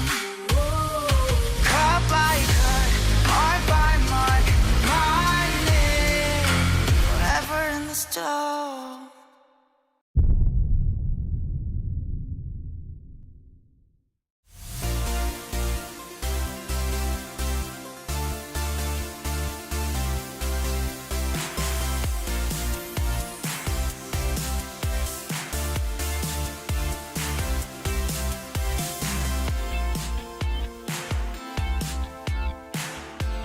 And after 2, it's all tied on up in Vietnam as it is 1-1 Hanwha Life Esports with a dominating game after giving up 2 kills early. And you're thinking, Willer on his way to POM. Not so fast. Gumiyushi and the co have something to say about that. Let's try to do some detective work here with it and figure out what KMDX meant by this. Detective Wolf, I love this. I don't know, man. We gave over first pick Rumble to get Anivia Lucian. Yeah. And then didn't get the Lucian partner, instead went for the Annie. And they lose the Milio and the Wukong, the 2 partners they needed, because they went for the Anivia top lane counter pick, which was, by the way, pretty transparent and face up in the draft that that's what they were looking for. Ash Seraphine made it through because they banned Jin and Caitlyn, which are 2 good Guma picks, I understand. All right. I think what they thought is that, all right, if we get the Lucian here, they're just going to pick Ash Seraphine instead of Vi Ahri. But they didn't. So they were like, oh, then we don't need to pick the support here as well, and we just follow up with the Annie. But they didn't ban SF in a 4-5 even though they don't have the Milio. It's like, what happened to the draft? At the end, HLE has most broken team comp. Hear me out. In the season. You don't pick a Nivea here at all and just like wait, maybe don't even draft it, look for a different counter pick. Don't split your Lucian. Exactly. Just don't do that. Get the Milio, win the lane. Like they were so close, by the way, and we're going to get into that in a second here, of winning the lane. Like they had a great start. The bubbles were good. Guma got caught. Willer was down there. He was down there again. He came one more time. And he came like another time. And then he came like 3 more times. And eventually the game was over, right? But they tried so hard to make the solution comp work. Thank you, detectives, for trying to let us know what they thought was going to be thought of, but instead kind of fumbling here in the draft as we take a look at how it all shook up. Yes, it was not once, not twice, not 3 times did Willer come down, and it just didn't work out here in the bot lane for KMDX after the first time. The more times they tried, the more awkward some of these attempts became, where they ended up, not just being a 3v2 anymore. Kanavi showed up. Kanavi has ult advantage. Delight has ult advantage. Yeah. And there's nothing much you can do. I mean, the reason why Lucian Milio is good into as Seraphine is because you can actually just clean it out with the Milio ulti. But with Lucian Nami, I don't think you can just play like this. Look at Lazyfield's health before Guma even decides to play the game. Yeah, exactly. Like you're all-inning playing as if this is an even game state or even lane state in the 2v2, but it just simply isn't anymore. And Zeka on this Ahri roam was never matched by Yukal. Yukal was never able to stop him. And if you know that you don't have mid prio there, you got to be calling out like, hey, this is a problem. Like, you guys need to play safe. My biggest frustration next to the draft for KMDX was how they never slowed down. They never were willing to wait and see if Hanwha made a mistake. Play into Hanwha, like maybe they overdive, maybe they overforce, maybe we can get into this game. There were some good attempts from Lazyfield in the mid lane to try to duel Guma there, but he was so far behind that it was too little too late. If they had just stopped running into them repeatedly in the bottom lane, maybe he could have actually had a mid game where the Lucian was playable. Yeah, but still, it was kind of close, maybe like a 2,000 gold deficit at that point for KMDX. But then you've got losses around the world here at this one. I think Willer's 9th time around. Maybe he can make this Oh, sorry, Willer. Yeah, it's not happening. I mean, again, I think this is the reason why people stop to play Lucian Nami is because it's kind of obvious that what Lucian is going to do. And yeah, they got punished for it. And it's not done yet. I think Zeka here, him having a huge tempo on the top side, he dropped the wave on the top side, yes, but it doesn't matter. You're just collecting free kills on the bot side, and Yukal, he tried to defend the play by himself, but here, it's just additional bonus here for the Hanwha Live Esports. Valdez called it out as well in the post-game breakdown. Like, Zeka did 8,000 damage this game. He was not a big player in terms of damage, but he was there to get Guma ahead. And by the way, we talked about how we have 280 carries that are huge and popular in Vietnam, in Hanoi. The crowd was loud for Guma. The crowd was loud for Hanwha Life in this one, and it was a dominant victory here to bring us to 3. Yeah, it will be a 21-game week as the record from August will stay safe in 2023, but we still need to decide who will be the winner. I thought maybe after game number 1, the home front got to Hanwha Life Esports' head, but no, it was KMDX that got a little dicey in the draft. Let's see what they draft up here in the final game of week number 6. We send it back on over to Valdez and Ox. Thank you very much, Spacers, as I think you guys broke it down as well as you possibly could have, as we do head into game number 3. Yeah, I'm fine with it being a 21-game week. 21's a pretty good number. You know, it's blackjack. Yeah. I guess we it is win something for that then this week. Hit blackjack. I don't think we're given anything specific for hitting 21 games on the week. Oh, okay. Yeah, unfortunate. Well, a little disappointed. You really should wait on that, Brendan. It is what it is. We'll have to ask G-Sun about that. Maybe we can get something special. Whoa. Woo! I think we're flying around here. A situation where the drafts felt a little bit unbalanced in both games. A little bit, yeah. Felt like both teams had an edge. Like game 1, I was like, wow, KMDX have a really big draft edge here. I'm surprised that this was able to happen. And then game 2, I'm like, okay, this makes game 1 look like minor in comparison. It was kind of a little bit insane. This time though, it will be KMDX taking first pick, which HLE had last time. And KMDX did have that in game 1. They're going back to banning Jace and Vayne. And now there is still those 3 big power picks available that are often banned in Orianna, Karma, and Varus. So HLE can just ban all 3 of those if they want to. TF coming out as a ban, not wanting to deal with that, presumably in the top lane. And I guess HLE just ban Varus here. Yeah, that would make sense. I think you ban Varus and you say it's all right. We move on to the next phase. Don't leave Varus open like Rumble was left open. Yeah, that would be a bold decision. It shouldn't take a lot of...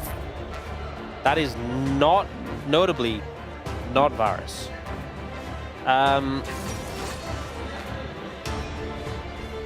Now, Varus' win rate hasn't been super hot, but that's mostly because he just hasn't really been played very much, if at all. Yeah, he's 3 and 6. 3 wins, 6 losses. But a pick that teams have definitely respected, and second most banned, only after Rumble. Now seeing Yunara come through. Yunara Lulu, I assume. Not the most fun lane into the Varus if it is going bot lane. Obviously, I think something that added to Varus' strength is the fact that you can play it top as well. And a lot of the range tops have been thinned out, although I'm sure Zayas could just whip something out on a dime and decide I'm playing this now. Whether it can match up to Varus is another question. Yeah.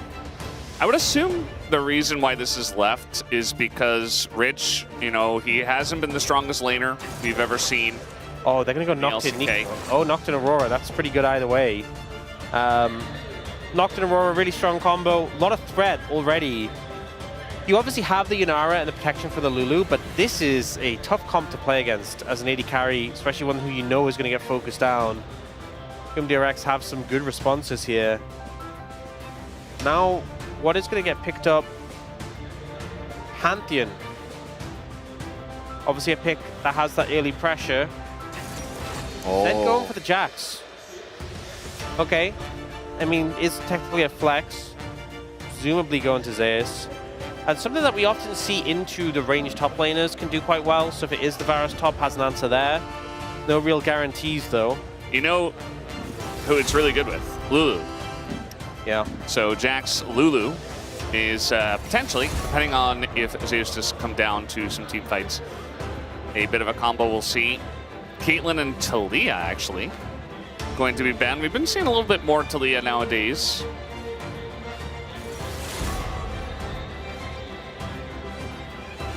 Yeah, there's still, like, the Akali available for Zeka.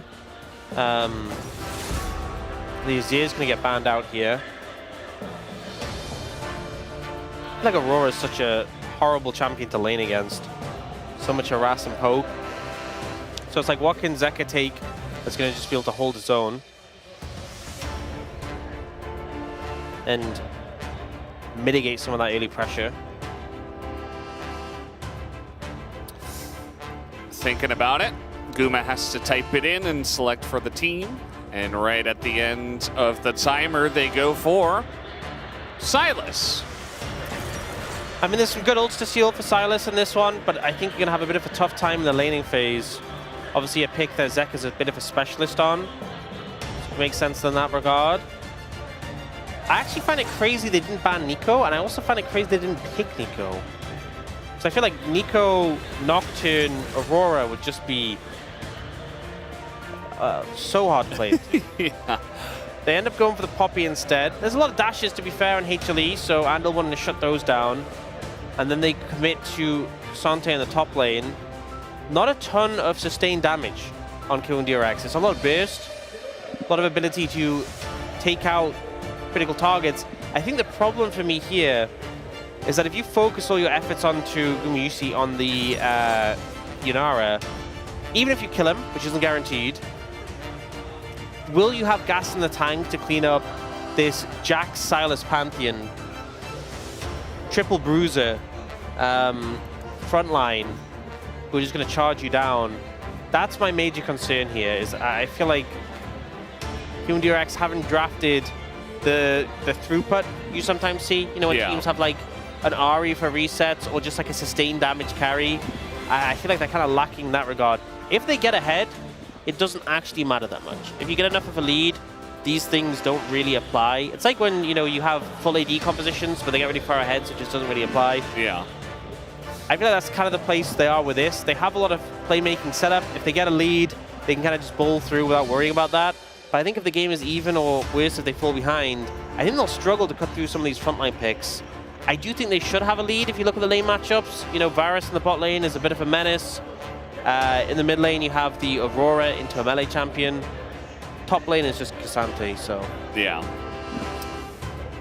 I really like how, on the side of HLE, there doesn't feel like a really good target for Paranoia. I mean, Yunara, yes, but she has Lulu, so it's like... And Lulu herself, I think, you know, you just... Wild growth, and it's a fantastic answer, as long as you're not in no man's land, so... We'll see if they can use that to pilot a win in game number 3.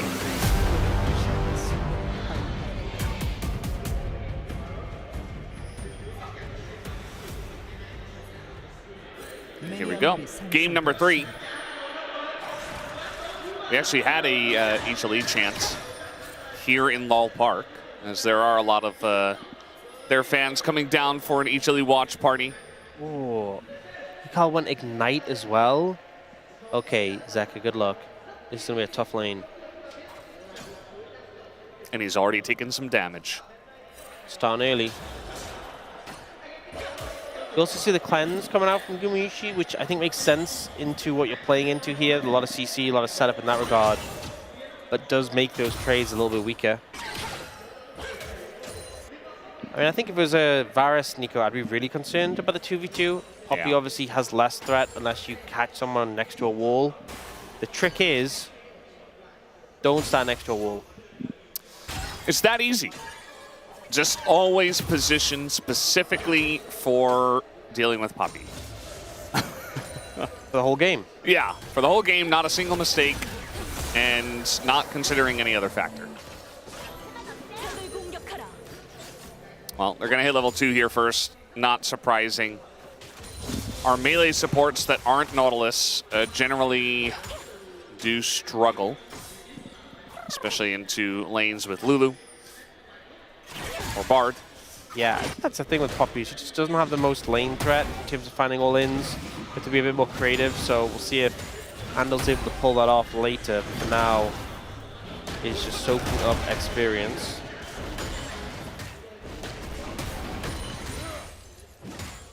Very curious about this lane because Rich really struggled last time, and that was with Anivia, where it felt like we should have seen at least a little bit more presence up there. And already Zeus is ahead and proxying the wave. Zeka goes in for a trade and immediately regrets it. Oh, you gotta be so careful. I feel like Silas so often just, you get low HP, you heal off your lane opponent, you kind of play with fire a little bit in that regard. You can't afford to do that when they have Ignite.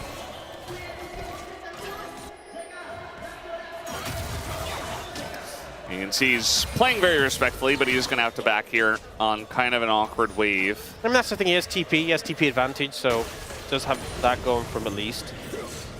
Meanwhile, Knavi's is clearing up through the jungle. Both of these junglers have those global ultimates, but I feel like the Nocturne gets a lot more of a spike from his, because he's just a lot weaker before that. Whereas I think Pantheon is strong pre-6, strong after 6. In terms of being able to impact lanes. Yeah, he's just strong in more areas, potentially. Yeah. Whereas I he think brings that strength around the map. Yeah. Why are you saying it so weirdly? Because, you know, it's true. You were talking about Nocturne, you know, the Paranoia, it's got that extra effect yeah, but of why you, darkness. Whatever. You're saying it in a weird way. What did Valdez mean by that? What did you mean by that? That's what I'm really wondering. We'll never know. I'm the person who gets sussed, you know? Yeah. I mean, for a good reason. Wow. Ox sussed. Maybe it's you for once. I don't think so. I think I might be the least sussed person on this casting roster. What do you think? Thoughts, opinions? I think it's Huni. You know, I was actually going to try to argue for myself, but I can't because you're right.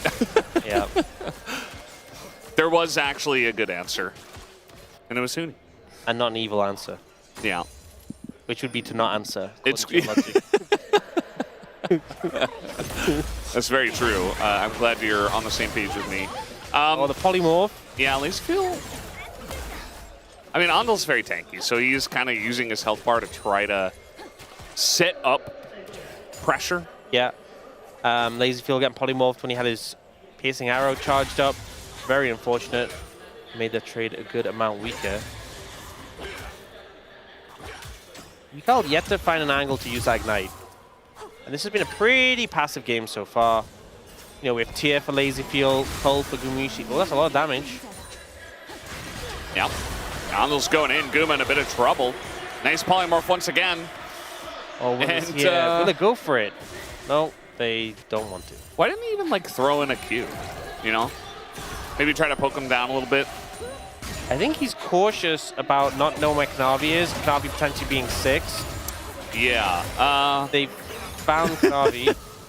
He's level 5. He has no flash anymore. What did Kanavi mean by that? Well, I think he wanted to stun Yukao. That's the impression I got. That's what he was indicating with his gameplay. Yeah.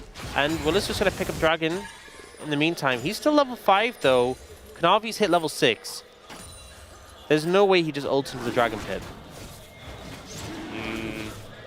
I don't think they know 100%. I mean, yeah, he's just doing his Raptors. Yeah, they don't have the vision. The setup's pretty good here from KMDX. Early Dragon. And we're at nearly level 6. It's the point where we can really start to have an impact. Lazyfield actually down in farm in this matchup so far. Not really how you want a Varus lane to go. I know the Poppy obviously does shake that up a bit compared to if it was something like a Nico with a lot of lane presence. But yeah, going even on that pick, not ideal. It's also similar in mid lane. You know, Zek has kept even with Yukao despite playing into Ignite and just the repeated harass of an Aurora. Yeah. We do have Delight trying to come in here and just attack Lazyfield a little bit. Trying to hit level 6 first, but they won't. It's actually going to be Lazyfield. It's level 6 here in just a moment. Could try to set something up, but the issue is Guma has Cleanse, and I mean, Delight is a Lulu, so if you try to set something up, you just kind of get Polymorph. Rich is... he's doing okay. You know, he's getting pushed under turret very often here, but he's surviving. He's not falling too far behind. Keeping it within arm's length. Oh, and looking. Keeps going for the dashes off the minion into the trade. Oh, no. There's a Pantheon here, yeah. That's going to be some nice chains of corruption. You know, he landed it. It's not going to help Ondo at all, but it's going to be first blood over to Kanavi as Lazyfield steps up, saying, okay, I've got a Nocturne coming on up, but Wild Growth is still available, and that's a double kill for Kanavi as well. There's like, I definitely do damage. Please trust me, as now we have the Aurora coming down. They do take out Guma, and even a TP going to be committed to here by Ondil, with his unsealed Spellbook trying to get back into the fight, but eventually Zeka gets here, and that's a free kill for him. As yes, that is Poppy, and it looks like this fight should fizzle out. Absolute chaos in the bot lane. You know, there were some moments where it felt like either team was getting... Yeah, well, it's not over yet, I guess. Ondil does have to flash. Yeah.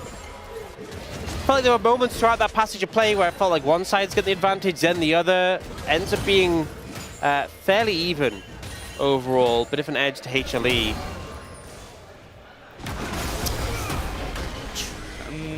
I think Zeus is mostly just interested in the plates. Wants demolish. Yeah. No mana. Rich just on had Rich. pressure.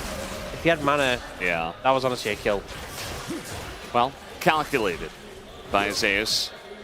Okay, so goes in to start the fight. We then get the Pantheon ult coming down to cover. And this does result in Poppy going down, but LazyField plays hyper aggressive with knowing that your mid lane is moving first. You have the Nocturne able to come down. What's really unfortunate is this wild growth. This is great from Delight. Stops LazyField from being able to pierce him. I think he's just dead. I mean, Andil not here, and they just kind of run at him. Yeah. Cleanse used. Easy pickings for Guma. Power of the Yunara at this point of the game with the Lulu backing, uses the cleanse as well to get out of the chains of corruption. No disengage able to happen there. Now should be able to pick up the plate. Maybe or two. Second? Yeah. Yeah. Big influx of gold. Okay. Solid lead for HLE so far, and in the right places. Getting a lead on your AD carry on a pick like Yunara definitely feels good.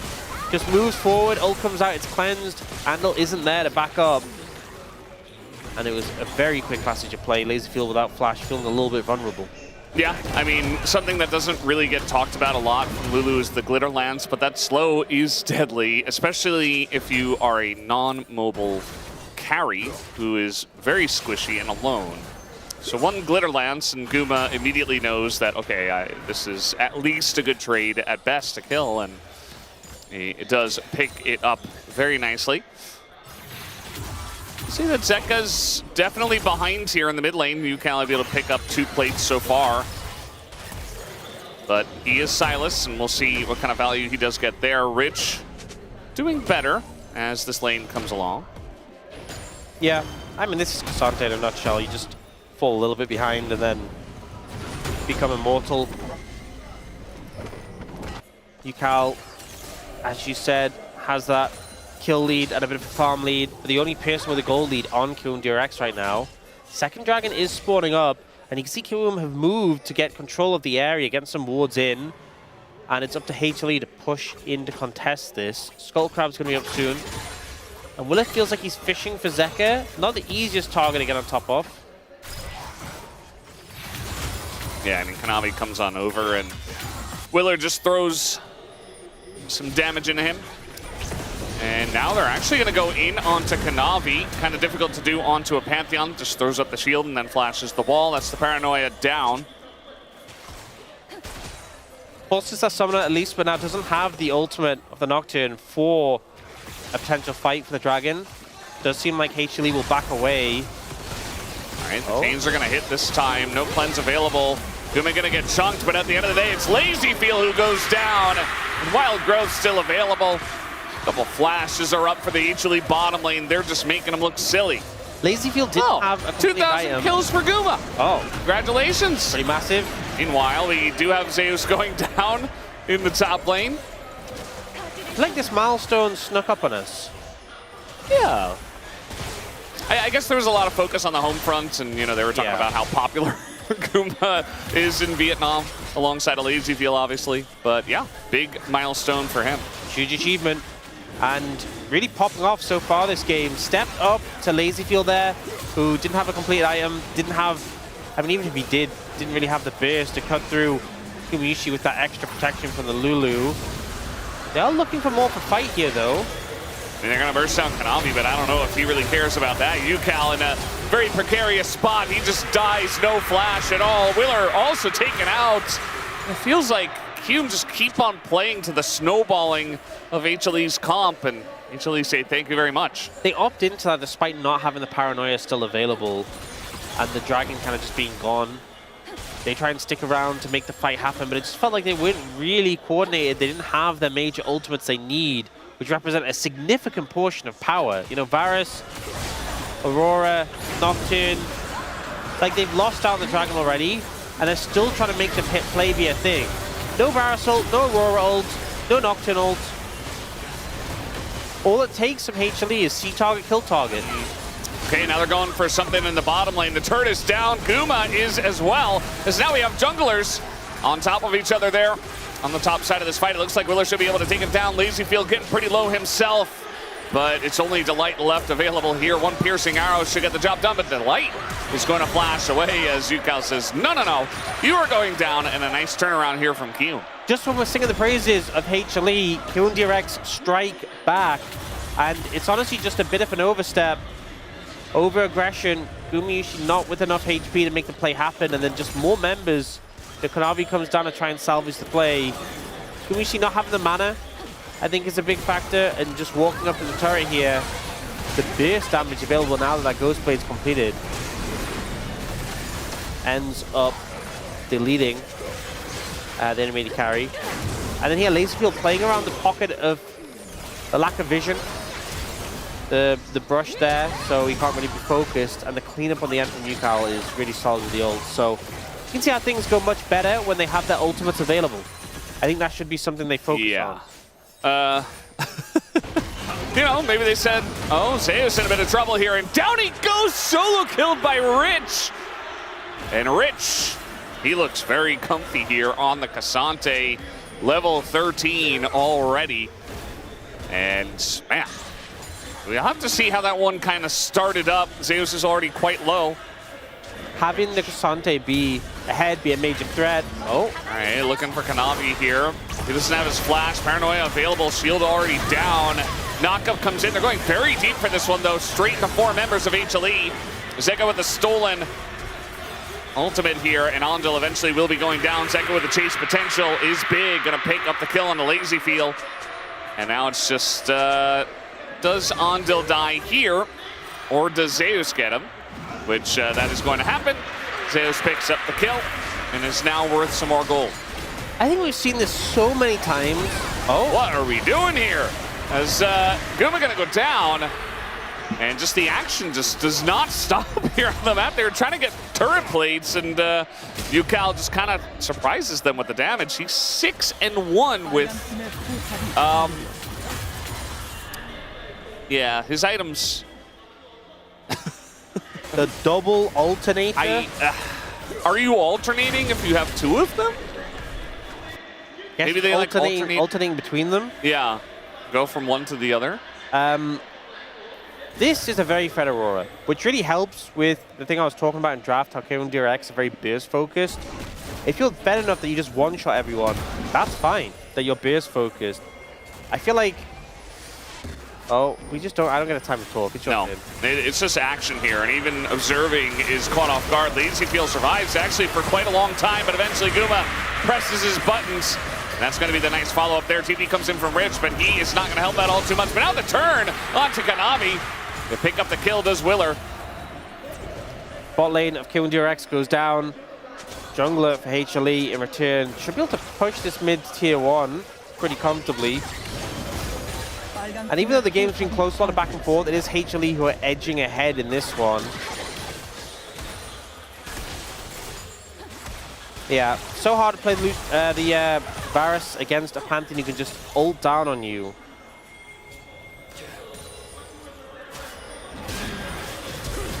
Not a ton when you get flash stunned after the fact. Tries to move towards his team rather than the turret, and gets slid in on it and just sniped by Gumayusi there. Now Kanavi does overstep under the tower to get that kill on the Poppy. Ends up being a 2-for-1. Yeah. As a result of that.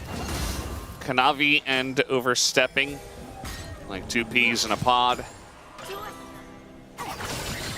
And it is Mountain Soul, by the way. It does look like HLE are going to go ahead and pick up this first Mountain Drake, although we do have a big influx of KMDX members that are moving down to the bottom side of the map, and that will be respected by HLE. Zeka doesn't quite have his TP. He's about to get it. So yeah, they're waiting for that, I presume. Or they want to put up too much resistance, make sure that the Silas can get there. And they have midway pushed in pretty deep, so now Lazyfield has to respond to this. They push top as well. I think HLE did a really good job there, pushing those lanes deep after they moved off the dragon and not just opting into the fight immediately. KMDX had to respect the pressure of the waves pushing in, pick those up, and as a result aren't really in a spot to contest the dragon. So Second for HLE. And obviously those extra resistances are going to be pretty nice, I would say. When we're talking about burst thresholds being a major factor for KMDX, the one-shot capabilities of both Varus and Aurora, adding extra resistance is always going to disrupt that and make it more difficult. Yeah. We do have a lot of bruisers on the Rift and just generally tanky people. But really just Cassante is like the main tank. I guess Poppy kind of counts, but support, so not as many items. They don't have money. They just buy as a locket. They need to buy control wards. What's crazy is that Delight has 1,000 gold lead over Andil, and he now has Ardent Sensor and McHale's. Ardent Sensor syncs really well with the Inara, but having the McHale's as well this game feels phenomenal. Gumishi already has Cleanse, but if you have a second one, then the world's really your oyster. Yeah, I mean, for Guma, for certain it's going to feel good, but even for one of these frontliners, you know, if you want to unlock your Jax, but he gets like Varst or stunned by a Poppy or something like that, you know, maybe you can set them up for some success by throwing a McHale's into him. And just allowing them to continue on the play. Flexibility of McHale's, definitely a big value point.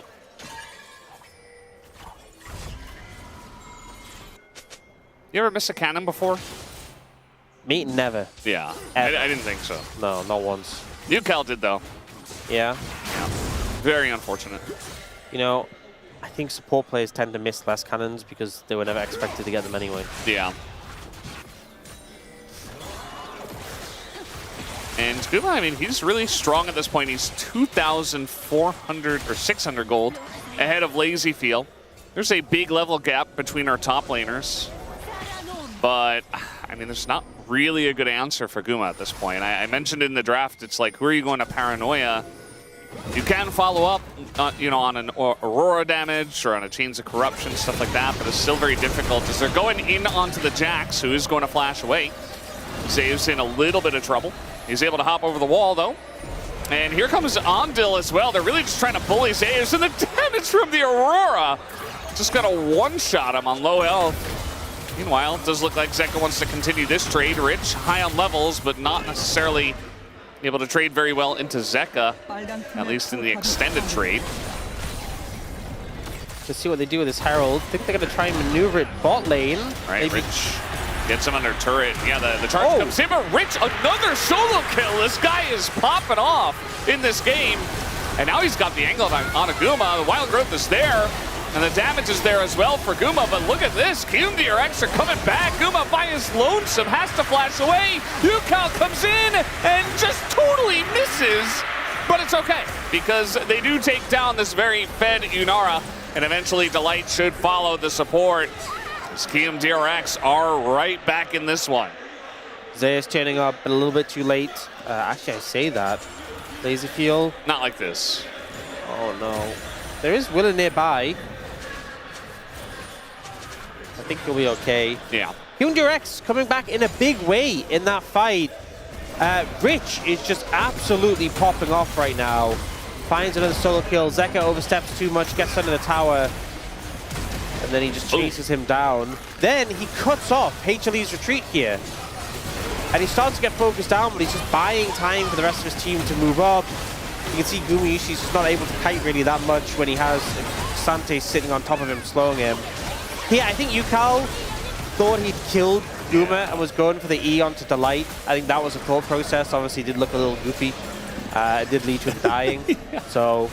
meanwhile, more action in this action game, and Lazy Field gets paranoid by the Silas. And now UCal by his lonesome on the top side of the fight. Guma, though, as well, is going to be taken down, as he was very aggressively pushing there with the rest of his team. Zeka trying to continue on this one, has the Lulu behind him, and they don't really have any damage, this trio. I mean, the Cassante does, but now Andil in a bit of trouble. He's going to be chunked down here by Zeka. Now Zeus with the follow-up. Wild Growth for the engage. And Willer, he's trying to get away, but they're just diving the base. They don't care at all. Because eventually, Delight does go down, but now the real threats, the Bruisers, the three of them of HLE are continuing on the push. Zeka on Silas, man, is something else. A pick he is very accomplished on, and just diving forward with reckless abandon, but just not even a chance for KMDX to shut him down. we see here ends up being a pretty unfortunate position for Laserfield. Playing Varus into this doesn't feel great. Gets chunked out by the Inara and then just exploded. And we see Willa diving in, clearing up Gumayushi, so both 80 carries are dead. But it's still a numbers advantage for HLE who pick up Yukal. And then we get this like really extended, drawn-out play.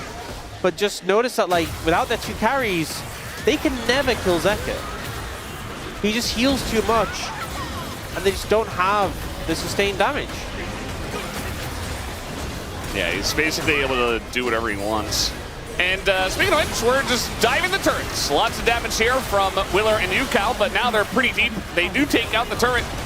But Rich trying to back off here. It's still a lot of damage. I mean, Zeka's trying to get on in there with that ultimate, but he's just able to dash away. They can't lock him down. They can't do much to him at all. Zeka is a raid boss with a wild growth, dashes in the floor, and just wipes the floor with them. Triple kill for Zeka and Hama Life Esports. They even got Zeus in the top lane pushing. Maybe even Yukal dies here just I think he will. Kanavi, okay?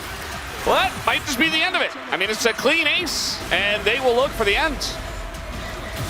It's a close back and forth game, but Zeka just locks in and says, you know what? I'm done with this. I am that guy. I am him. Closes out the game, closes out the series 2-1. The week after 21 games, and the crowd erupts for HLE. Tons of Hama Life Esports fans in Vietnam, as you guys can probably tell. And man, big win here in game number 3. Definitely a bit of a stumble in game 1, kind of caught by surprise. But KMDX went for an interesting draft. Didn't work out, but they come back immediately in games number 2 and number 3. And the fans are loving it here in Vietnam. They look so comfy up there on that stage. Hama Life Esports will continue, by the way, their winning streak, 10 in a row at the LCK in series, as they do finish up here at the home front at 11-1. And Ox is trying to write a checkbox into the Palm selection paper. I'm deliberating. This is a heavy, you wouldn't know. You don't get a vote, you wouldn't know. Yeah, it's a heavy decision. I wouldn't understand. No, you really wouldn't. Yeah. Gumi, you see that is going to earn some big cheers, as it feels like he is loving it. All of that attention from the fans. Yep, a player who has obviously played on a lot of big stages, and putting on a great performance today. I think we got our money's worth with the series. You know, I will say the drafts are a little bit one-sided in the first 2 games, but game 3 was hype. A hype slugfest between these 2 teams, and KMDX stepping up to be able to match the first place team in the LCK and making it an exciting series. Yeah, definitely some fun stuff tonight here in Vietnam. Very enjoyable. Love these home fronts, the home stands, the home grounds, whatever you want to call them, as you know, you just get all these fans into one gigantic arena, especially abroad as well, which is really cool to see the love for the LCK being shown outside of Korea. I mean, I said it before, we saw it in Hong Kong for the LCK Cup Finals. Now we see it in Hanoi. And here's to more in the future, hopefully, as the fans are so passionate here as well. Awesome to see. It looks like they've been having a great time. You know, I think enjoying the opportunity to watch the LCK in person. This was just a very HLE game. It was chaotic. There was a lot of fighting. And a lot of aggression. I think Rich had some great moments this game. Unfortunately, not enough for them to get the win. But looks like we will see both of his solo kills. Yeah. I mean, this was a big moment. I feel like KMDX got back in the game at this point, but yeah, couldn't stick the landing after this play. Just felt like the pressure built up and it hit tipping point. Yeah, Gumo is just so strong. You can see he goes pretty deep on this play, but he chunked out Lazy Field before the Paranoia. Yeah. He's kind of in an awkward spot, but he just knows that, you know, he did enough damage. He did his job. The bruisers are there to clean up. 오로라 뒤에 있다. 오로라 뒤에 있고 때문에. 미드. 나 그냥 3밀게. 빨렸다. 천천히 보자. Saying go for the fight. 가도 돼. 나 3밀 줘, 그냥. 뭐 안 해도 되긴 해. 나 안 좋아. 3밀게. 진짜 살만한데 이거? 싸움 너무. 가져. 사태. 나 준비했어. 나 죽었다. 자, 보자. 가왔어요. Zeka is just crazy here. Yeah. Zeus in the middle of the team fight. He's like, I'm gonna push top. I'm gonna push top, guys.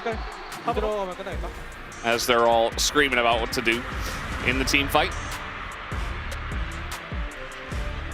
It's gonna be easy with the big numbers. I mean, 1,000 DPM.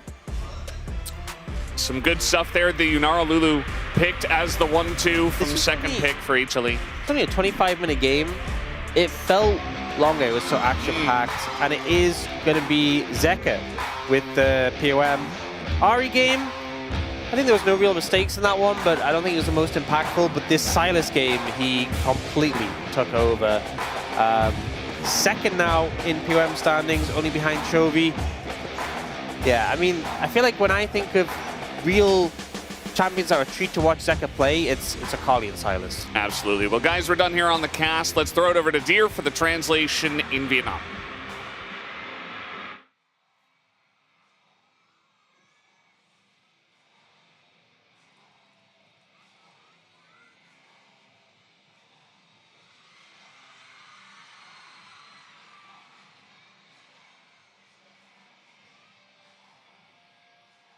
Các bạn khán giả thân mến, như vậy là sau 3 ván đấu căng thẳng thì Hanwha Sport đã có cuộc lội ngược dòng và giành thắng lợi với tỷ số 2-1. Và giờ đây chúng tôi sẽ được đến với phần phỏng vấn sau trận đấu với tuyển thủ đạt được danh hiệu người chơi xuất sắc nhất ở trận đấu vừa rồi. Đầu tiên thì bạn có thể giới thiệu bản thân mình và gửi lời chào tới các bạn khán giả được không ạ? 최강 선수 안녕하세요. 먼저 자기소개라고 인사 한마디 부탁드립니다. 다시 자기소개하고 인사 한마디 부탁드립니다. 네, 안녕하세요. 저는 하나생명 e스포츠에서 미드를 맡고 있는 제카라고 합니다. 감사합니다. Xin chào tất cả các bạn, tôi là người đi chơi đường giữa của Hanwha Esports JK. Thank you very much, guys. This is Deer for the POM interview translation, joined by Zeka on the side of Hana Life Esports. I'm Zeka, the mid laner of Hana Life Esports. Hanwha Esports và cả KMDX đến thi đấu tại Việt Nam.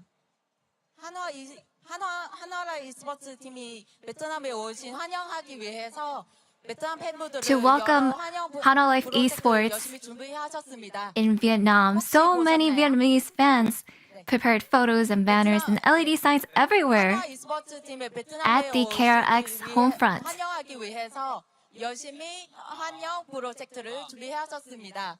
혹시 보셨나요? 혹시 보셨다면 어떤 마음인지 궁금합니다. Did you see them all? How do you feel?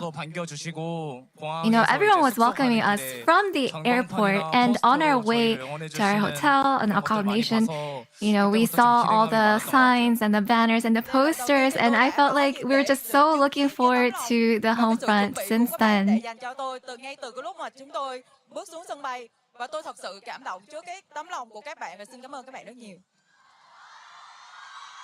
Cảm ơn chia sẻ của tuyển thủ, và chúng tôi cũng muốn gửi lời cảm ơn đến cả hai đội đã cống hiến cho chúng ta một cặp BO3 vô cùng đặc sắc. Vậy thì khi mà có được chiến thắng chung cuộc ở trong cặp đấu này, tuyển thủ cảm thấy như thế nào?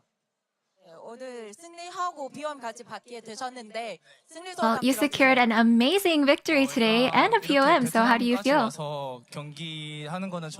We came all the way to Vietnam to play on stage, and that's the first time that we get to have this kind of experience. And just having all the fans support us and, you know, send us so much energy, it just feels so amazing. And on top of that, it's cherry on top that I was able to get a POM. và tôi lại còn nhận được POM nữa nên tôi cảm thấy rất là tuyệt vời ạ. Tiếp theo là câu hỏi về lựa chọn của các bạn ở trong game đấu đầu tiên, đó là Tristana đường trên. Vậy thì sau ván đấu đó các bạn đã có những cái đánh giá như thế nào về cái lựa chọn này ạ? 1세트에서 트타라는 선택을 하셨는데 In game 1, you picked Tristana in the top side. So 지기는 했는데 이제 can you walk us through this pick? 해줄 역할은 다 Yeah, 해준 것 같고 we actually lost that game, but Zeus actually was able to carry out his role as a Tristana, and he's actually really good at and proficient at playing Tristana, so that's why we went with that pick. Tuy nhiên ở ngày hôm nay thì đối thủ của chúng tôi đã có mặt mày trình diễn tốt hơn ở ván 1 cho nên là họ đã giành chiến thắng. Vậy thì câu hỏi tiếp theo sẽ là dành cho bạn và vị tướng của bạn. Bạn đánh giá như thế nào về màn trình diễn cá nhân của mình với lựa chọn tủ Silas ở trong ván đấu quyết định ạ? 3세트에서 사일러스를 선택하셨는데 And in game 3, you picked Silas. So how would you rate yourself on how you performed with Silas today? You know, I made a single mistake. So if I take that aside, I feel like I would give myself a 9 out of 10. Vậy thì trước khi mà chúng ta kết thúc phần phỏng vấn ở đây thì tuyển thủ Zeka có lời nào muốn gửi đến các bạn khán giả ở Việt Nam hay không ạ? 인터뷰를 마무리 전에 혹시 베트남 팬분들께 And as we close out the interview, anything you'd like to say to the Vietnamese fans? 초청해주신 이제 KRX 구단에도 너무 감사드리고. You know, I would like to send my gratitude to KMDX for the invitation for this amazing stage. And I'm just really grateful that everyone was here just sending us really good energy and watching over us and all the reactions. And even those who are watching in Korea, all the fans over there, thank you as well. I feel like I made such great memories and I'm really grateful for everything. Chúng tôi rất là mong là các bạn sẽ tiếp tục ủng hộ cho đội tuyển và tôi cảm thấy rất là nhẹ nhõm khi các bạn đã có một khoảng thời gian thật là đẹp trong ngày hôm nay. Xin cảm ơn các bạn. Xin cảm ơn tuyển thủ Zeka đã tham gia phần phỏng vấn này cùng với chúng tôi. Một lần nữa xin chúc mừng cho chiếc POM của tuyển thủ Zeka và chúc mừng Congratulations once again for that win, Hana Life Esports, and that's all from Zeka. And back to the space. Thank you. Thank you so much, dear Yaya, as it is a victory here for Hanwha Life Esports. They had to do it the hard way, but they definitely did it the cinematic way. They keep going with their winning ways here. It was Zeka winning the POM. Deservedly so. I think there's a couple ways you could have gone with that one, but Zeka having himself a great game. It was 6 out of 13. Mostly through the midline voters. They won. Those ones were won over. I think there are 3 clear candidates, and all 3 of them are represented in this list, right? I think Guma had an amazing series, was set up for success. Obviously, Zeka in both wins had super high impact. Game 1, I know Hanwha had a weird one there. We can forgive that. But obviously, the Kanavi plays were what really was the glue that tied it together in Game 2, especially, but had a decent performance on the Pantheon as well. Yeah, I mean, I also respect the Guma votes here, even though I voted for Zeka. I think he got gamped a lot, you know, but I think the impact that he had for the late game was like strong enough. And I mean, he's vibing, you know, like all I saw is Zeka having fun with his iconic champions, you know, like all the millies. And like he's going in, he's out, like maybe you enjoyed enough. And also like the HLE players, especially Zeka, he was vibing for sure.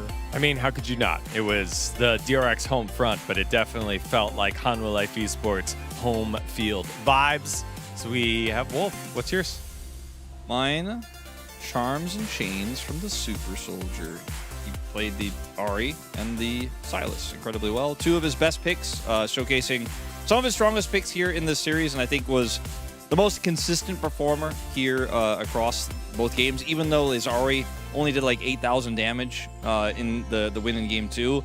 His rooms were so quintessential for them actually winning the game and shutting down LazyField on the bottom side. Yeah, the TP to the bottom side really got the ball rolling there for the rest of Hanwha Life in game number 2, that crucial game they needed.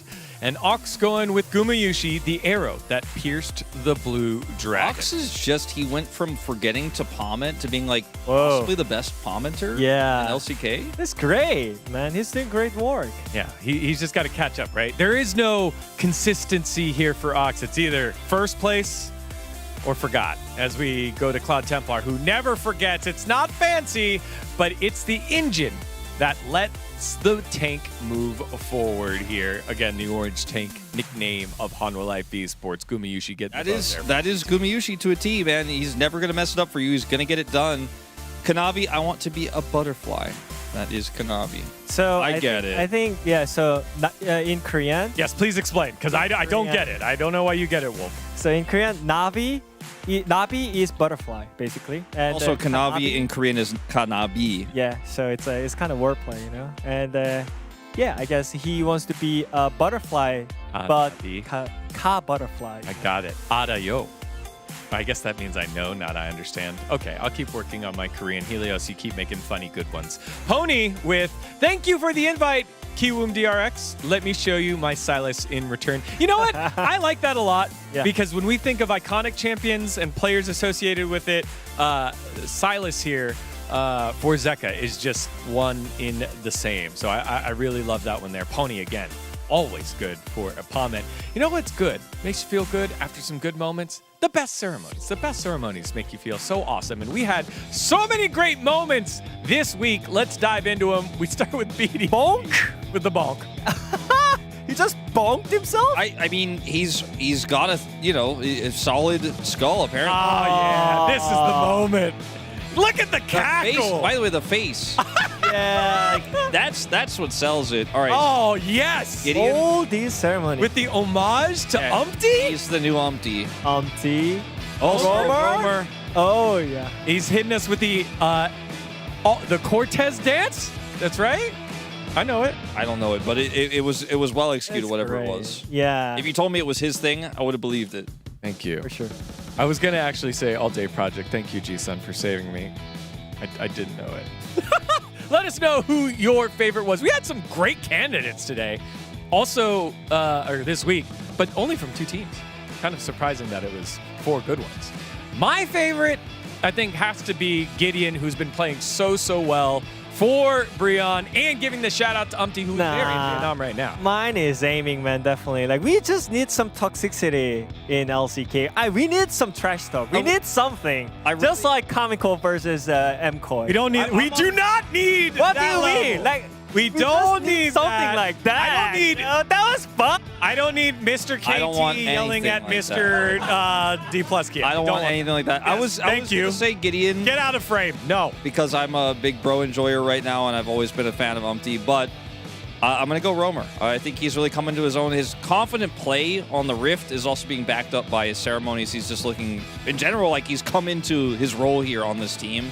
So I'm very happy to see him kind of relax a little bit now that the pressure's off. A lot of OK bros in the chat. Some alien dance, so letting us know which bro it is. Aiming, okay, a couple aiming. It was a good week. I thought we told him to turn that off, save energy. No, come on. No, that's not one of the ceremonies, is it? That's not one of the ceremonies. Like last time Guma won POM and we had this conversation, that was just Hanwha's last match. It was just a few days ago. We have to stay connected when we're doing the road shows, you know? No. Oh, yeah. Here we go Don't again. need that. Put that away. To be fair, Hanwha Life Esports definitely didn't save energy today. They did not. They went to 3. It was chaotic. It went way longer than I think most expected. Yeah, their longest streak in the league was potentially in peril there, but they end up pulling it off here. 10 games in a row for Hanwha Life Esports. Series. It keeps them 2 series ahead of Genji and KT. It feels a little bit more attainable first place if they lost today. Just having that 1 extra series means just 1 slip up means that they can catch you. Now you have a little bit of extra wiggle room, so I think this is really important for Hanwha. Like, one of your weakest strength of schedule opponents in KMDX, to lose there would have felt really rough, because then, like I said, I don't think Genji, KT, or T1 probably lose that matchup. Yeah, a little bit oopsie from HLE, but I mean, I'm still pretty happy what the KMDX is doing right now. I think currently their performance, even though they have a 2 games losing streak, I feel like since Yukali is back, I think they have some winning plans here. I don't know what you guys are talking about. I think the big one is the bros are in touching distance of the legend group. They're going to bring the cinema. Not mathematically eliminated. No, they are not. No one is right now. By the way, at Week 7's matchups. Look at their schedule. This bros? week, it's another Bro 2-0 week. Whoa. Oh, man. Against Also, DNS and KMDX. Been a little while. Genji T1 Saturday Showdown. That's pretty epic. Right now with their current form. Excuse me, sir. There's another matchup after the Saturday Showdown. We've got the Saturday Beatdown between B&K KRX and Nongshim. The trade that changed the LCK in 2026 will be on full display there after the Saturday Showdown. That is pretty epic. We also have challengers. Chronicler's still not co-streaming it for some reason. I've been waiting, trying to see it, but That's a shame. Mauhaus. I called out Mauhaus. Apparently, according to Jason, almost as fake as Digon. Okay. All right. All right. All right. Chat. Time to get real. I'm not fake. I'm real. I'm a bro-lever. A true blue bro-lever. I voted for them. He didn't vote for bro when they play with KT, so I don't trust that. But I was happy to be wrong. You know what? Sometimes you make mistakes. I won't make mistakes next week for the bro votes. On behalf of everyone here at the LCK, save energy, take care, and be here for next week. Bye-bye! I'm turning off my iPad now. We're going to turn off the mics. I'm going to keep talking until the mics turn off because obviously we need to save energy.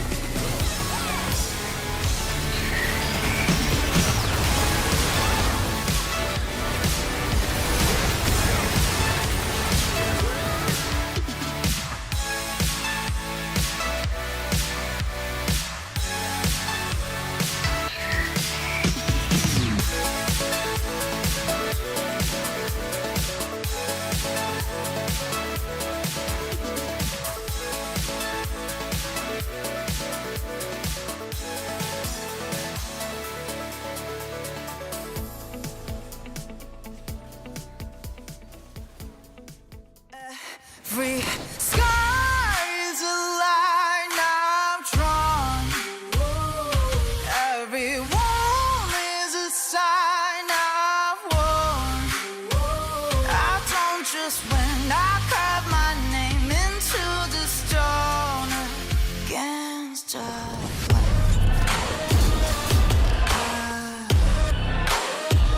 I don't just win, I live my mark into the stone.